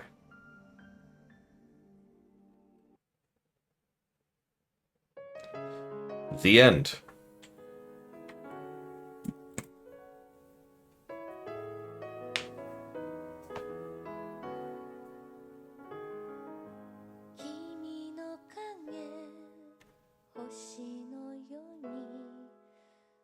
Someone asked me, actually quite a few people have asked me over the last week, why I think this specific game was capable of getting... It did as well as it did. Most of the people who praise this franchise do so for all of the post stuff, all of the connective tissue, right? The way the games are one cohesive line of continuity. But none of that applies in the first game. The ending you just saw is my answer to that question. There's probably other factors, but let's be real. That ending is probably the biggest one of them. Especially in Japan, where a lot of people were actually pretty into it. And then, to be continued. Yeah, that is a hell of a cliffhanger. I stand by the negative, though.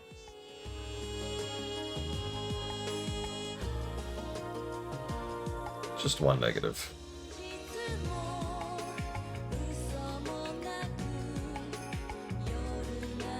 It is actually an interesting ending, especially in the regards of the fact that it is exactly where the game started.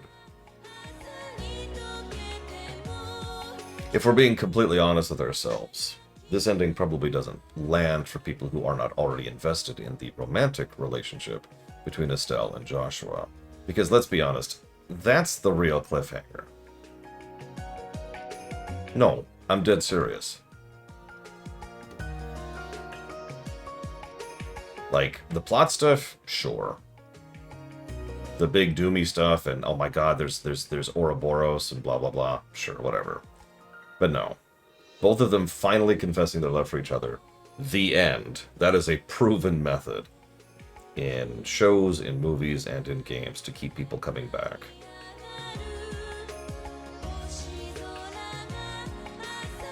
It is interesting to me, because I think they knew that. Remember, so for those of you not aware, this was originally one game, and they chopped it in two. They had to slice it up because of everything that I've already talked about 1,000 times. So they decided to chop it off here. And you can't tell me that was on accident.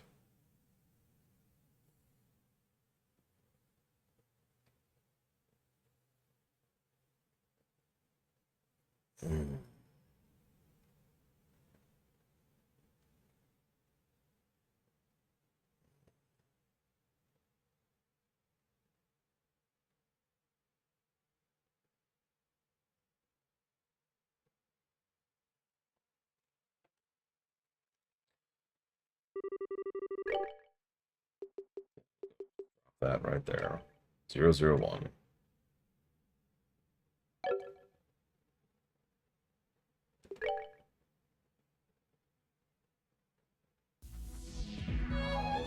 Oh hey, the opening is playing now. That's funny.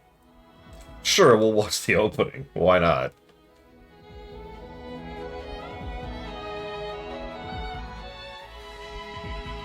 Oh, this is a preview? Never mind. Ignore me.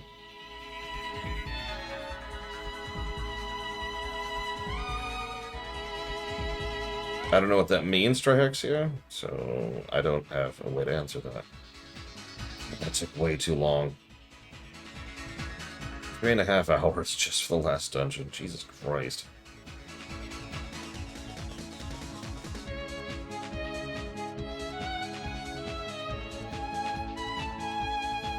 Bye, Joshua. You were never good as a character as a stone. Gameplay was. It makes sense they would bake this in. So the game we're playing right now came out in 2011, which is 4 years after the second game was already out. So it makes sense that they would kind of teaser the next one here. I have no idea if this was in the original version, the 2004 version.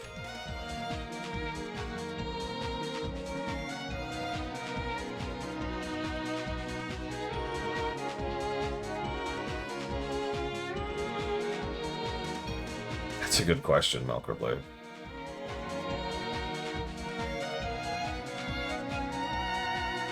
Breath of Fire 2 would be pretty far up there, but honestly, I still think Breath of Fire 2 wouldn't be as long as the dungeon we just did. Legitimately. Off 2 is dense with its awfulness.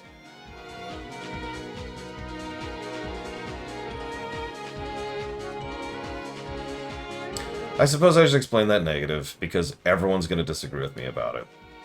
But I was actually bothering to pay attention to a very specific thing this time around. And it was that tank right there, that's why. No, it's for Weisman, or however you pronounce a stupid name. I don't know how they pronounce it, and obviously we won't know until they get to the end of the game, in the remake. Weisman? I don't know. Dude face. This game, so this is going to sound strange. If this was any other game, I would actually give that a negative by default. Because it's shocking. Like, it comes out of absolutely nowhere. And it doesn't, frankly, really feel like it adds much to the proceedings. It's more like a twist for a twist's sake. In fact, this particular playthrough, I've actually had a theory in the back of my mind. It might not have decided exactly what his role was in the overall narrative until pretty far into development. Legitimately. Like, I actually wonder if the person who will fulfill the role of the final boss of the next game was actually someone else, right? And they changed their minds at some point in development. But the other thing that actually kind of makes it worse in this case in particular The writing in terms of foreshadowing has actually been really good in this game. There's a lot of really good examples of this. Joshua is the best example by far. Olivier is a good example. Richard is a good example. A lot of characters, the specifics of what they say, I will give credit to Exceed on this. Specifics on what they say do convey more than just the text on the screen. There is stuff to pick up on, and it helps to really flesh out these characters, and that's awesome.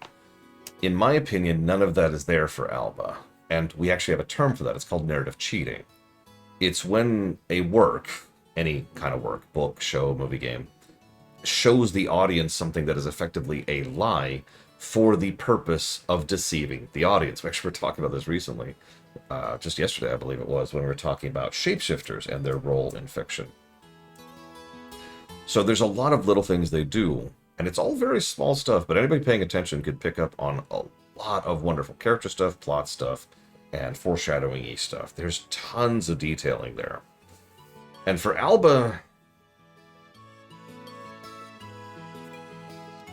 if I could use a parallel, there's an old book series that I can't remember the name of right now. It's a murder mystery series.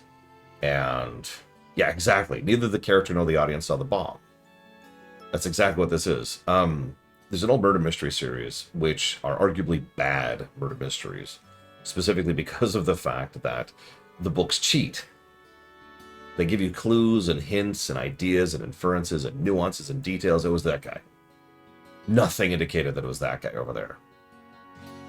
This isn't even hyperbole. This isn't like I'm too stupid to understand the murder mysteries. The author admitted that the whole point was to surprise the audience, and so the only way they could come up with to do so was to just straight up lie. Narrative cheating, right? That's why I think that's a negative.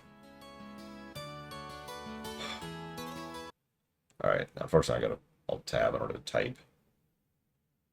Yeah, it was the butler. What?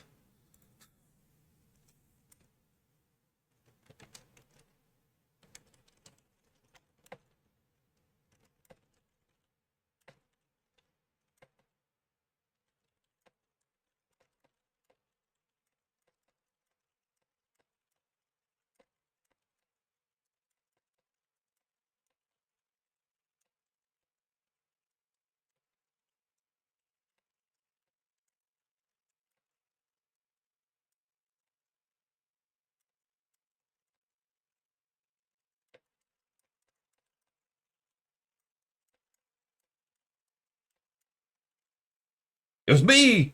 I was always the murderer. Now,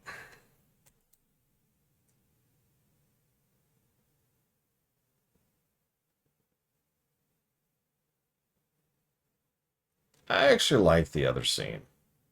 I'm not particularly invested in the romance of two 16-year-olds, but I actually thought that was one of the better written scenes in the game. It actually felt like someone, either on the XC team, the writing team, or both, sat down and really thought about the words on the page there. Because, yeah. Like, a lot of the dialogue in this game is honestly kind of vanilla. You'll notice I actually have not given any dialogue positives, and I do not plan to. That scene's different. Someone thought about that. Yes, someone thought about Estelle's reaction, how to convey through text the emotion that she was going through. Quite possibly Blade Tavall. Like I said, I don't have a huge amount of behind the scenes for this franchise. I would love to know what the original intent was for this whole sequence. Yeah, sudden new portraits too. Yeah, no, they spent some time on that. She didn't immediately judge him. She also didn't immediately fling it all out the window. I think we'll call it that. I guess I don't have anything else to add to that. It was good. I liked it.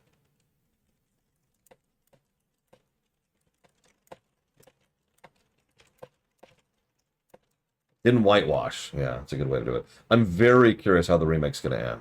Like, really, really curious. Has anyone beaten the remake yet? Like, is it physically possible in 3 days?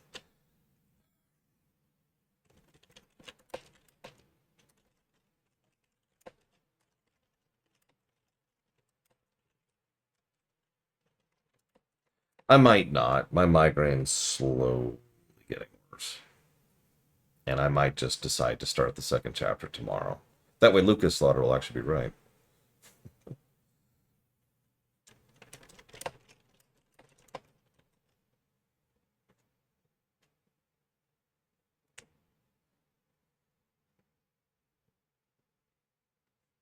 I haven't decided yet. I'm not going to commit to anything. Let's go ahead and see how long this takes us. You know what? I have a thought. I have a terrible, terrible thought.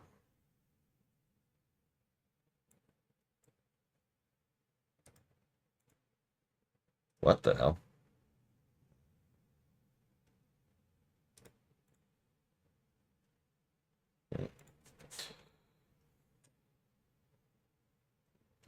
I mean, that dungeon.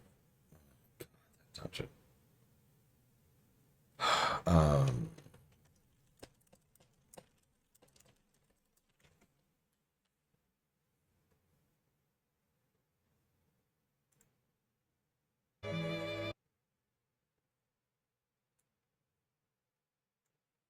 this is mostly a curiosity thing.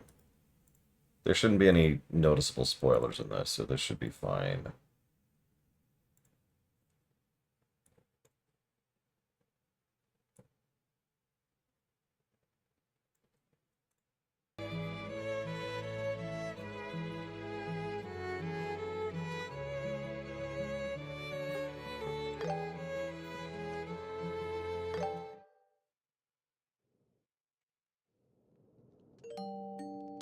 Just think, I'm almost over the hump.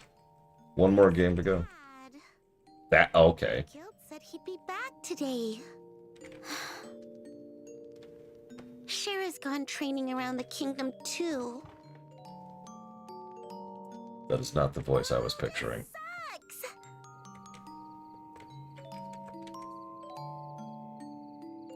Maybe I should practice with my staff some more before dinner. I don't like this camera at all. Hey, I'm home. I'm just going to say that very bluntly. I do not like that camera at all. Sorry to keep you waiting, Estelle. Did you watch the house like a good little girl? You got that right. Are you okay, Dad? You're not hurt from fighting monsters? Nope, I'm totally fine, see? Anyway, Estelle, I got a little gift for you. Really? A fishing pole? Sneakers? A new tool for my staff? Where did I go wrong? You know, girls usually want pretty clothes or accessories. I like pretty clothes, but I just get them all dirty.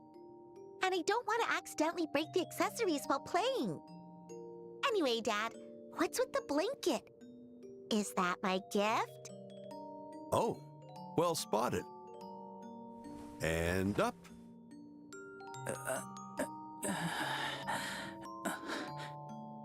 What? Anime gasps. Well, anyway, pretty good looking kid, don't you think? Anime gasps. Who is this boy? No need to yell. You'll wake him up. Wake him up? Is he even alive? He's totally limp. I gave him first aid so his life isn't at risk. But it really is important he gets some proper rest. I'll get him to bed, so can you go boil some water for me, Estelle? Roger!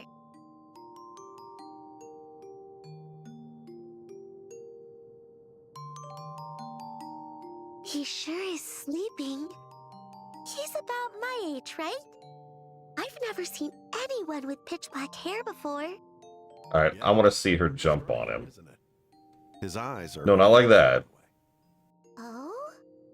That aside, what the heck is going on here?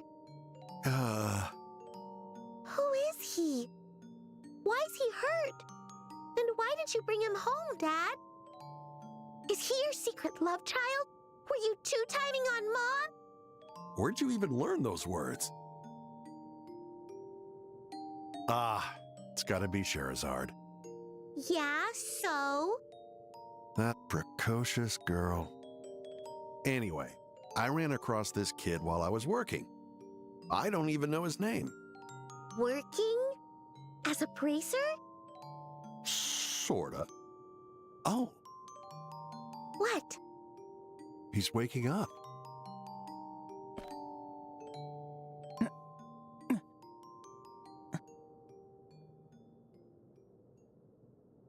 Wow, his eyes really are amber.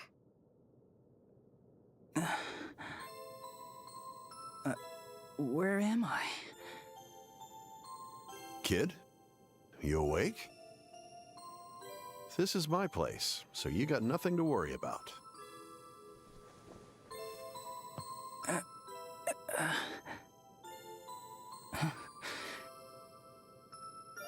What's going on here? You must be crazy. Why? Why didn't you just leave me there? I can't really say. Well, let's just call it happenstance. No way! Cassius Bright, do you know what you've done? Hey! Quit yelling! You sure are loud for someone as beat up as you are. You'll make your injuries worse. Who are you? I'm Estelle. Estelle Bright. She's my daughter. I told you I had a daughter about your age. You did? Wait, that's not what matters! No more yelling. Oh my god. Alright. But what you did was way worse than yelling. I'm sorry, can we get a quick replay of that? Matters!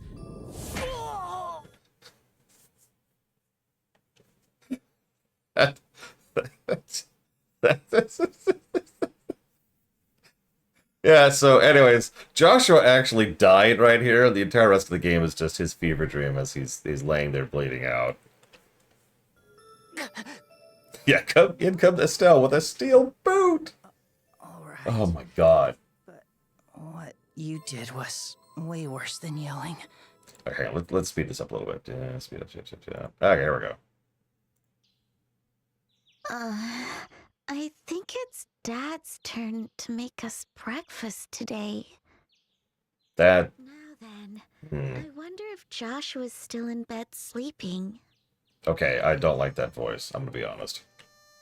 Oh, I guess he's up already. I wasn't gonna judge the earlier one, but this... All right. I should get dressed too. Who does voice? You know what? I'll just look it up.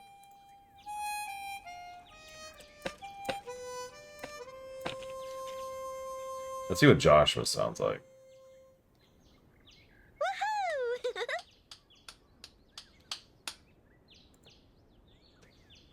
Not bad, Joshua. Good morning, Estelle. Hold on. This is Stephanie Shea, who, as usual, I don't recognize in anything. She apparently played Maria in Sonic X Shadow Generations. She is the voice actress for Hinata Hyuga and Rin Nohara in Naruto. I don't recognize those characters. She was actually in Armored Core 6. She was our Trill friend in Star Trek Resurgence. I didn't know that.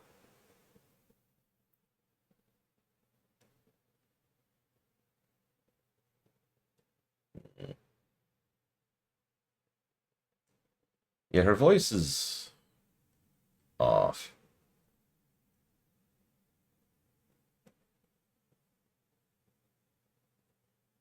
I'm not recognizing most of these things.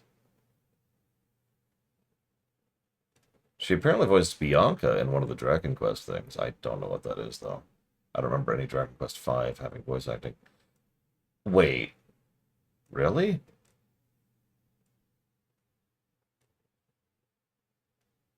Hang on. So she's the voice actress for Tharja from Fire Emblem. she's also the voice actress for Kyrie from Devil May Cry. If this is accurate. Huh. Anyways, sorry. Sorry, did I wake you? Nah, I just woke up. Look at you. Hold on. Is he voiced by Johnny John Bosch here? Von Bosch here? I thought they changed his voice actor. Because if he is, then that's Nero and that's Kyrie.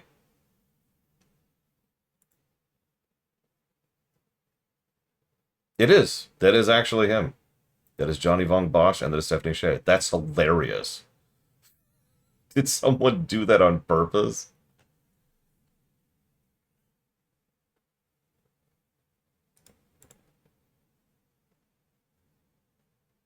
And of course, Matt Mercer is Olivier. We kind of already knew that one. You, Joshua, being so cheeky so early in the morning. You're gonna make your big sister swoon, you know that? Big sister, we're the same age. That's where you're wrong. Even if we are the same age, I was living here long before you. And that makes me your senior.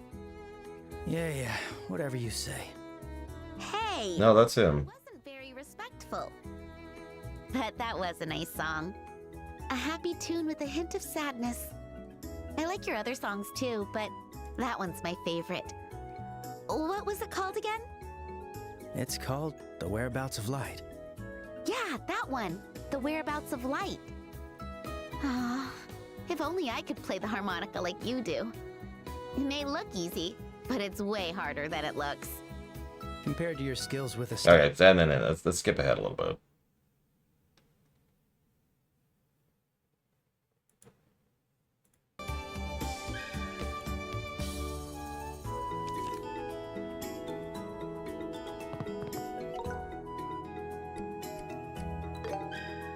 There's a costume tab. Looks like they kept the encyclopedia, which is good.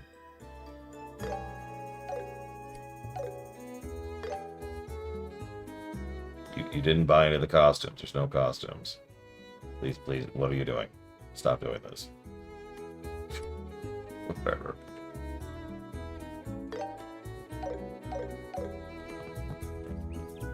Yeah. Let's go! It's a beautiful day today. Perfect weather for exams. What an opportunist. But that's what makes you Estelle, Let's go. probably. Let's go! All right, next stop, the city of Roland.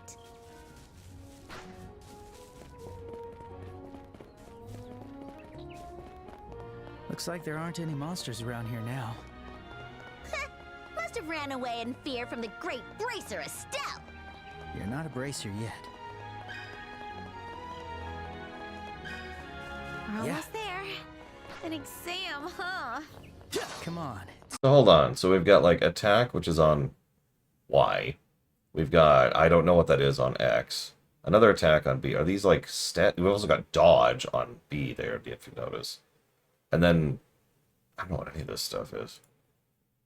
Looks like they kept the color coding on the minimap though. That's nice.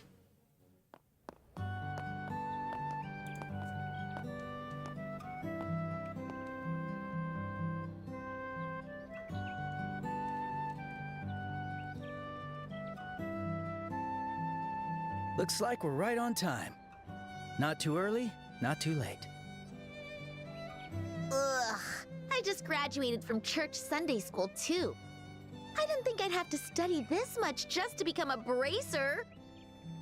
Well, today's our last day. Besides, you chose to do this. You can't complain about it now. Skip ahead a little bit.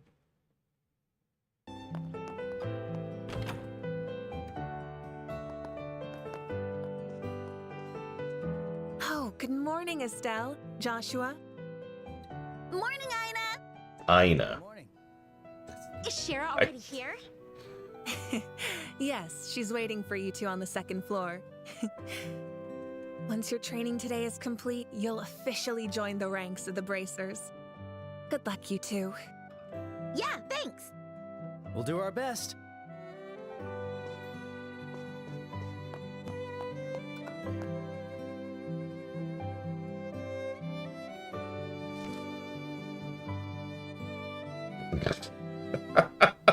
Camera angles.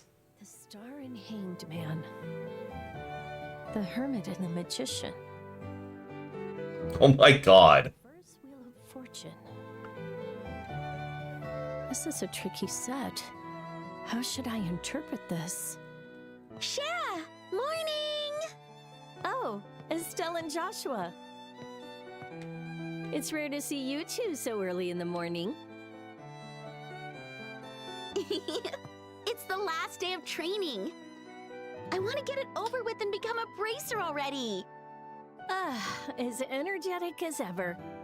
But I'm afraid energy alone won't be enough to get you through today. You best be ready. Oh, come on! Not another word. Everything I teach you goes in one ear and out the other. It's my job to be sure my lessons don't slip through that sieve-like brain of yours. Aw, Joshua! Shara's being a bully! Interesting expression there for Estelle. I'm not sure what to make of that. Hang on, let's see if we can get some combat in. Scooch, scooch, scooch, scooch, scooch, scooch, scooch, scooch, scooch, scooch, scooch, scooch, scooch, scooch, scooch, scooch. Oh god! Okay, we found it. We found the dungeon. We found the dungeon. The exam is Jesus a tour of Christ. exploration. The objective is to retrieve the contents of a certain treasure chest located somewhere inside. The tunnels are pretty straightforward, so you shouldn't get lost, but the monsters down there are no joke, so don't let your guard down. That's also why I'm giving you these.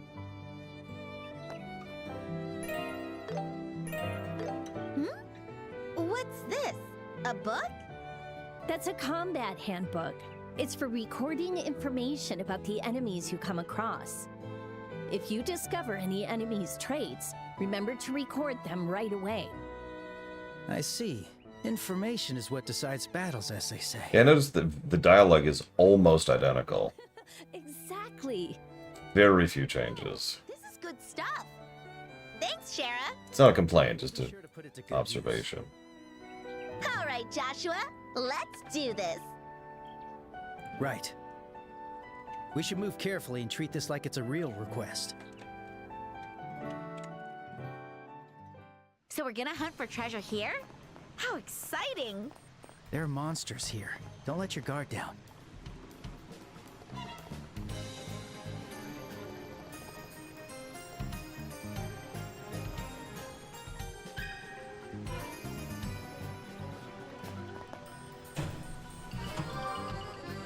This may be a weird comment. I've also noticed how barely remixed the music is. Have you noticed that? It is a remix. They've changed the instruments, if nothing else. But it's barely different. I almost couldn't tell at first. Again, not a complaint, just curious.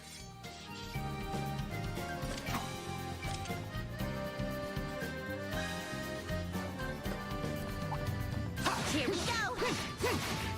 So here's combat.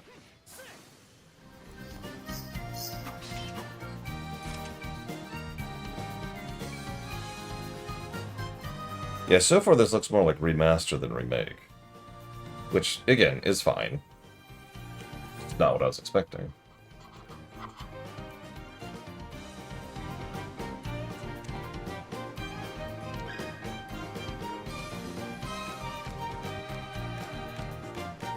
All your staff training was for this day, Estelle.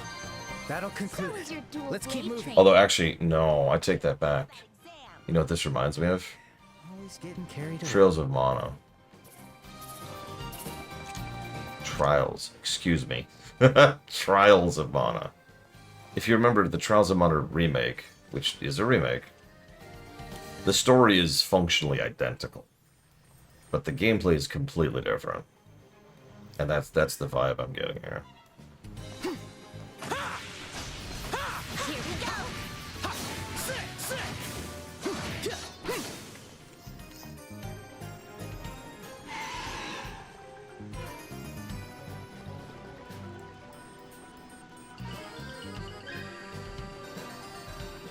I'll destroy you. Let's observe the enemy's openings and Well, I mean, obviously this has better voice acting than Trials did.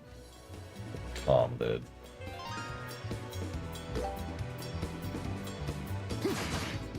All right, it's working. Ready, Joshua? You'll pay for yeah, when the enemy flinches, let's do a combo attack. I mean, it makes sense, right? Changing anything early would mean they would have to plan to change things later. Hurricane! Broke the defense. Yes, Retro Justice.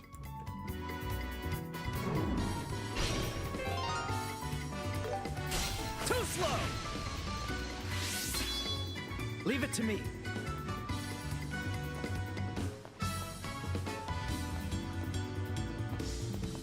Here. Take this. HUD looks a little bit cleaner too, which is nice. I don't know why I said a little bit. HUD looks a lot cleaner. Let me be much more clear about that. Treasure time! Is this the treasure we're looking for? Wait. No, it's not. Yeah, it's probably a decoy. Ugh.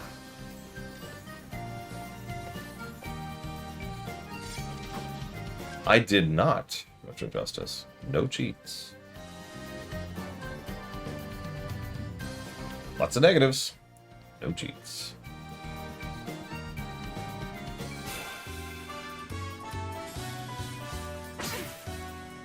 I'll show Time to hit him with some majestic arts.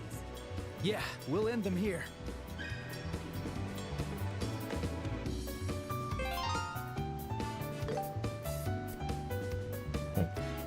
Go, go, Joshua! Yeah!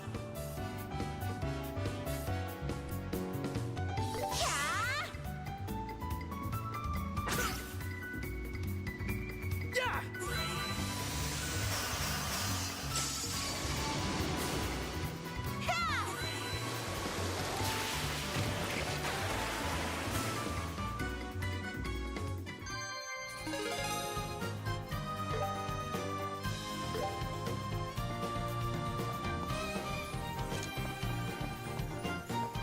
That part right there you can tell is a remix of the music.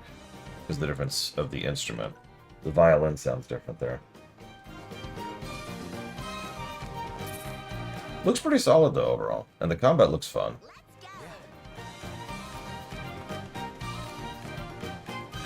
Also, I haven't been paying too much attention, but it looks like CP either builds a lot faster or just builds a lot faster for this dungeon, one of the two.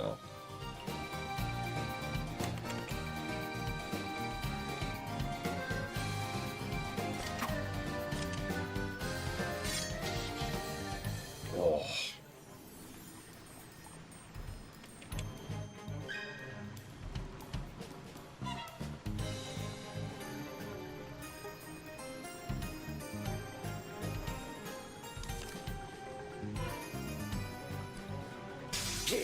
A group of enemies. Be careful. Done. I'll be your opponent. At all? Diligent Dodo? Dodo? Wow. Oh, I'm with it. Oh, there's our shortcut. Hang on, let me rewind. Let's see that again real quick. I'm gonna go ahead and stick with remake.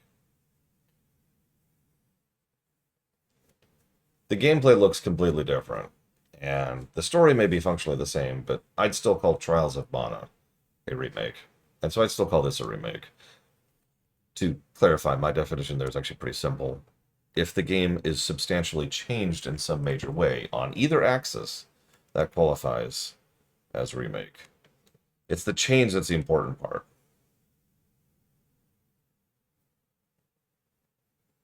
The idea is for it to change for the better. That is obviously not necessarily true. Yeah, this game came out Friday. This game came out last Friday. It is quite recent.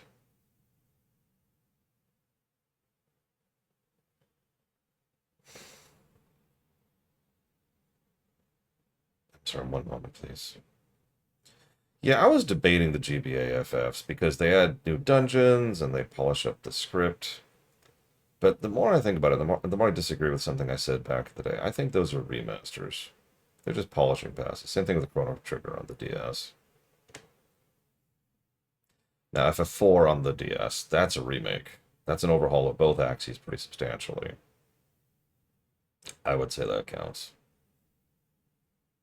Yeah, Oblivion's a remastered. Use another example. Sorry, I forgot to hit pause.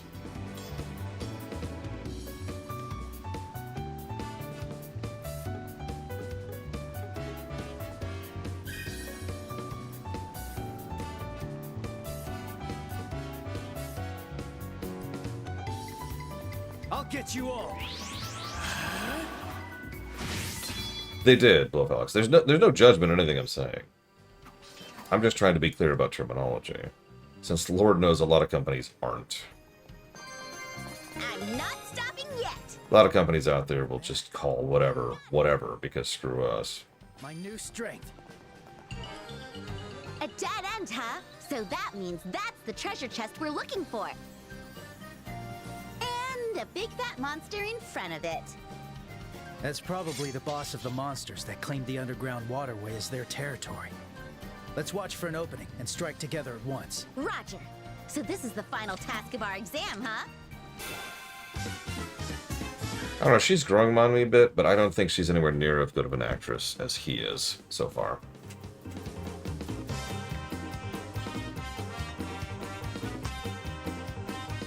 Like, I mean, Johnny Von Bosch is a good actor. Now's our chance. So, that's not a shock.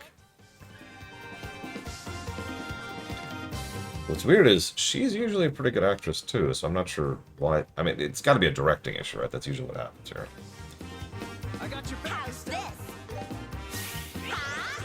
Hurricane! Follow my lead. Got it. And yeah, chaining.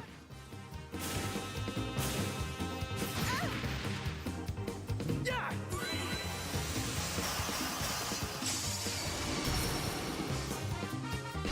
Certainly flashier than it used to be. Okay. Let's go.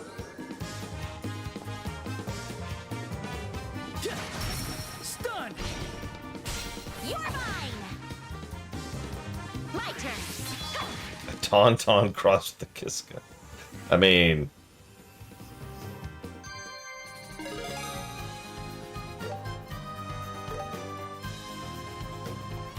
I don't mind Flash.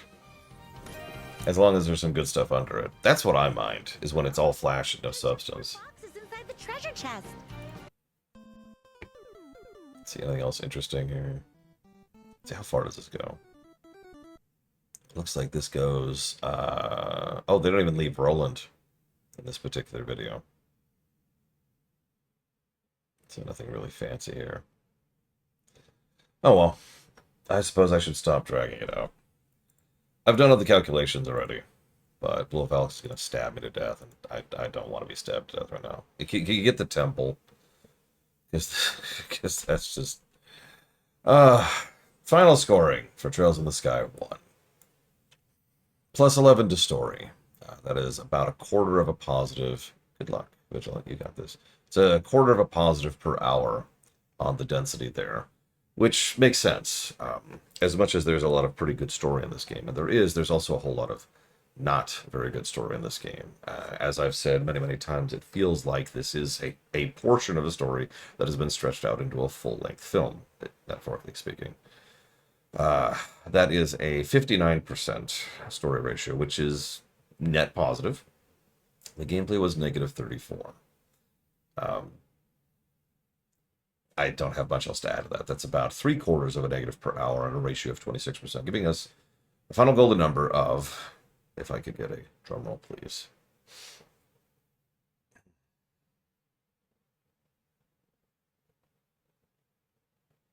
I think I'm going to commit to not starting second chapter today. I want to. I'm actually looking forward to it, and I want to get into it.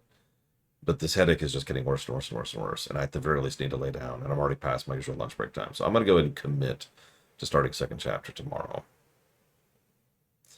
Final golden number of negative 64.53. Not actually all that bad, really. In fact, nowhere near as bad as I was actually expecting.